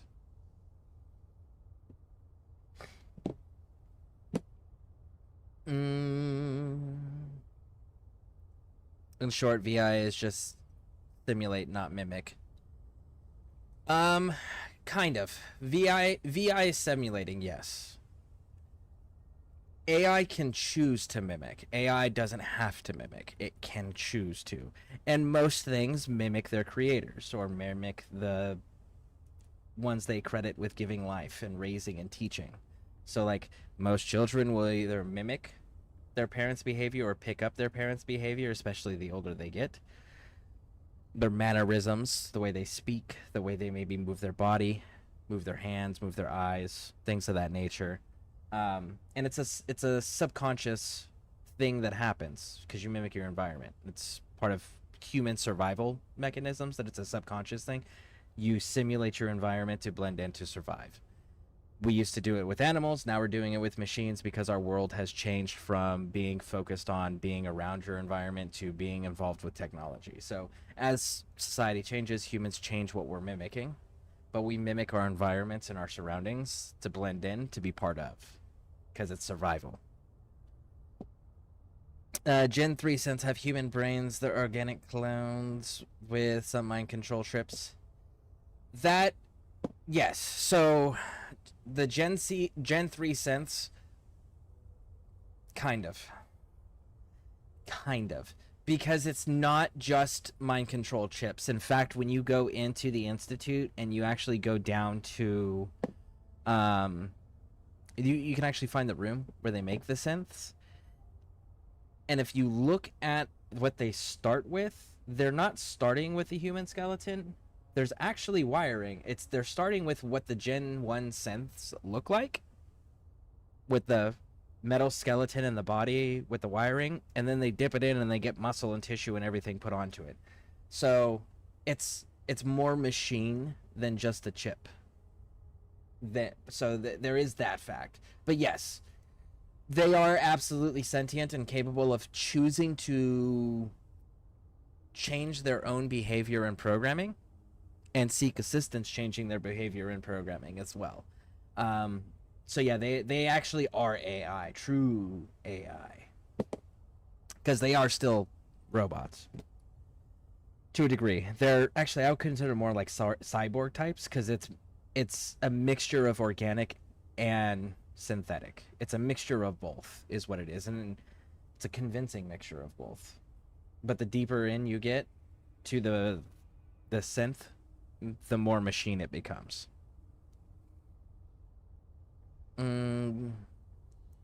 Have you read Do Androids Dream of Electric Sheep? I have not read that book yet, no. Sounds interesting, though. Go on. So we seek to free the synths from their bondage.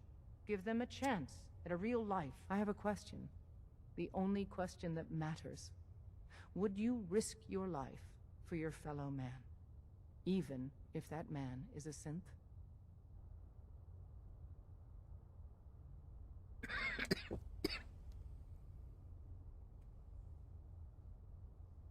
Would I risk... I can't answer that question accurately. We're gonna go with this one. Once, I pledged my life to protect my countrymen. I don't see this as any different. Well said. Someone with your skills, your beliefs. Normally, we'd try and recruit you, but right now, we don't have the time to train up a new agent. There are, however, other valuable ways you can contribute, and in turn, we can help you.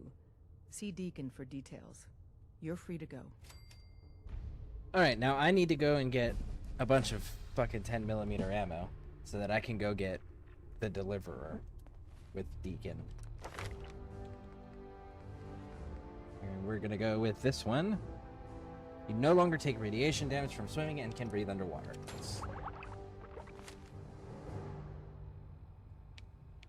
Man, I wasn't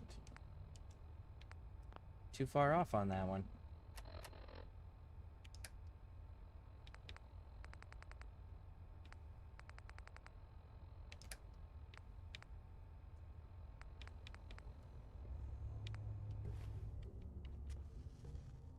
Hope you didn't mind the reception. When you tango with the Institute, you gotta be careful when someone new gets on the dance floor. It's a story about androids being almost identical to humans and the question of which it means to be empathetic and whether it allows someone to be valued as a living thing. So I guess, well, I mean, that sounds like a pretty interesting concept. And that is one of those, like, moral debates that no matter what, there's arguments to be made in both camps, but there's not a conclusive stance that everybody universally can agree on, or at least the vast majority of people can agree on, because there is arguments to be made for both aspects, both of those camps there. So yeah, that comes down to each individual person's moral beliefs and whether or not it would qualify as a living being or not. So I guess you'd be able to check synths and X-ray if anyone existed in the wax. Let's see, X-ray, yeah, in theory. I would have to see if there's like an entry somewhere that talks about what the metal alloy is that they're using and whether or not it shows up on X-ray as metal alloy, or the wiring shows up on metal on the X-rays, or if they use some sort of special future non-existent element to create it that doesn't show up on X-ray. But in theory, if they're using components and materials that we have access to now, yeah, you'd be able to see them on an X-ray, 100%.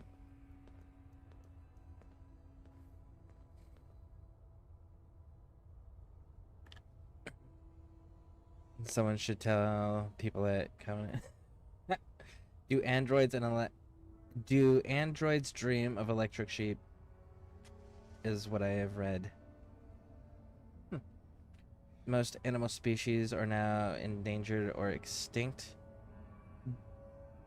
Are you talking about in the book? Most animal species, or are you talking about in the Fallout universe?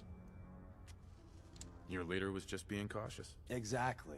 Kind of killed our chance at a friendly first impression, though. But it's all good now. I vouched for you. Nobody got shot. Still, I would consider it a close personal favor if you didn't sell us out to the Institute. Thanks. The other thing to be concerned with would be, like, you would, well, not concerned with, rather. The other thing you would have to compare the X-rays to is from Fallout New Vegas. Fallout New Vegas, they had the implant system where you could put implants in your character to boost different things.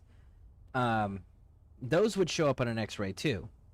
So you would have to be able to go, this is what a human with no augmentation looks like.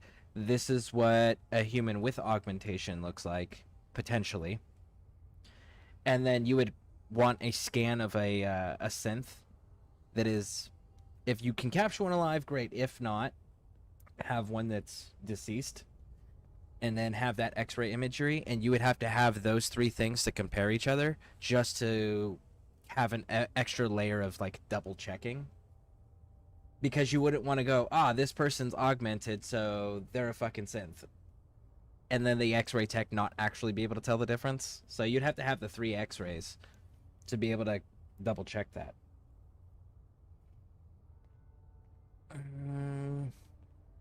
As a result, owning real animals has become a fashionable and expensive status symbol, while poor people can only afford realistic electric robot limitations.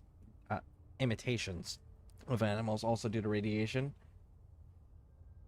This book is sounding really cool. How long ago was it written? It's beginning to sound like one of those books that was like one of those sci-fi books that was written during like peak sci-fi storytelling. What was that, like 70s and 80s? They had some amazing storytelling back then for sci-fi. Because I'm a sci-fi fan. I like sci-fi stuff over fantasy. There are some fantasy things that'll interest me, but for the most part, it's sci-fi. In Skyrim, I did so much exploring / off the beaten path for loot in ways I would for Witcher, and it has yet to pay off. Annoying. To be fair, a lot of Skyrim stuff is level locked. So, like, you got to get to certain levels. If you do want to play some more Skyrim, I strongly recommend going to Riften. Join the Thieves Guild. Get a lot of that pain in the ass questing out of the way. It'll help dramatically. I promise. And you get a really badass outfit.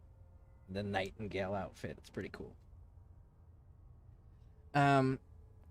People are encouraged to move off-world colonies and incentive free androids, robot servants similar in appearance to humans that only an empathy test can confirm their identity. Honestly, that would be a pretty cool thing. I would take that deal. The book was written in 1968. Ah, yeah, so going into that peak era of sci-fi storytelling. Nice. Okay. I'll definitely have to check that out. I was trying to figure out what I was going to read next. I was debating on going back into my H.P. Lovecraft Cthulhu Mythos, or if I was going to go into start like a new Warhammer series or something like that. I wasn't sure yet.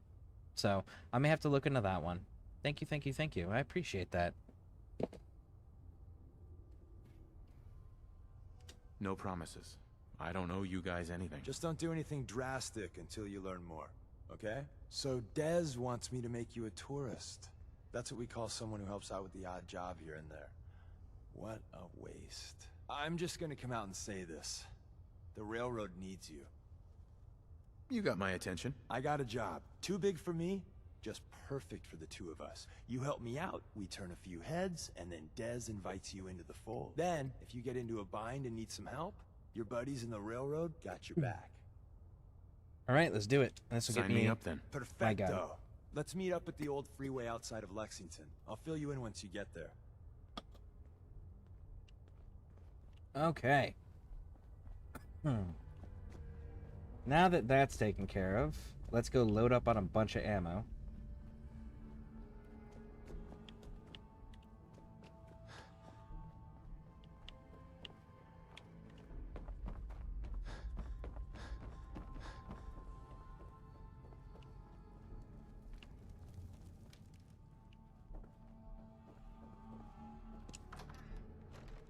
Dune is another series that I might get back into, just because, like, I know my daughters are getting more interested in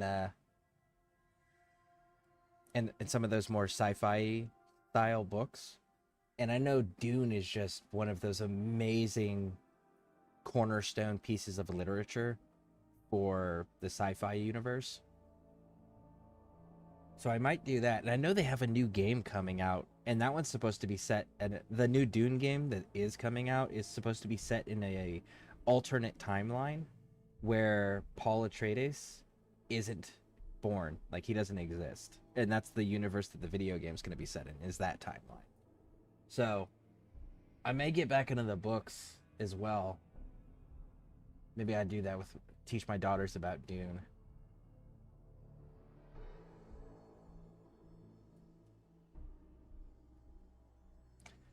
I still remember the old school Dune before they started doing these new ones with like Jason Momoa and all them, like the older ones, the ones they did previous.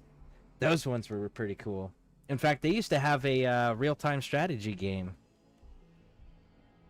where it was like you pick a faction, you build the base, you build an army, and you attacked other camps and stuff.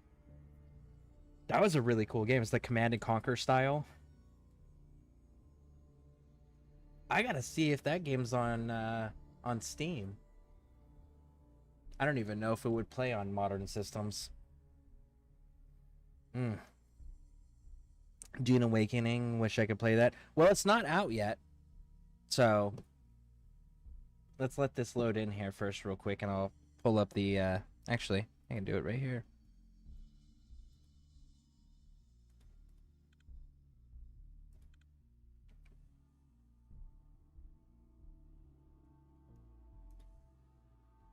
Yeah, Dune comes out on June 10th.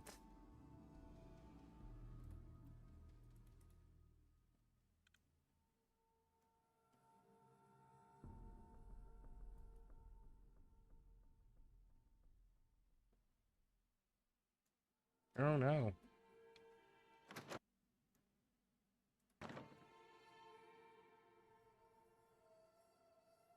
There we go. You could recommend your daughter to read. I would want to read it first. I would want to read it first just because, like, so far every book that I've recommended to them, they've had questions about. So, knowing that, it's one of those, I would want to read it so that way when they come to me with the questions, if it is a book I end up recommending to them, then I'm able to answer them.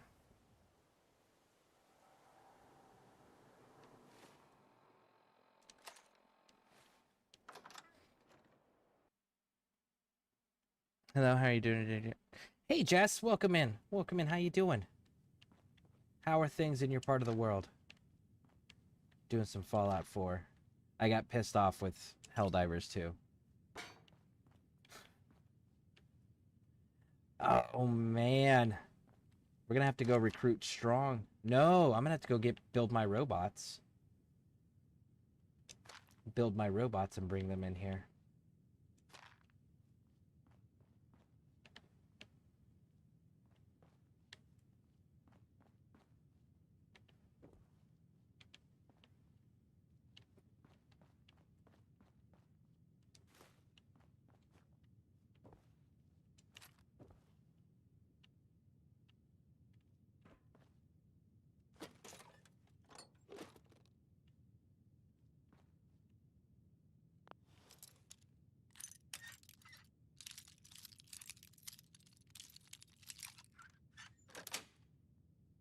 Nice.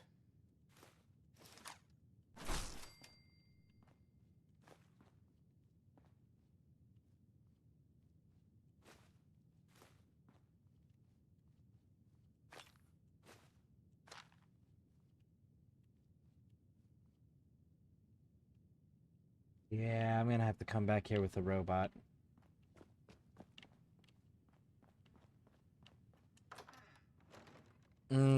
We should also check out Tainted Grail Fall of Avalon. I'll definitely be doing that as well.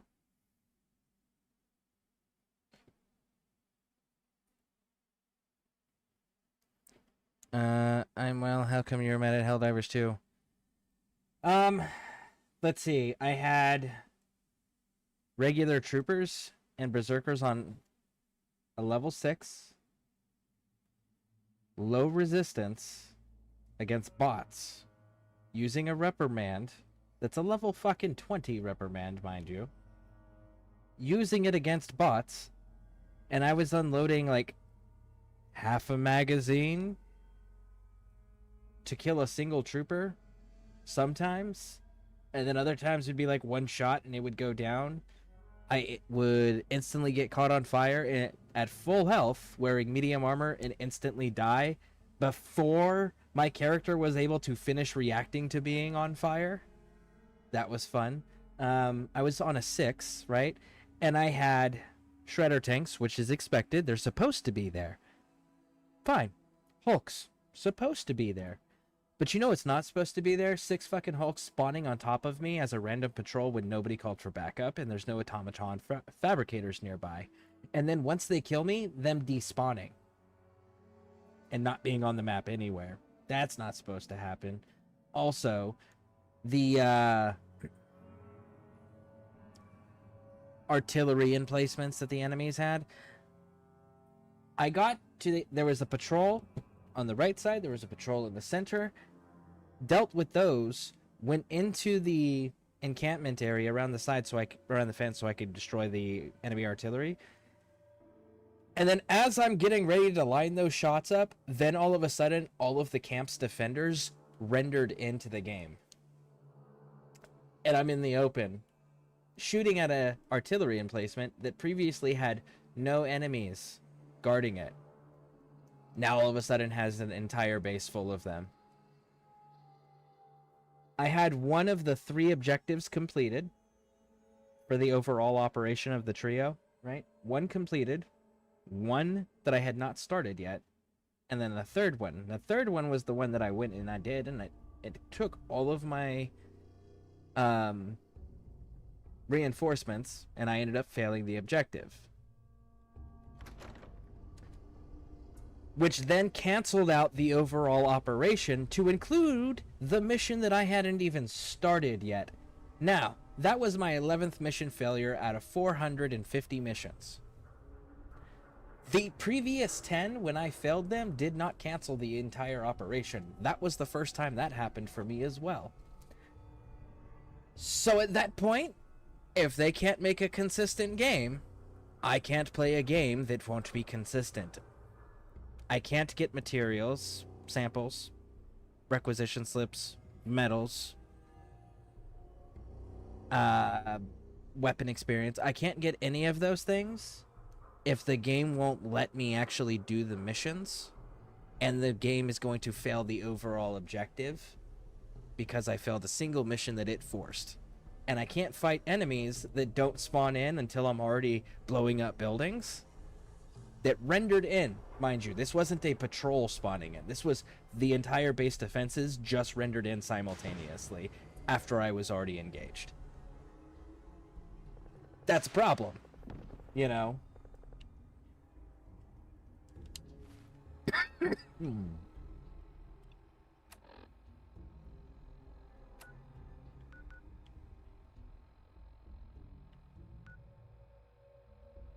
All right, so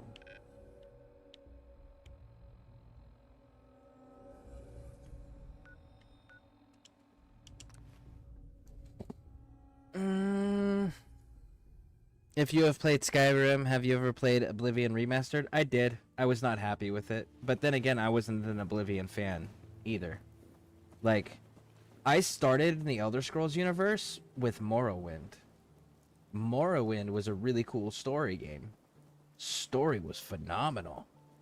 Then they came out with Oblivion. Oblivion was cool. Don't get me wrong. For the time period that it came out, it was fucking cool. It didn't have as good storytelling as Morrowind did, but it was still a cool game. And then they came out with Skyrim, and Skyrim was fantastic for immersive open world exploring and playing in. So then when you go back and you look at that trio, you have Morrowind with the storytelling, Skyrim with the open world and immersion, and then Oblivion becomes this weird, awkward transition game where it's not as good at storytelling as Morrowind was, but it's also not as good in the open world immersion as Skyrim was. So it's in this weird place. Like, it's a good game, but for me it feels like a weird transition game when you look at it in the series. What about Daggerfall? Holy shit, why are you here, bro?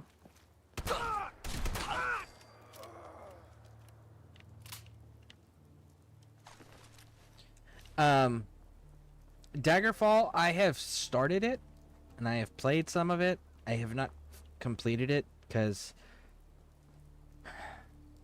it's really hard for me to go back and play old games like that. I've been spoiled with really good graphics. So eventually I may go back there. But if I'm going to do that, if I'm going to go as far back as Daggerfall, I'm going to see if I can just do the entire series at that point, right? Just start from the very first Elder Scrolls game and move all the way forward. And also I've done a lot of Elder Scrolls Online, which is 948, I think. It's just shy of 1,000 years. It's just shy of 1,000 years before the events of Skyrim. Hi. I can rest easy knowing that Wolfgang is rotten in hell. Let's see what you have. All salvage. But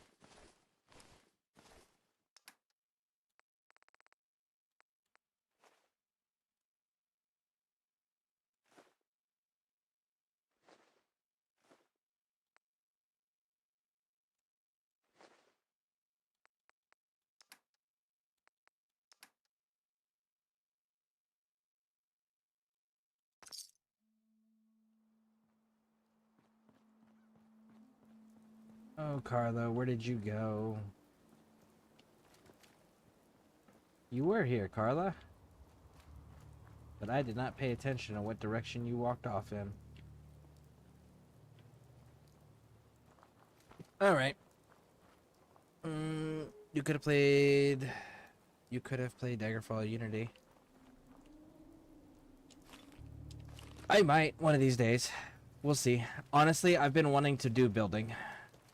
And this game is gonna give me my building. When we get there. I just need to get my character set up. Because I don't want to mod it right out the gate. Not the first time that I play it on PC, you know? But eventually I am gonna do a heavy fucking modding playthrough of these games. I may even go talk to Eleanor. The real Eleanor. She's she makes a lot of my favorite mods in Fallout and Skyrim actually. And she's also a Twitch streamer, and you can actually go into her streams and she will stream herself making the mods. And you can talk to her and make requests and find out like how to get her to cuz like she'll also do commission work. So like she'll make a mod if you offer to pay her for it and whatnot, because that's her business, right? But it's really cool to watch her create that stuff, because they really are some of my favorite mods, and her mods are always so fucking clean too, because like they're fully voiced, fully scripted.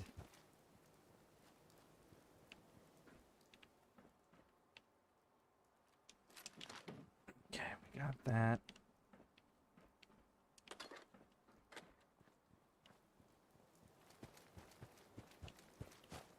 All right, where is... There's the other power armor.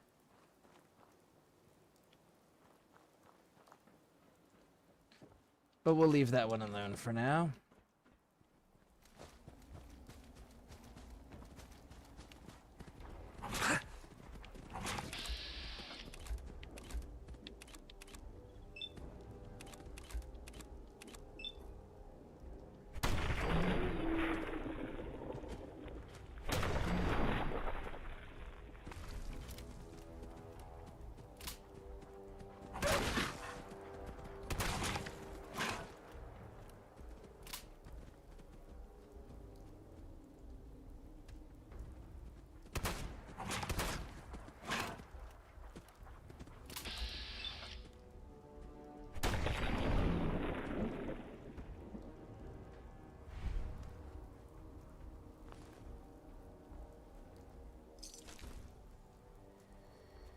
Right.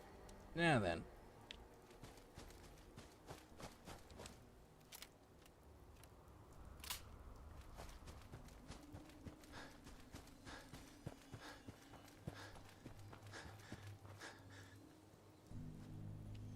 Deacon? Is that you? Like the disguise? It's Wastelander camo. This is my pile of garbage, asshole. Back off. Good, right? You're lucky I didn't do one of my face swaps, too. I almost didn't recognize you. That's the point. So, about the job. The railroad's only recently been using the old North Church. Our old base was underneath the Slocum's Joe. We had a pretty sweet setup until the Institute found us. That sounds really, really bad. It was a disaster with a capital D. The survivors didn't have time to grab anything. So we're getting something important we had to leave behind. Let's find it then. We gotta do one thing first. We got a tourist nearby. He or she has information on the base. So let's pump him for information before we dive in. For now, I'll take point. So I'm looking for rail signs. Symbols we use to send messages to each other. If you like that, we got signs and countersigns, dead drops, even a secret handshake. Alright, maybe the handshake never got on. Anyway, the tourist should have a trail left for us. Here we go. Rail sign. The arrow in the center indicates a direction. So our tourist is up ahead. Let's keep going.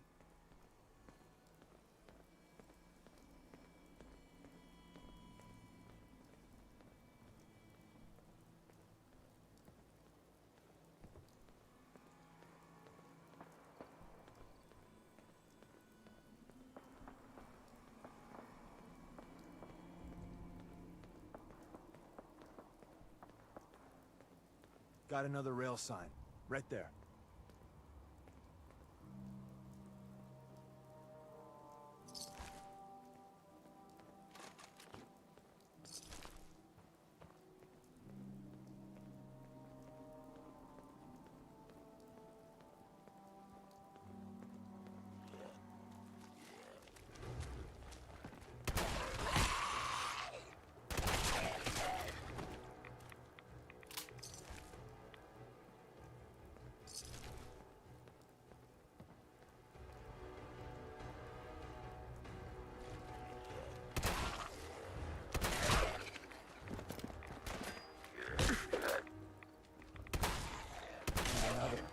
Probably close.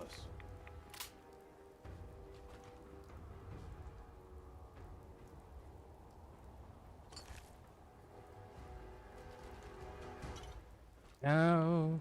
Wanted to get that Nuka-Cola Quantum. Come on, Deacon. Move it.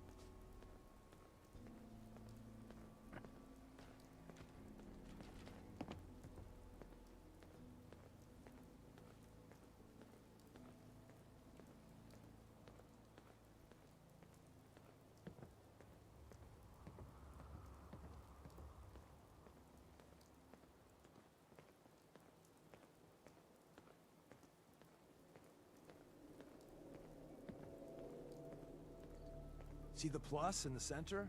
That means there's an ally nearby, our tourist. You take point on the conversation. Look, no matter what he says, you just say, mine is in the shop. Trust me. Okay, bud. Raj.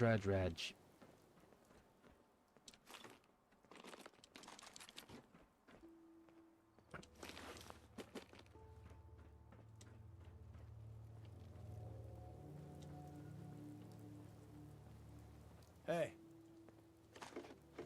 Oh, thank God. You have a Geiger counter? You have a goddamn Geiger counter? Mine is in the shop. Who the hell is he? HQ said they were sending one agent, not two. Sorry, I'm new. He's just shown me the ropes. All right. The wall is my witness. I thought I was dead. It's about goddamn time you headquarters bastards got here. I'm sorry, you're gonna have fun with Helldivers 2. I enjoy it. The problem is that when it's not consistently working, I can't play it. And that's the problem I'm running into currently, is that it's not consistently working so that I can play it. I do enjoy it. It's just, it's so fucking buggy that you can't consistently get gameplay in. At least I can't. Tell me what's going on. I signed on for some light recon, but that little Slocum's Joe of yours is crawling with goddamn chrome dome synth sons of bitches. The front's fortified to hell and back. They place mines all over the goddamn place. I appreciate all you've done. I hope it helps. I really do. As soon as it's safe, I'm getting the hell out of here. So if you need anything else, better ask soon.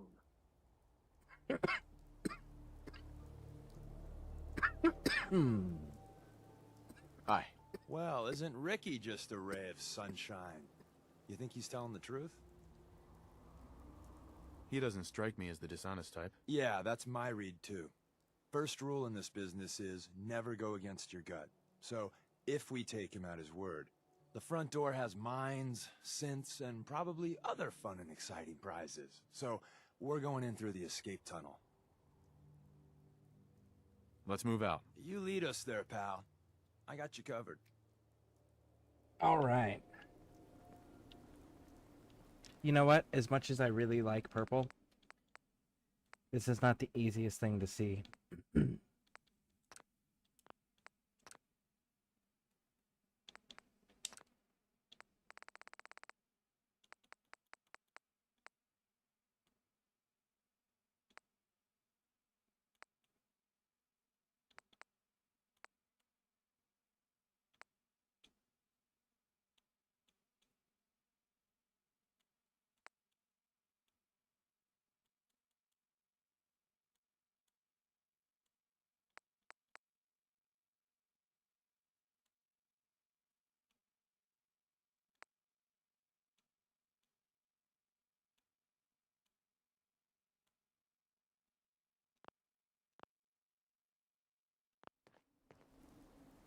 Let's see if that map's easier. Oh yeah, infinitely easier to see.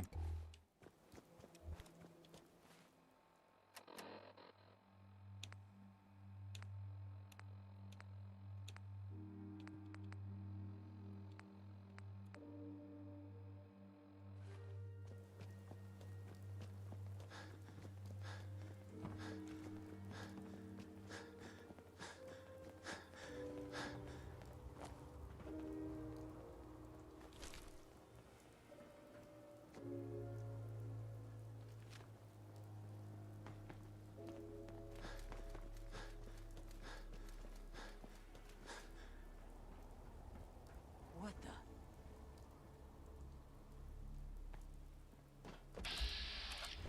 They're gunners. You're gonna have the outfit I want. Come here. Come here. Let's have that conversation.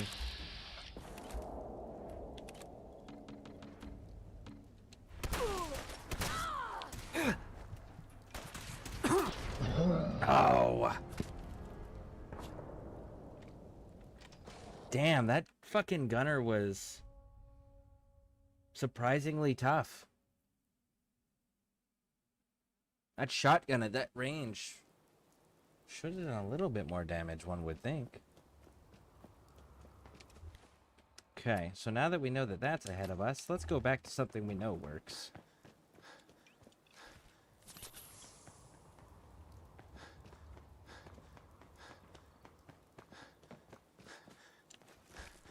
The loot's still the same. All right, let's do this.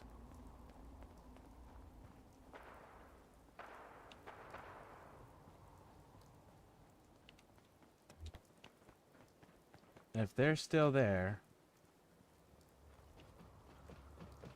Yep, they are.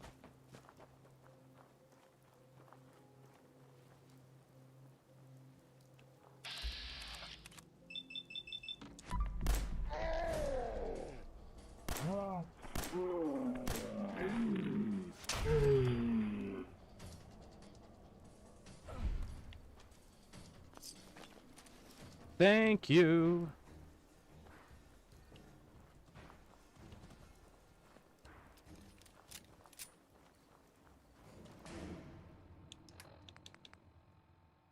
I prefer the army fatigues over the military ones because the military ones give me 2 agility plus the 5 damage resistance. But the army fatigues give me 1 strength and 1 agility, which increases my carry weight. And then on top of that, it also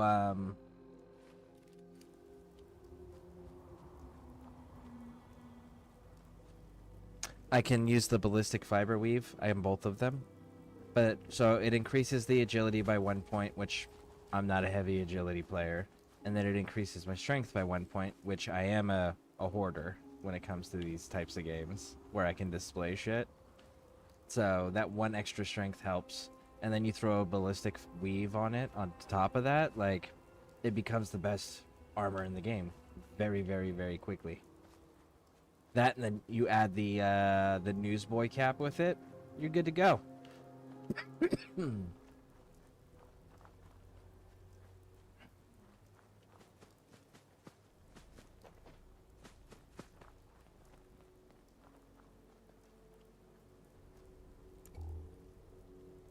Come on, princess.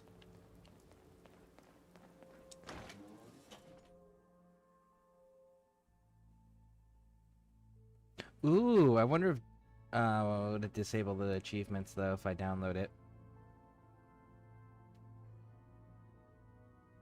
There's a radio station that I like, and it's copyright-free music. Safer, but be ready for Gen 1s and 2s. So it's time you learn why we're here. We're retreating.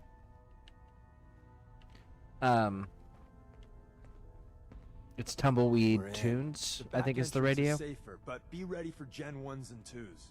So it's time you learn why we're here. We're retrieving a prototype developed by our good Dr. Carrington.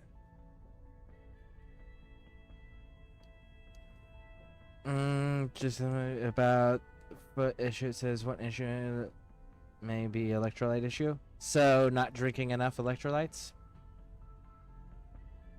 Let's find a prototype then. Together with you, I like our odds. First step is to override the security lockdown. Well, I've got plenty of propel out here. Well, the terminal's on at least.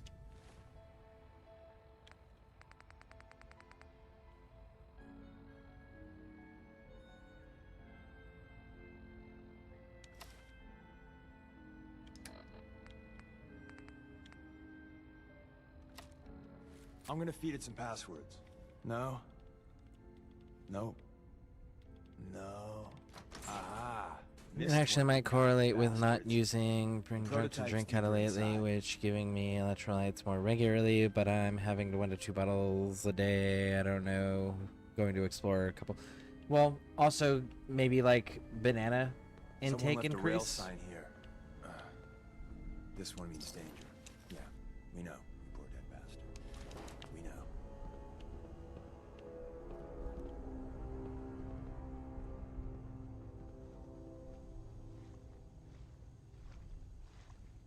Hostile sensor reading.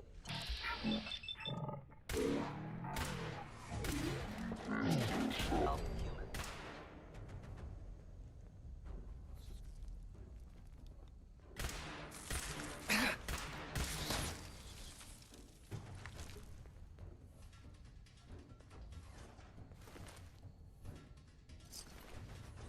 Assessment, you must die. Wait, see the box in the center of that rail sign? That means there's a cache nearby. Looks like Maven managed to hide something before... Well, you know. Look around. Tinker managed to turn on the defenses. Barely slowed the coursers down, but hey, probably saved some lives. I don't think you've ever seen a courser, but they're top of the line in Institute. Let's fuck up your... Going to try a few things because it's not fun. That'll be one more thing to try. I need to privately stash them. LOL. Do banana chips have electrolytes? Are they a source for electrolytes? Because that's another thing that we could also pick up is banana chips. You know the dried banana slices. Enemy presence. There shouldn't be any coursers in here, but if there are... Movement detected. You are actuator damage. I'm the victim of violence. I cannot allow.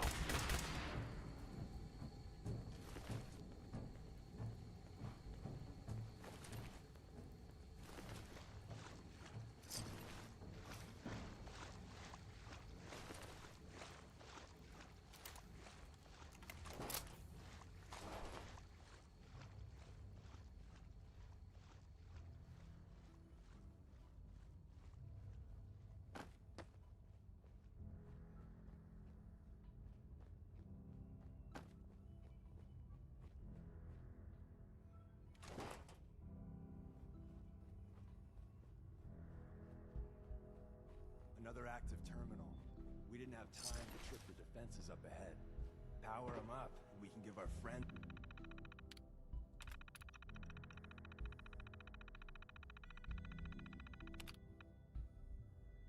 The chips would probably cost 4 times the fresh fruit price. I like the fruit a lot, especially with... Okay, well, there you go. Then yeah, just stash them. It's a little surprise.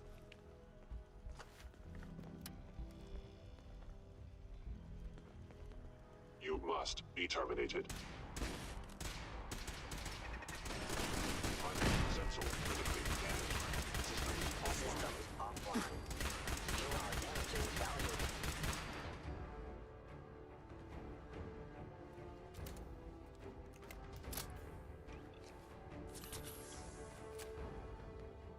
Terminating with extreme prejudice.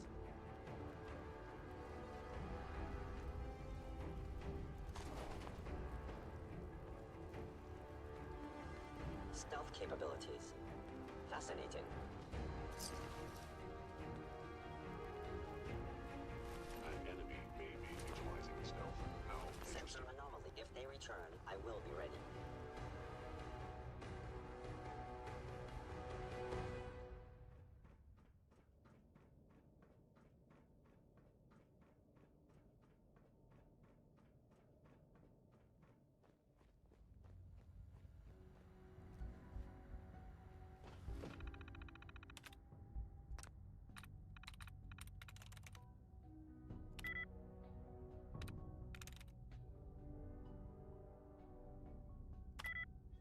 Okay, so it's not the R. Okay, so now that we've got it down to 1, now we do the symbols.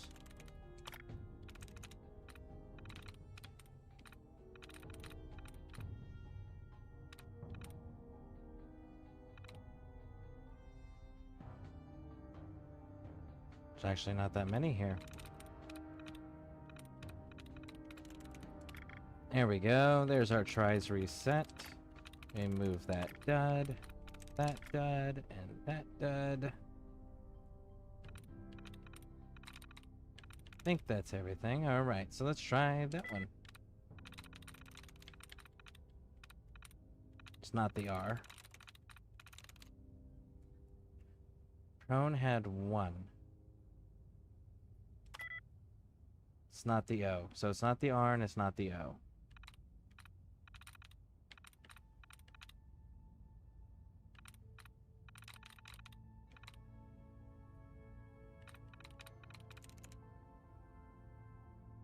That doesn't have 1.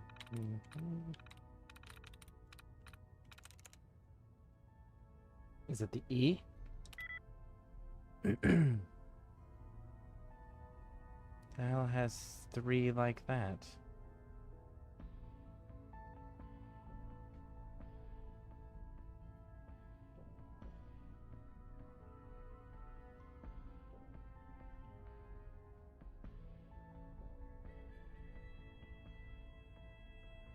Smile. That's it. There it is.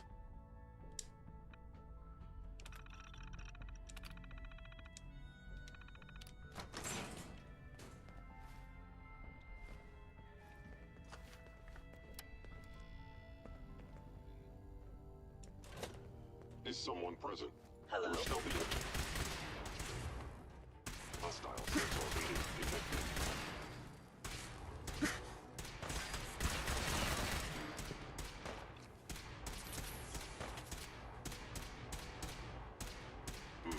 Overactive sensors. Nothing more. Systems damaged. Bye-bye, Gen 1s. Prepare to be shocked. Not every... Hell yeah. Slocum's Joe has a massive tunnel complex underneath it. We're entering a secret Defense Intelligence Agency research lab, a place that never officially existed. It's called the Switchboard. The prototype is locked up in the heart of the facility.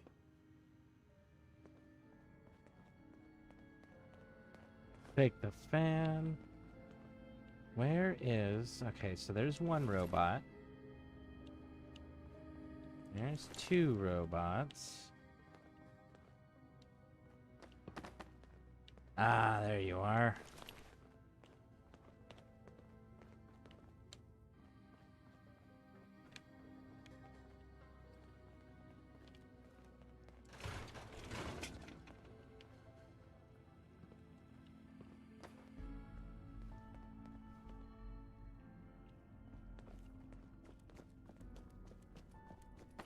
Go get our fusion cell. Or fusion core, rather. Alright, let's go.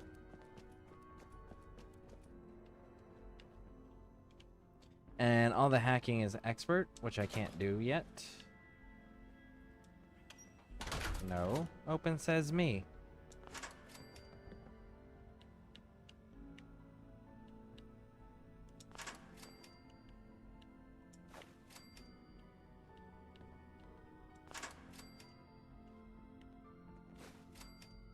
Movement detected with the area you are. Curious. Where did you go? Destruction of building.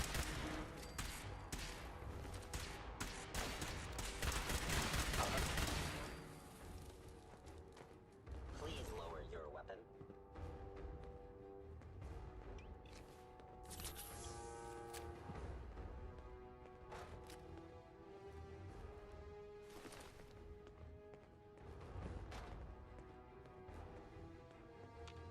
It would appear my target has disappeared.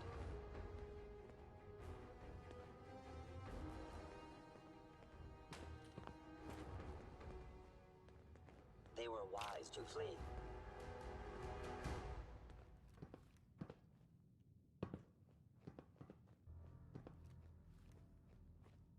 Don't think I can pick this. Yeah, and I don't have a level up yet.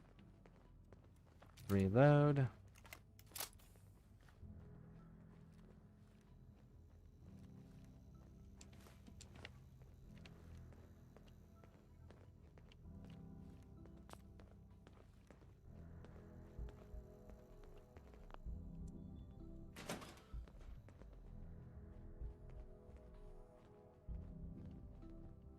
Hostile said I have detected.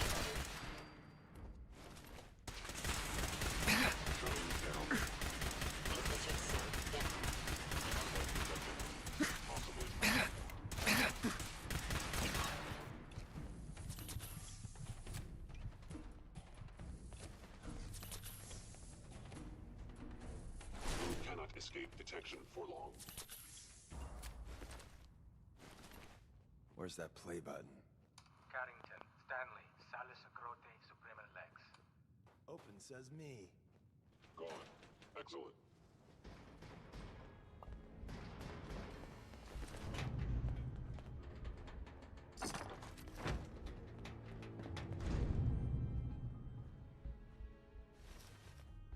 So Tommy Whispers didn't make it out. He died protecting our secrets. Let me see. There. Tommy would want you to have his hand cannon. Don't let its size fool you.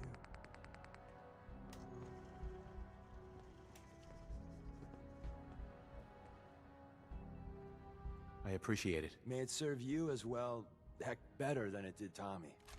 And there we go. There she is. The deliverer. Grab Carrington's prototype. You turn that over to Desdemona, and she'll have to let you into our merry band. Thank God someone managed to...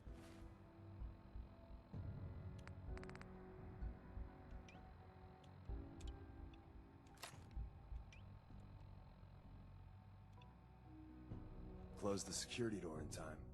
Carrington's prototype is in there. Where's that play button?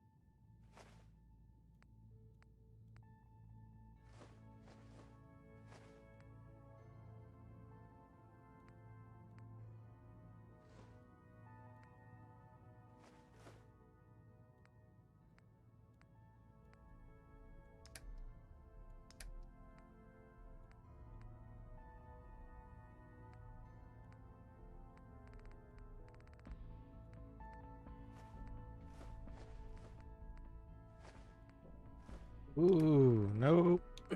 You come back over here. Yeah.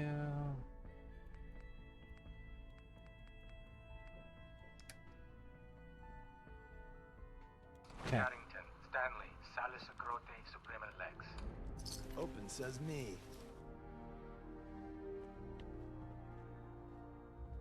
Nice. There's an elevator at the end of the hall. It should be a hell of a lot easier fighting the chrome domes on this side of the minefield.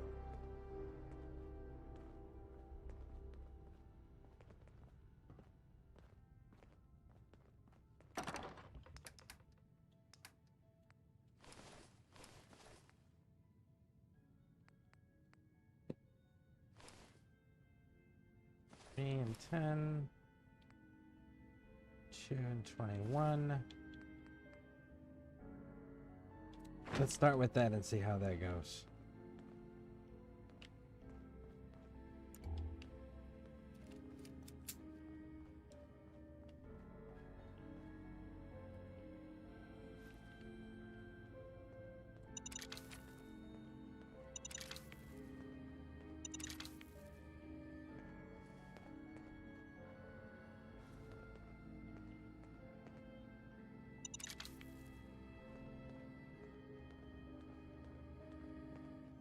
Hey.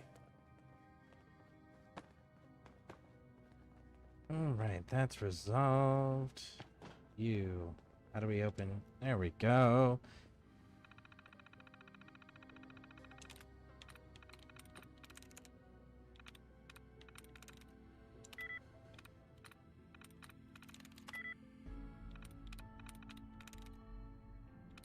Well, we know it doesn't start with a W.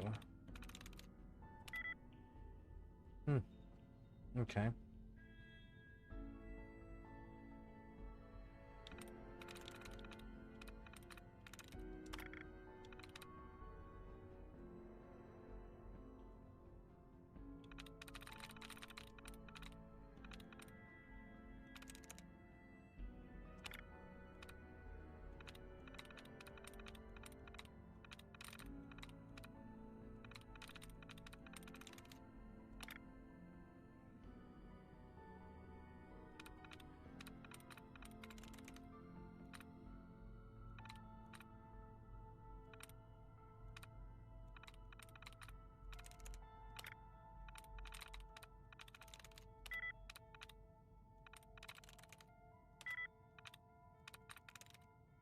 I'm through.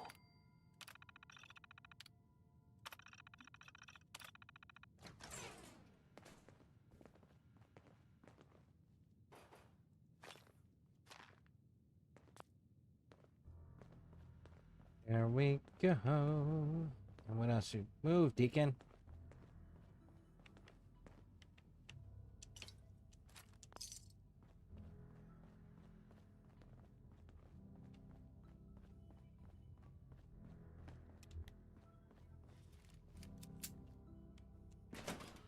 Hello? I have...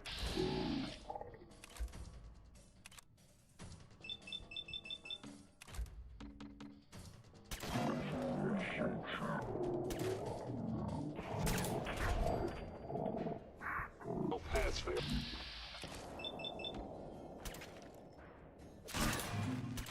Hit wound. I get...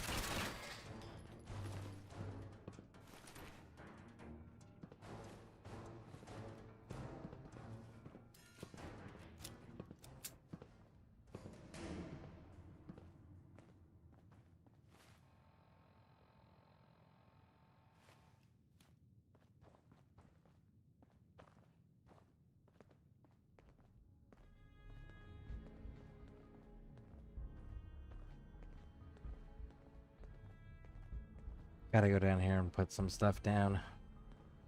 I should have brought dog meat. Dog meat. Dog meat's nice. Dog meat just messes up my style. Sometimes when he's running around and getting alerted and shit. Or setting off landmines or doing the tripwires.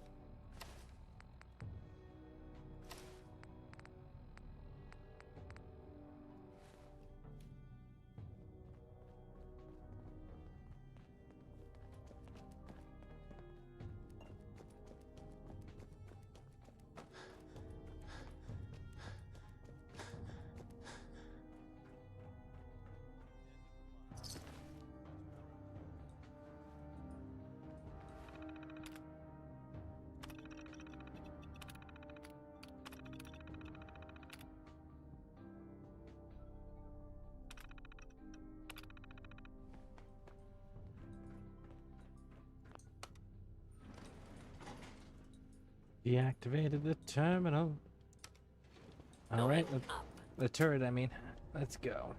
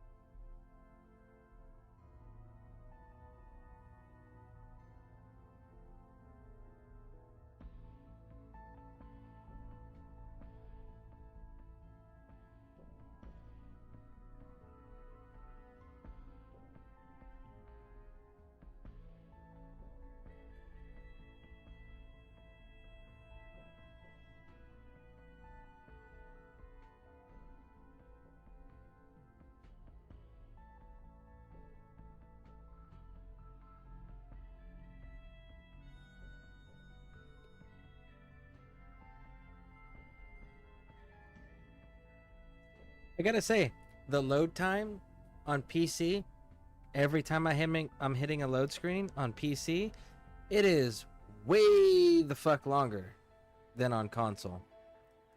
It's kind of silly.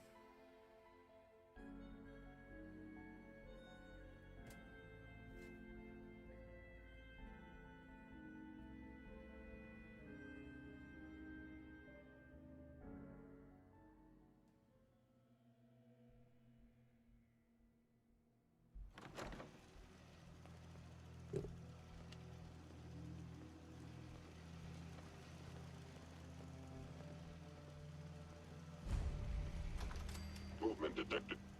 Curious.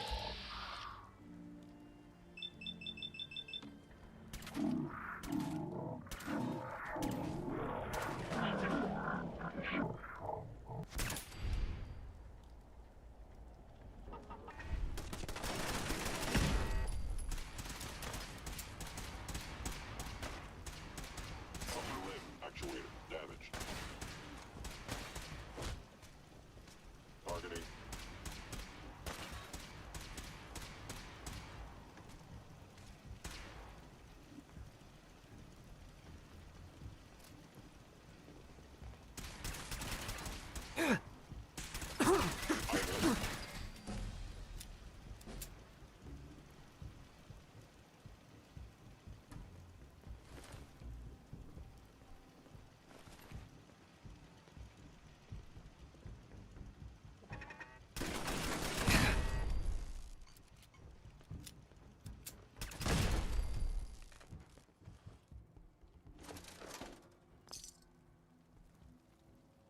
Deacon at least spawned in where he's supposed to. When you do it on Xbox,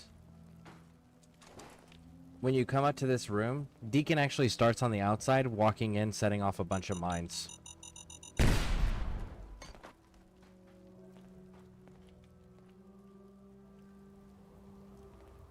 So we are going to sneak out of here and not set off any more damn mines. There we go. There's another one.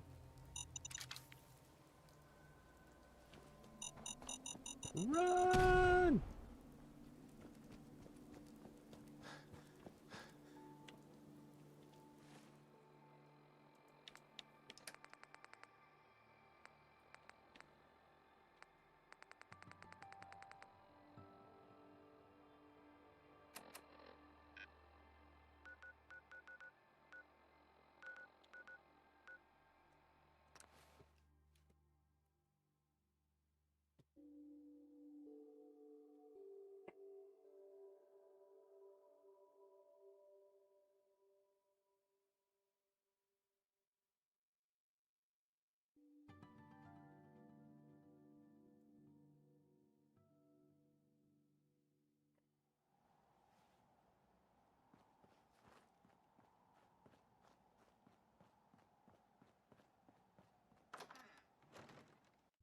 I know it's not required, but we're gonna get into this safe house location first. And then we're going to continue with the railroad long enough to get Ballistic Weave unlocked. And then we'll switch over to doing other things.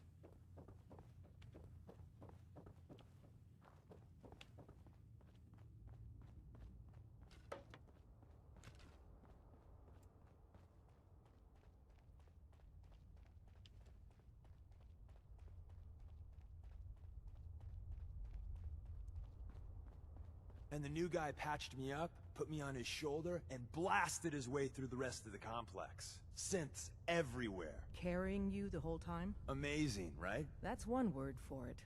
Deacon told me you single-handedly secured Carrington's prototype, disabled a minefield, and wiped out 100 Gen 1s. So is any of that true?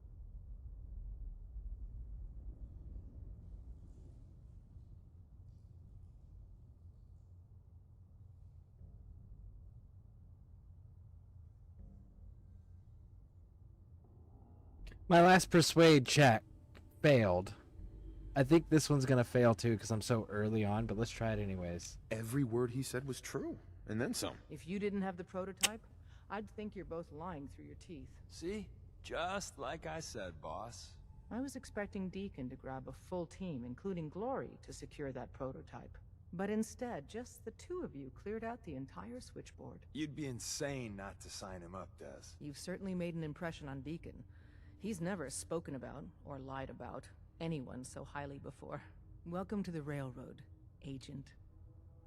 Glad to be aboard. It seems we're very lucky to have you. So you're in. Now we need to know what to call you. Secrecy keeps us alive. Code names are a part of that. So what's yours? Have any suggestions? No. It doesn't work like that. Wish you Your could like life, type your own your in. name, your choice. Call me Bullseye. Well, from what Deacon says of your fighting skills, Bullseye seems apt. Your first official order is to deliver Dr. Carrington his prototype and see if he can use another pair of hands. But first, it's time to meet the rest of the gang. The location of our HQ is one of our most tightly guarded Up top, secrets, you gotta be careful. So be careful Never coming know when you're in being or out. watched. You never can tell when you're being watched. It's a pretty cool trick to hold your cigarette in your wrist like that. You gotta teach me that one sometime, Desmona.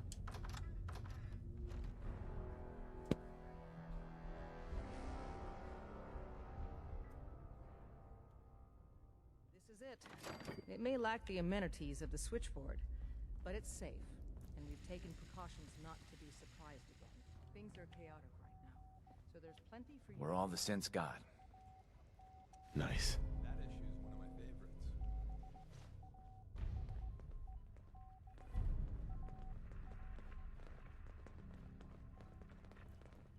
All right. So, I'm going to take a quick break. I will be right back, folks. Please stick with me through the break. And if you haven't hit those subscribe buttons or those like buttons already, please do so. All right. We'll be right back. Please stick around.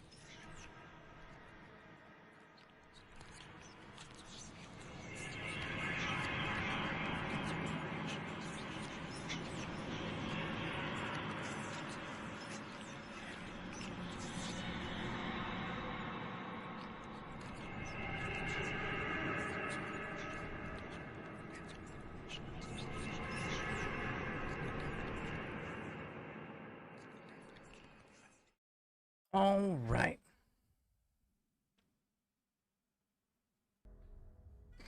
There we go.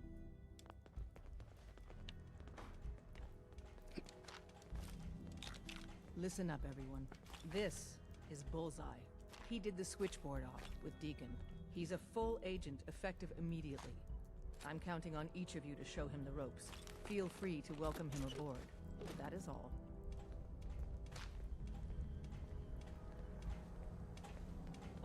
Desdemona told me to give you this. An extraordinary feat to recover.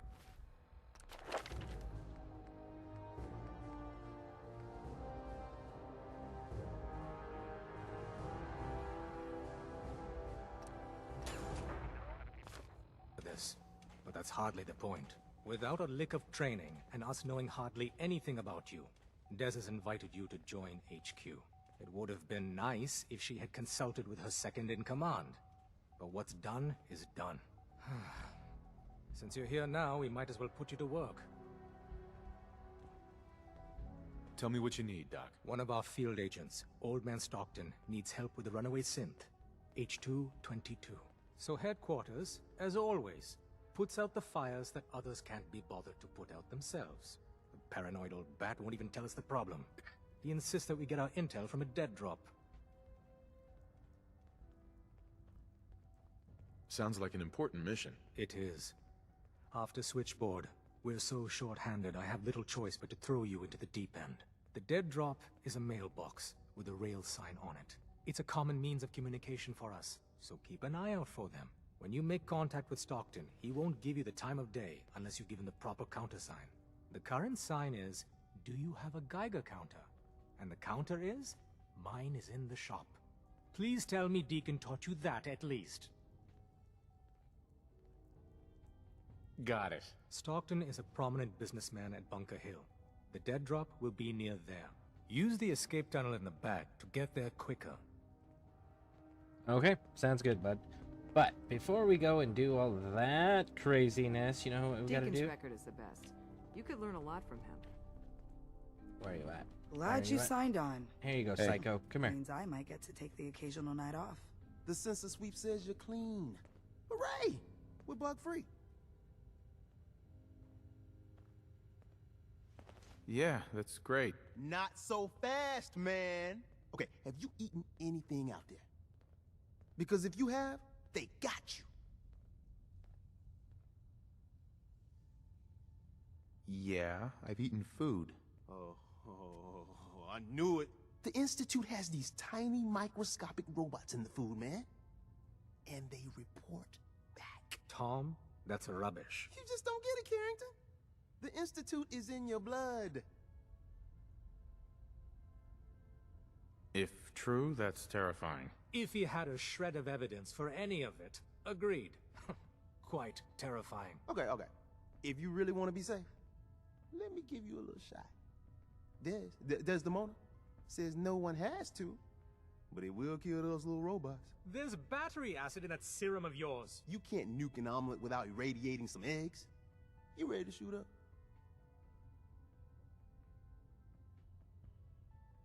There's no way in hell I'm letting you do that. Fine.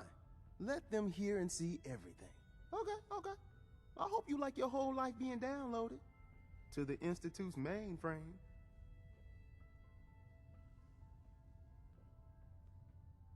I don't want to get into this. Oh, man, I went too far again, didn't I? I'm sorry. Hey, I gotta get back to making gadgets. Don't let your guard down out there. You need anything? Let's take a look. Okay, here's what I got. Hey, Dog Meat. Welcome in. How you doing? Take all of those.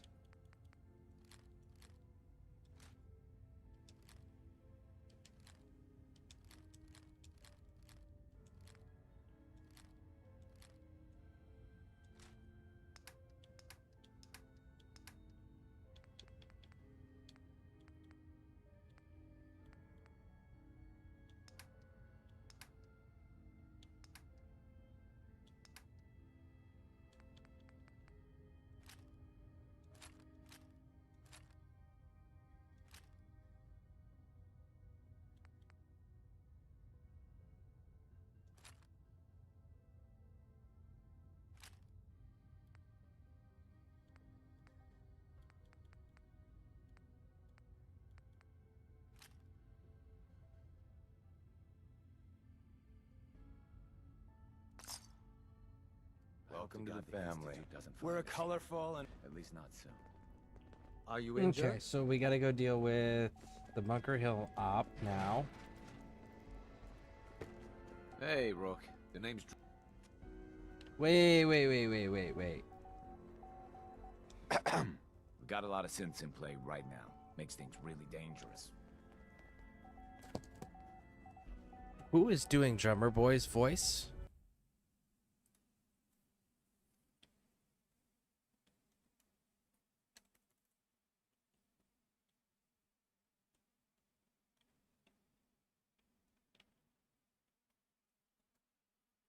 Brandon Keener.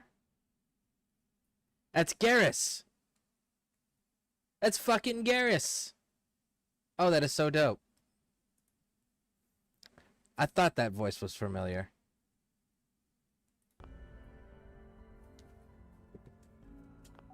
Oh, that's so cool.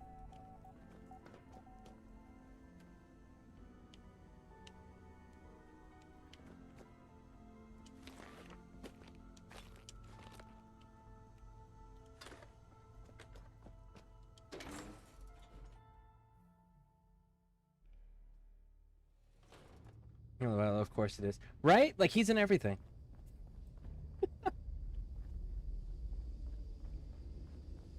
Hell, he was even in Band of Brothers. No, not Band of Brothers. The Pacific. He was in the Pacific.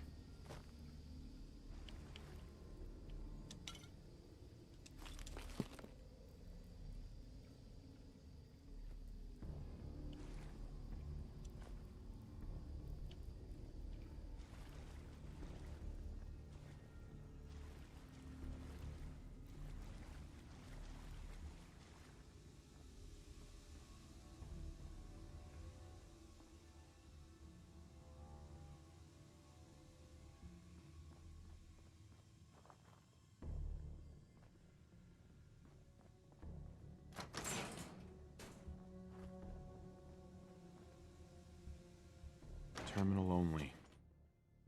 Terminal only. I'm pretty sure I just opened it without the terminal. I'm just saying.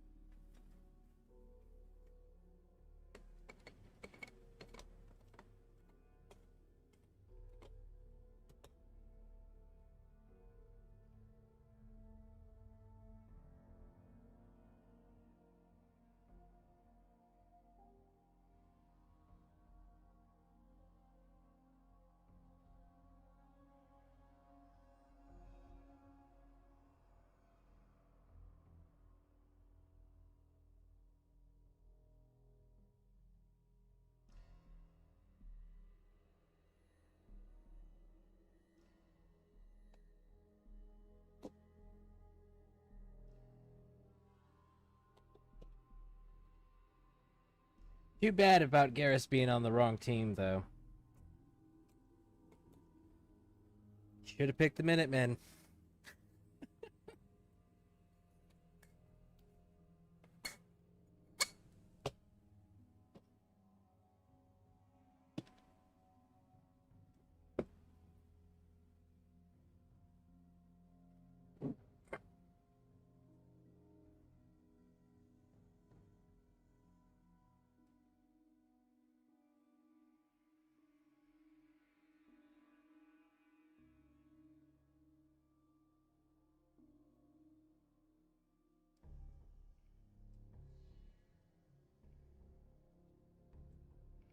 So exciting with how long their load screens take here on PC land.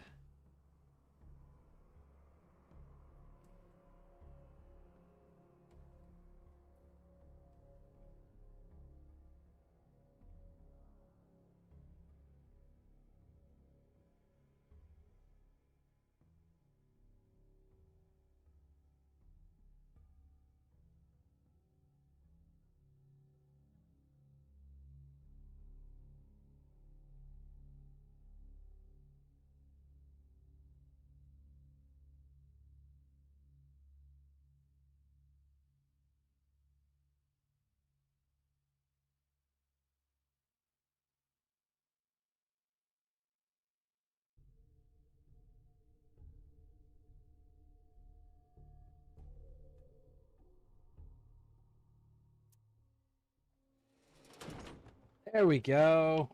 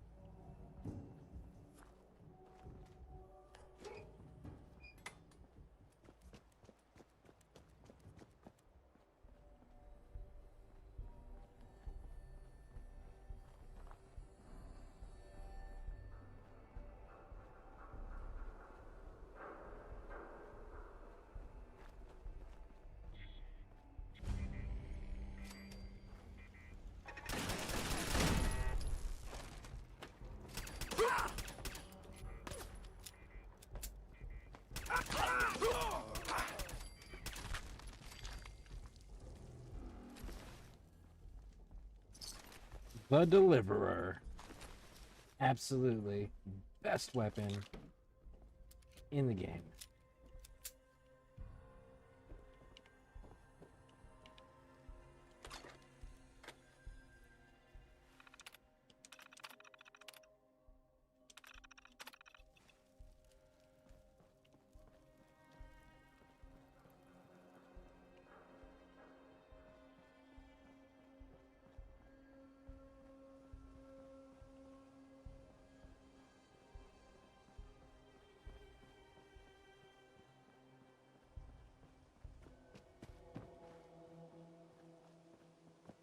Circle around, make sure we've cleared out as much as we possibly can. Minimize what we have to deal with.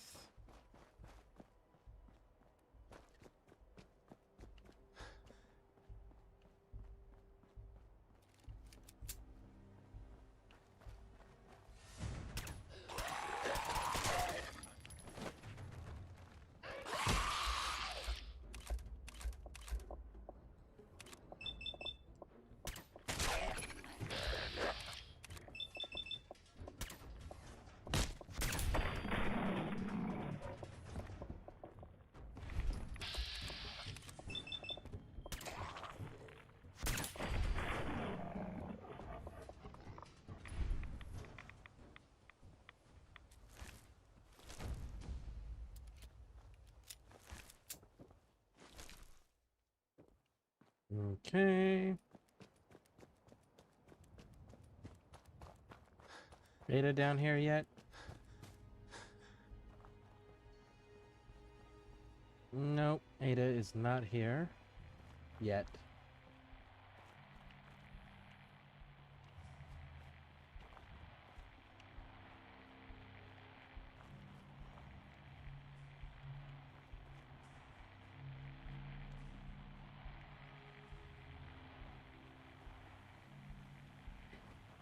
It's acting as if it is, though. Because there's a radio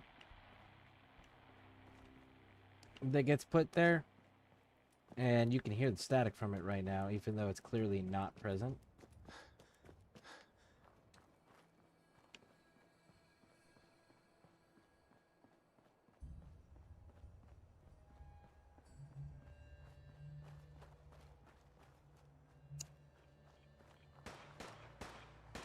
Oh no. I know what that sound is.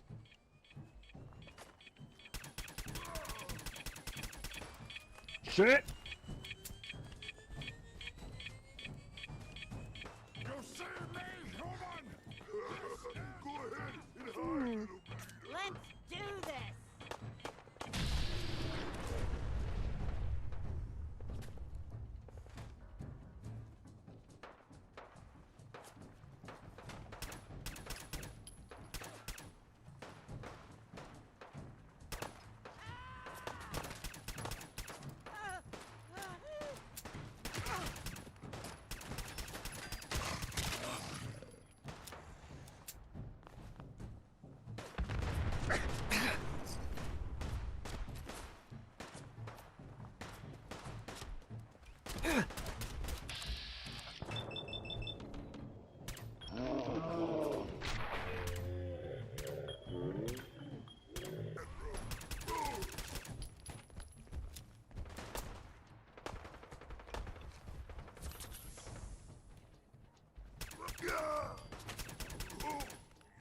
Paid for that.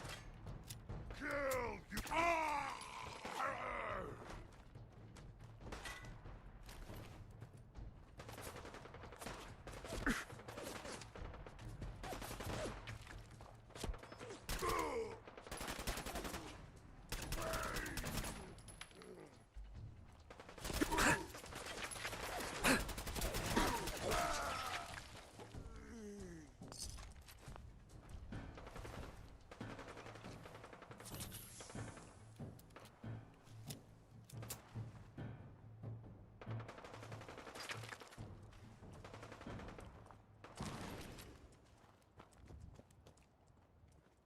Well, they sound like they're having lots of fun down there.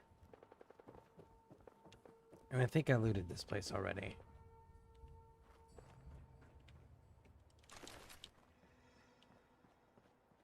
All right. Where did Carla go?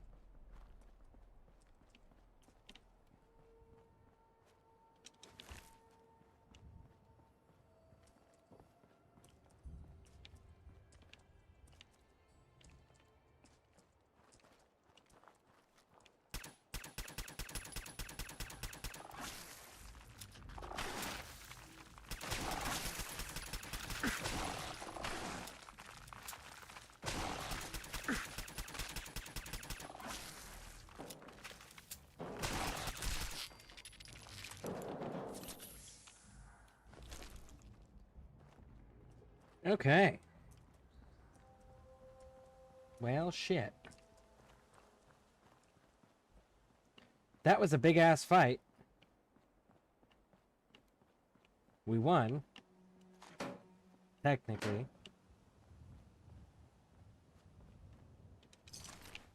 But man, oh man, did we go through a lot of goddamn ammo. Way more than I'm comfortable with.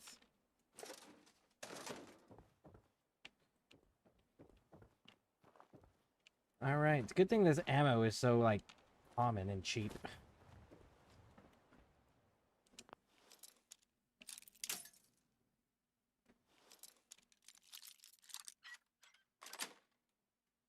Nice.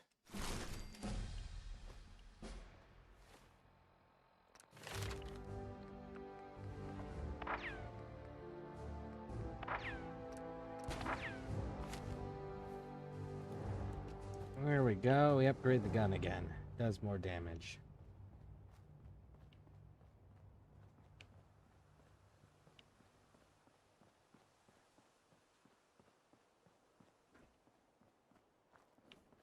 And maybe we'll get lucky and Cricket will be around here somewhere.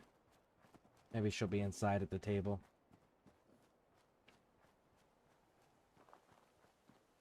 You there. Caravan or raider? I'm here on my own. Freelance, huh? All right. Come on in, but no gunfire. Market's open. You can do as much trading as you like. Raj, thank you. Which will be... There's actually a whole storyline here, so you can turn this into a settlement for those who did not know that. Excuse me. Load a little heavy there? I'll buy anything you don't need, and sell everything you do. Let's see what you got. You got the caps, I got the goods. I'll take those.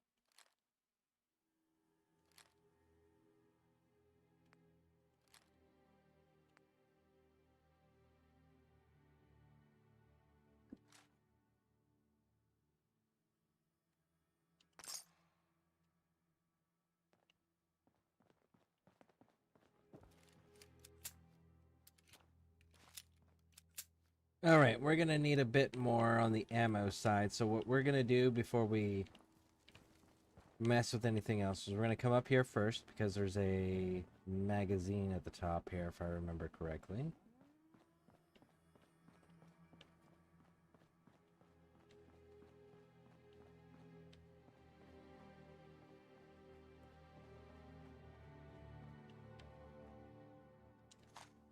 There we go. 25% XP for persuading men.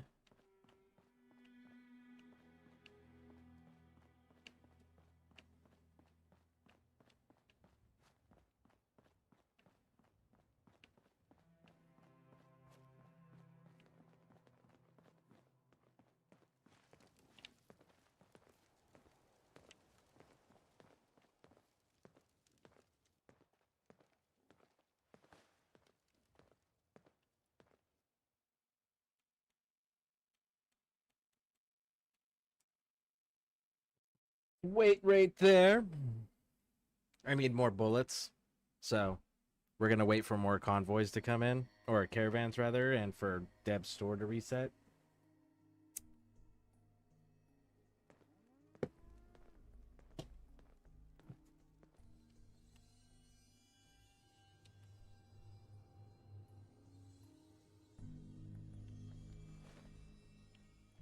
I think it's like 3 days, if I remember correctly. Welcome back. Looking to trade? Sure, let's take a look. You'll find something you like. Everyone does.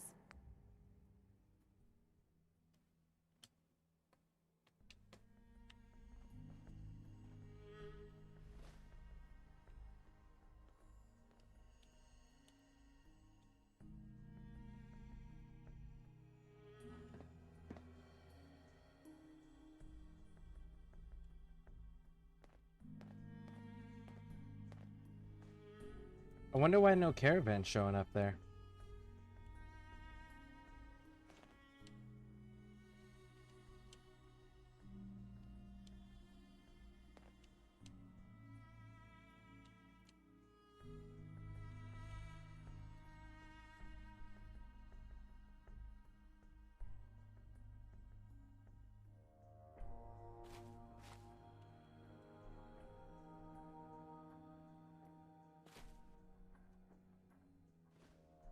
It's really weird.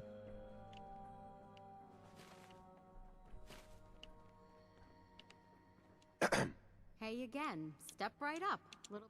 I'll take a look, sure. Everything is sold at.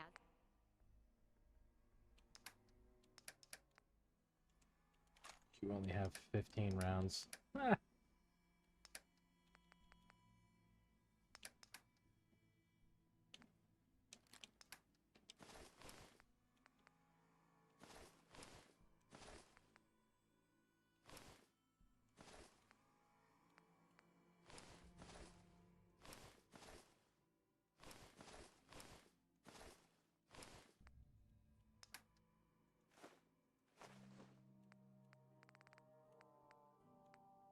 Get rid of that.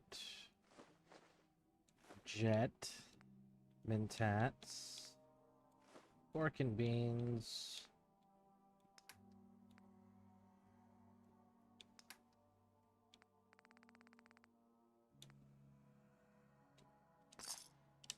Okay. Let's go talk to this dude. Excuse me. Welcome, my friend. Might I ask, do you have a Geiger counter? Mine is in the shop. You? I was expecting someone of the feminine persuasion. You're with our mutual friends, yes? Enjoying Fallout 4? Yeah. Yep. It's my first time playing it on PC. So there's a few things that are slightly different. Like the load screens are significantly longer. The graphics are crisper. So like there's a little give and take on both. But yeah, I've always enjoyed Fallout games. All of them except for 3. 3 was the only one I didn't like. And still, to this day, the only one I don't like. Let's say I am. Of course. You've just joined, haven't you? All you need to know is this is the first stop for all our new packages. So maintaining proper security here and preventing any unnecessary delays is crucial. A trader always has to move his merchandise efficiently. Exactly. My current package has been in my possession far too long. I'm supposed to deliver the package to someplace nearby, but raiders have complicated matters. So, if you could... Facilitate delivery. I can do that. We're supposed to make the delivery at night, so once you clear out the undesirables, we'll meet after the sun sets. I'm the opposite, kinda. LOL. 3 and New Vegas were my favorites. I absolutely like New Vegas. New Vegas is my favorite game, for sure. My number 2 though is Fallout 2. Fallout 2 is my second favorite in the Fallout series. Son of a bitch that walked the wealth. That's a fact. He used to make the I only like 76 because the co-op Fallout was a vibe. It's good money if you're quick enough. Or I liked 76. But he stopped doing it for good the day he saw old Peg with his own 2 eyes. Old Peg.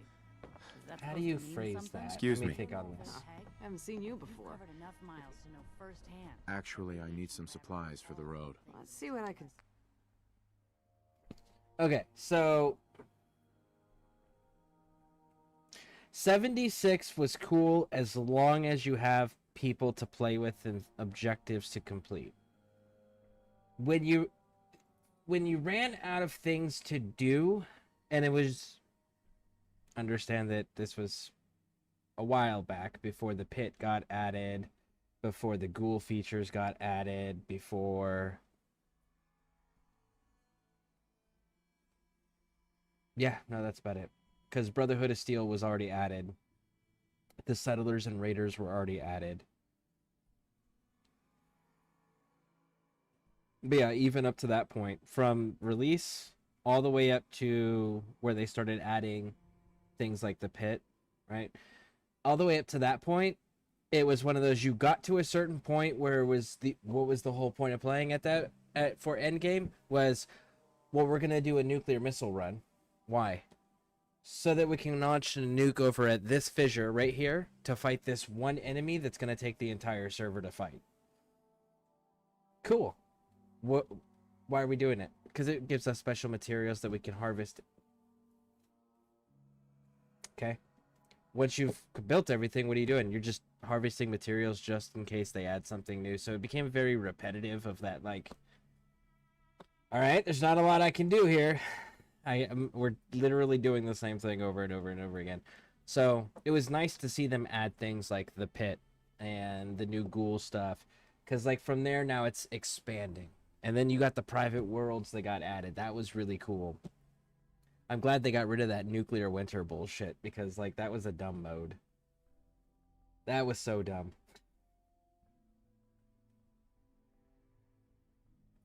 I guess my only complaint that I would have with 76, other than the fact, like, you genuinely do need a community to run with, because there's some content legitimate takes the entire fucking server. But, yeah, it's the consistent community. And the private worlds. I do like the private worlds and the building system. However, I wish that the building... So when you build a camp, and I know why, it's for server load, so it makes sense. Like, I understand the reasoning why it has to be the way it is. But, like, when you are building a camp on a public server in Fallout 76, they give you these really cool display cases, and then when you put something on the display case, it counts towards your build limit, which is like, you can't really display all your trophies. You have to get those, like, they have the mine shaft, they have other vault rooms now. So it's like, you can put the doorway in there, and then it leads to another section of a map, and then another section of a map, and each one's got its own separate camp limit. It's like, that's cool to a degree, But like, I wish the display things, just the display things, didn't count towards camp limit. But I do understand why, you know, because a server can only handle so much. And if you've got 30 players and all 30 players are hoarders and want to hoard every collectible thing and unique thing in the game and display it, that's a lot for a server to render in and maintain. So I get it. It's logical. It makes sense. But yeah, legitimately, the only reason I stopped playing it is the community that I played with stopped playing. And everyone stopped playing because they got bored of launching a nuke to go fight the queen bug thing, whatever that is. All right, let's see. Let's get caught up here. It had a lot of issues, but I enjoyed it enough. And I got updates after I quit, which I was happy about. Oh, and they kind of force you to have the subscription. That's the other thing they did, is they kind of force you to have the subscription for 76.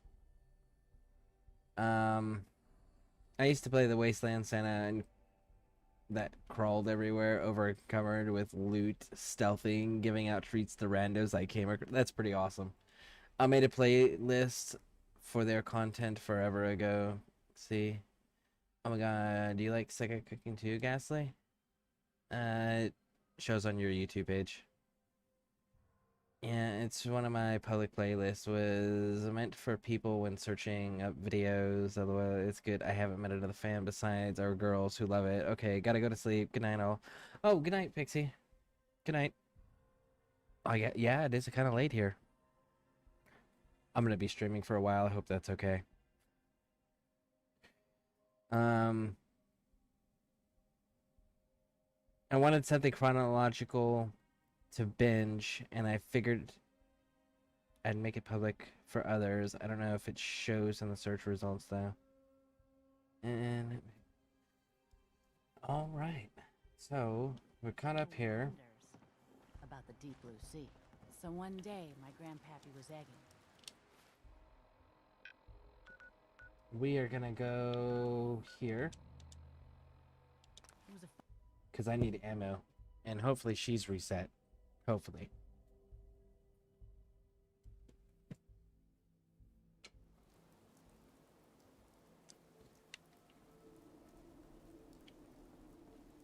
Oh, now it's on.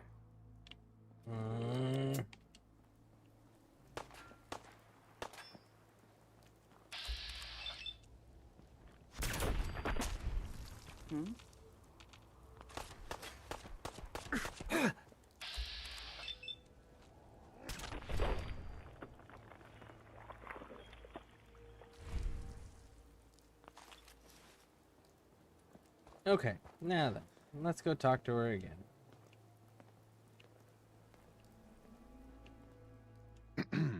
I can rest easy knowing that Wolfgang is rotten in hell.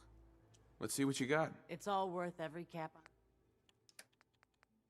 Yep. Cool, cool, cool.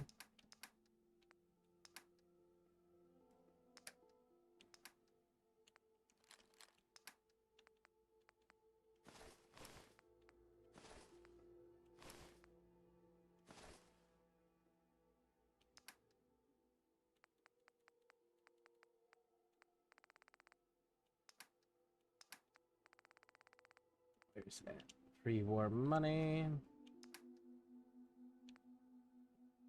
Mini nuke.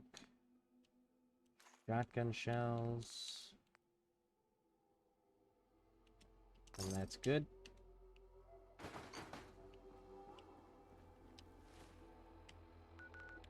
Let's go drop.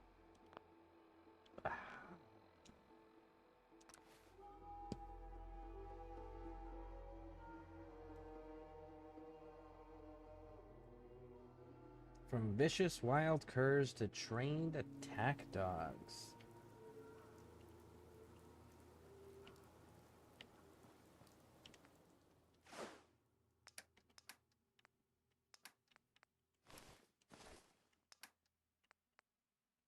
Carrot, melon, mut fruit, Nuka-Colas.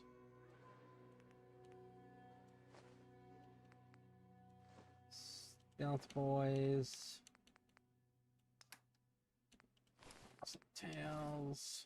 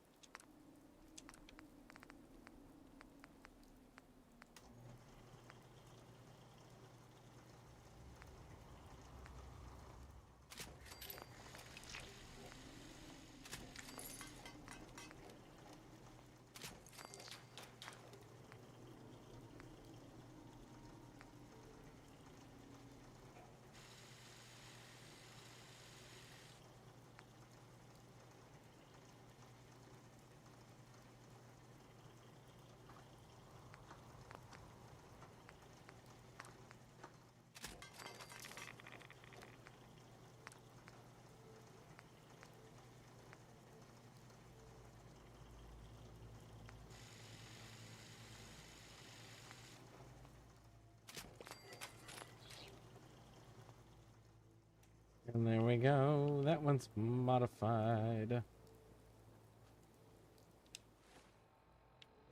Okay, so now where to? Now we gotta go back to...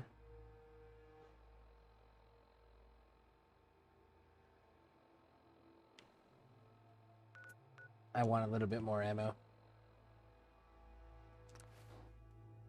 Oh, shoot. No. You know where we need to go back to? We need to go back to... Drummer boy's gonna say something. Tom wants you for something. I don't give a shit what Tom wants. Tom can kick rocks.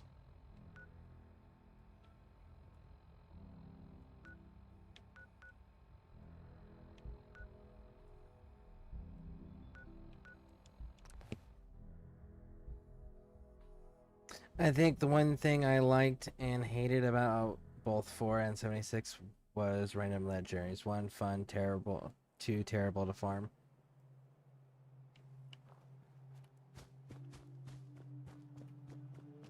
The randomness of it, yeah.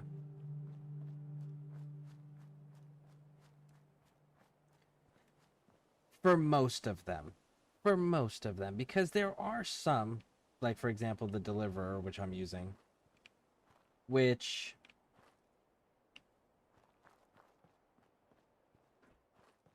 like are guaranteed drops. But like the ones that are random, like the ones that I think you're talking about,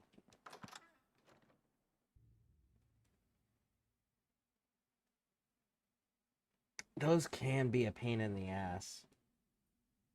But the reality is the guaranteed ones, at least in 4, are superior in every single shape, way, and form to the randoms.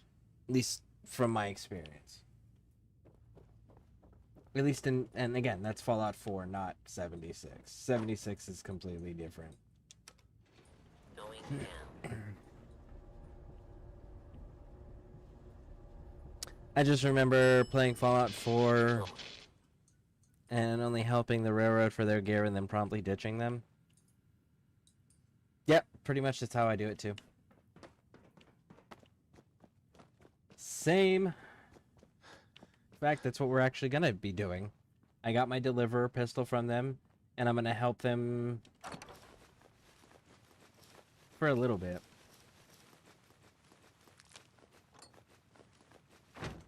But I think it's gonna be one of those, like, I'm helping them until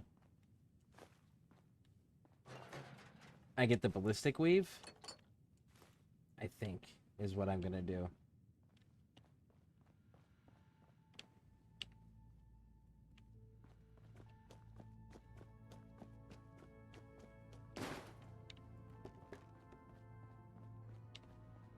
I honestly like the Minutemen.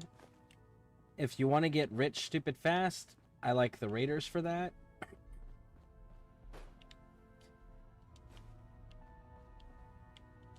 And because I remember Brotherhood of Steel from the first games, the first 3 games, which is Fallout 1, Fallout 2, Fallout Brotherhood of Steel Tactics, because I remember that Brotherhood, I'm a huge fan of Brotherhood as well. Going up. Some randoms are very powerful. It's just getting perfect ones. Thankfully, some good random ones are available at presets. Yeah, the 76 especially, yes. Legitimately, I have a hard time justifying using any other weapon than the Deliverer or the handmade rifle.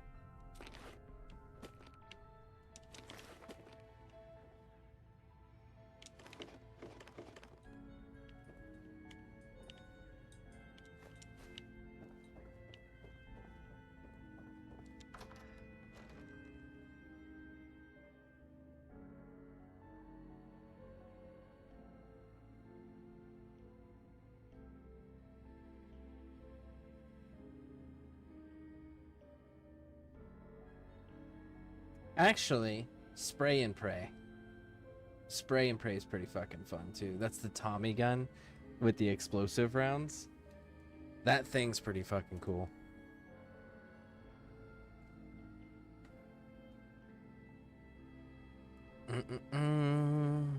If I remember if I remember right, I quit them about there too. Got the 2 main weapons and then Weave and left. Yeah. Me, it's just the Deliverer and the Weave, and then I'm good.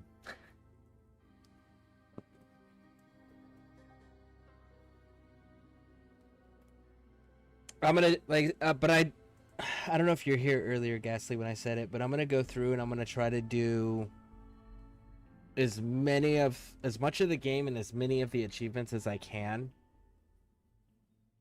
Because once I start modding the game, I don't want to have to take my mods off. So I want to try to knock out as much of the achievement stuff as I can on a single playthrough. And I figured I would do that for my first playthrough on PC. So that's what the goal is. I totally always forget about that room.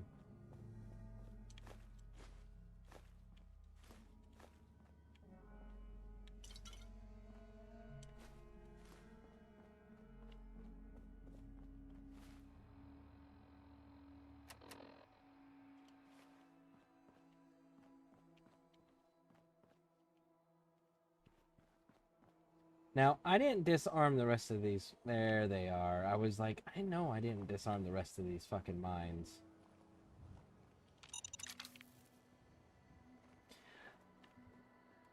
Oh, no. You know what? I figured out what I remember now what my biggest complaint about 76 is.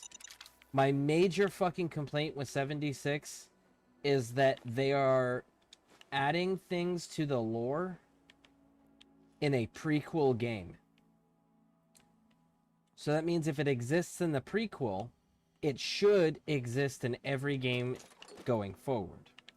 The other thing that they did in 76 when they started adding shit like that was they started retconning previously established lore, which I know Todd Howard has no problem doing, considering that he fucking retconned the Fallout Bible for some reason.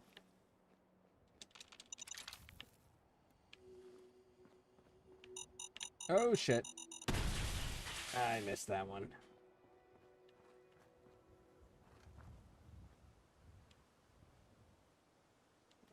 I see that one.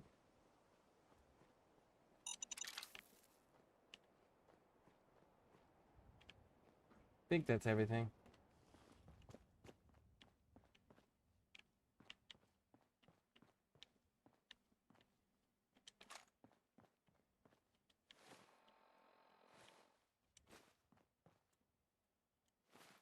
Do we have enough? Maybe.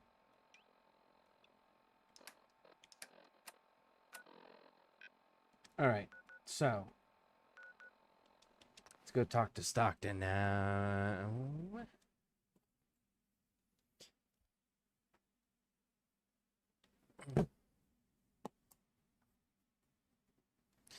I remember a laser weapon that needed to reload. I just remember used your entire inventory, and then Because these mods normally used at the magazine, and I had a super powerful laser. The Fallout bio being retconned was a sin, and I'll never recognize it. Same. Yep. That and Fallout 70. Fallout Brotherhood of Steel Tactics, which is actually the third Fallout game, was also retconned. Which is another thing that I'm like, really? You had the most famous Marine, arguably, of our generation, playing the voice of your commanding officer. You are a recruit in the Brotherhood of Steel. They got to rise through the ranks, be different races for the first time in the Fallout universe, and could recruit a squad. That was dope, you know? I gotta change my headset.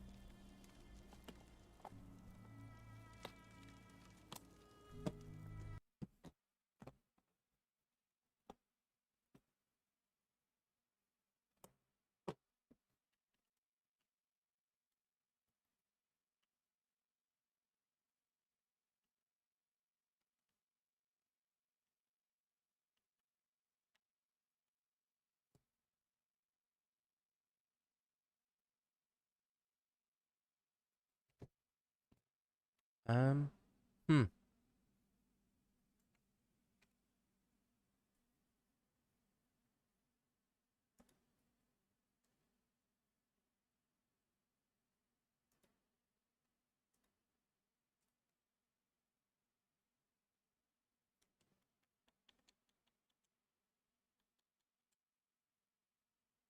Okay. So I guess we're quick saving and restarting the game. Apparently the game didn't like the fact that I reset my headphones.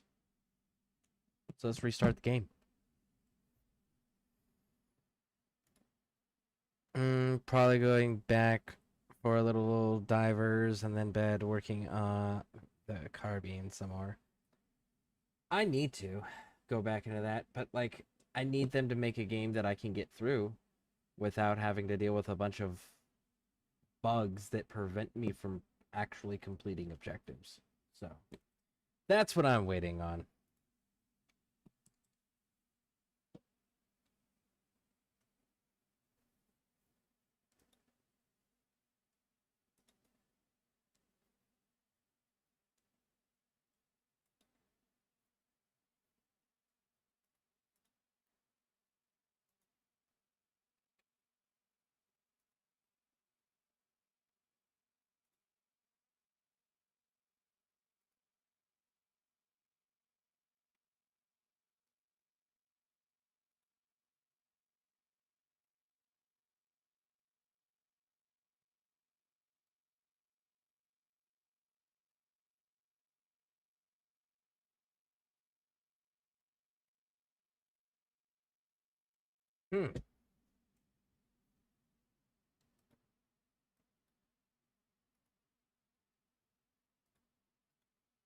Well,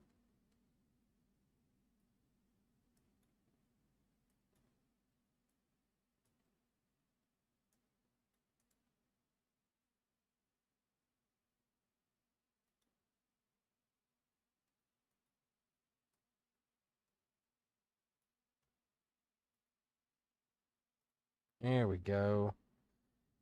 It would not close. The game froze up entirely.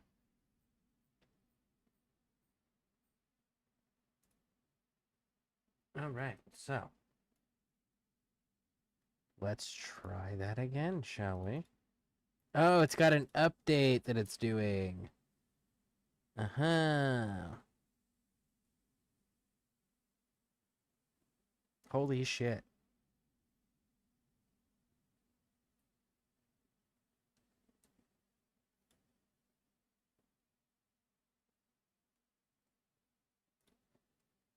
Show you guys what we're looking at. There we go. That's what we're looking at. That's why it's doing that. It's got some sort of update that it needs to do all of a sudden.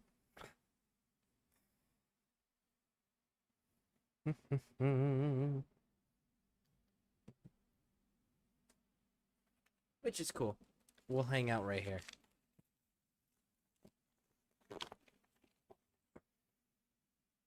Eat my dinner while I hang out with you guys.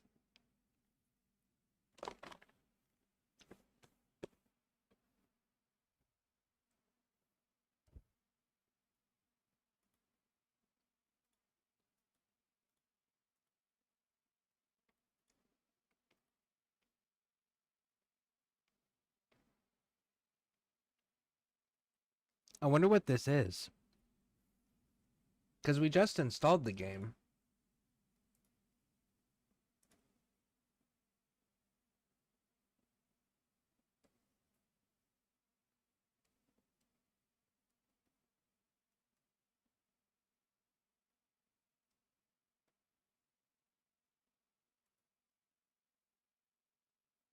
Man. That's a lot.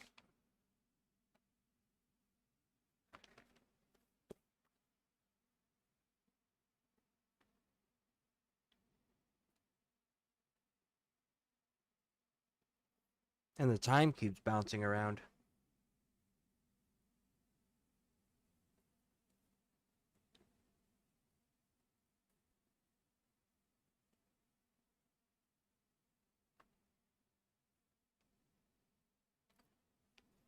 Well, let me eat very quick, and we'll see how far along it is. And then we'll reassess.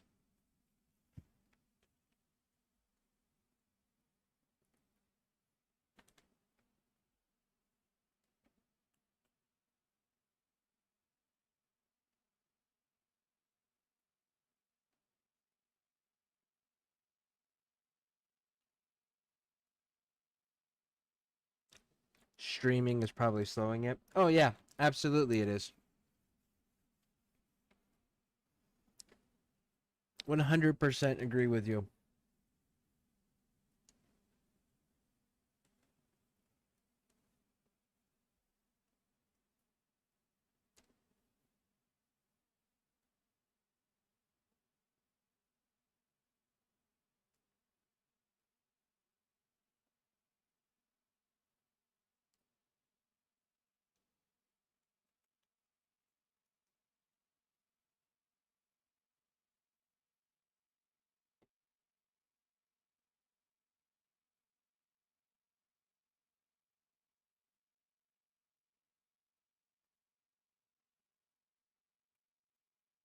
You know what I want Todd Howard to answer to the Fallout community? When the fuck are we getting cars again? We had cars in Fallout 2. We had cars in Fallout New Brotherhood of Steel Tactics. Right? We had the cars. There's a mod that exists for Fallout New Vegas that was made by a developer from the game itself. He created a mod where it adds the Highwayman from Fallout 2 to Fallout New Vegas, where it adds the armored vault suit in the back of the trunk. So like that kind of is technically canon now because the developer added it. So, Todd, when we getting the fucking cars back, man?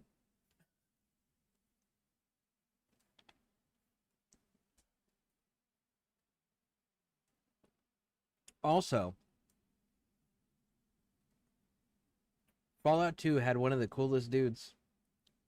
There was a guy, his entire job was he would offer to watch your car. That was his job. He watched people's cars. How many cars were running in Fallout 2? Just yours. Nobody else had cars. But that was his whole life. Was he just watched cars. You paid him. And he would watch your car, make sure no one fucked with your car.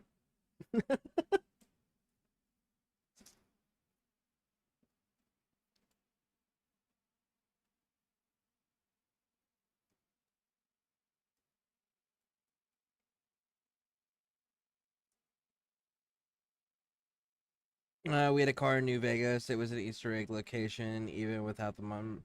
Yeah, so like, but when are they gonna give us that in an official Fallout game that's made by Bethesda? Because let's be honest, part of the reason New Vegas was so successful is because Bethesda didn't fucking make it. Because ever since Bethesda's got a hold of the IP, Todd's been trying everything in his power to pretend that the previous titles didn't exist, so that the only version of Fallout was his version.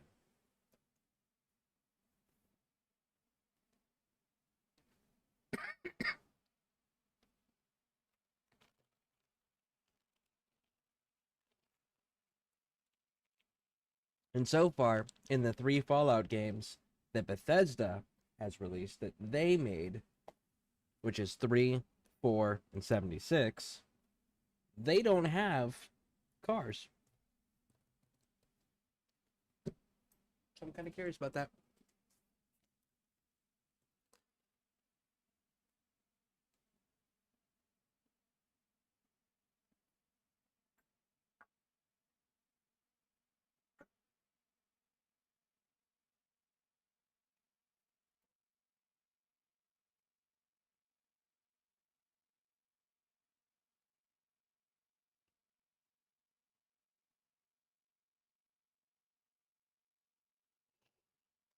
And like, no joke, Fallout 2,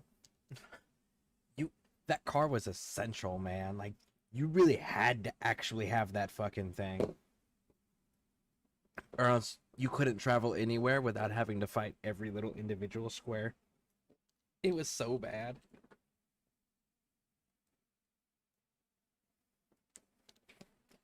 But still, all the way up till New Vegas, that was my favorite game. I hope we get a remastered version of that. Do you know how dope it would be to get, like, Fallout New Vegas with Unreal Engine 5? Like, I'm just saying. Hey, Microsoft, now that you own Bethesda. You know, Season 2 just wrapped up filming. It would be a perfect time.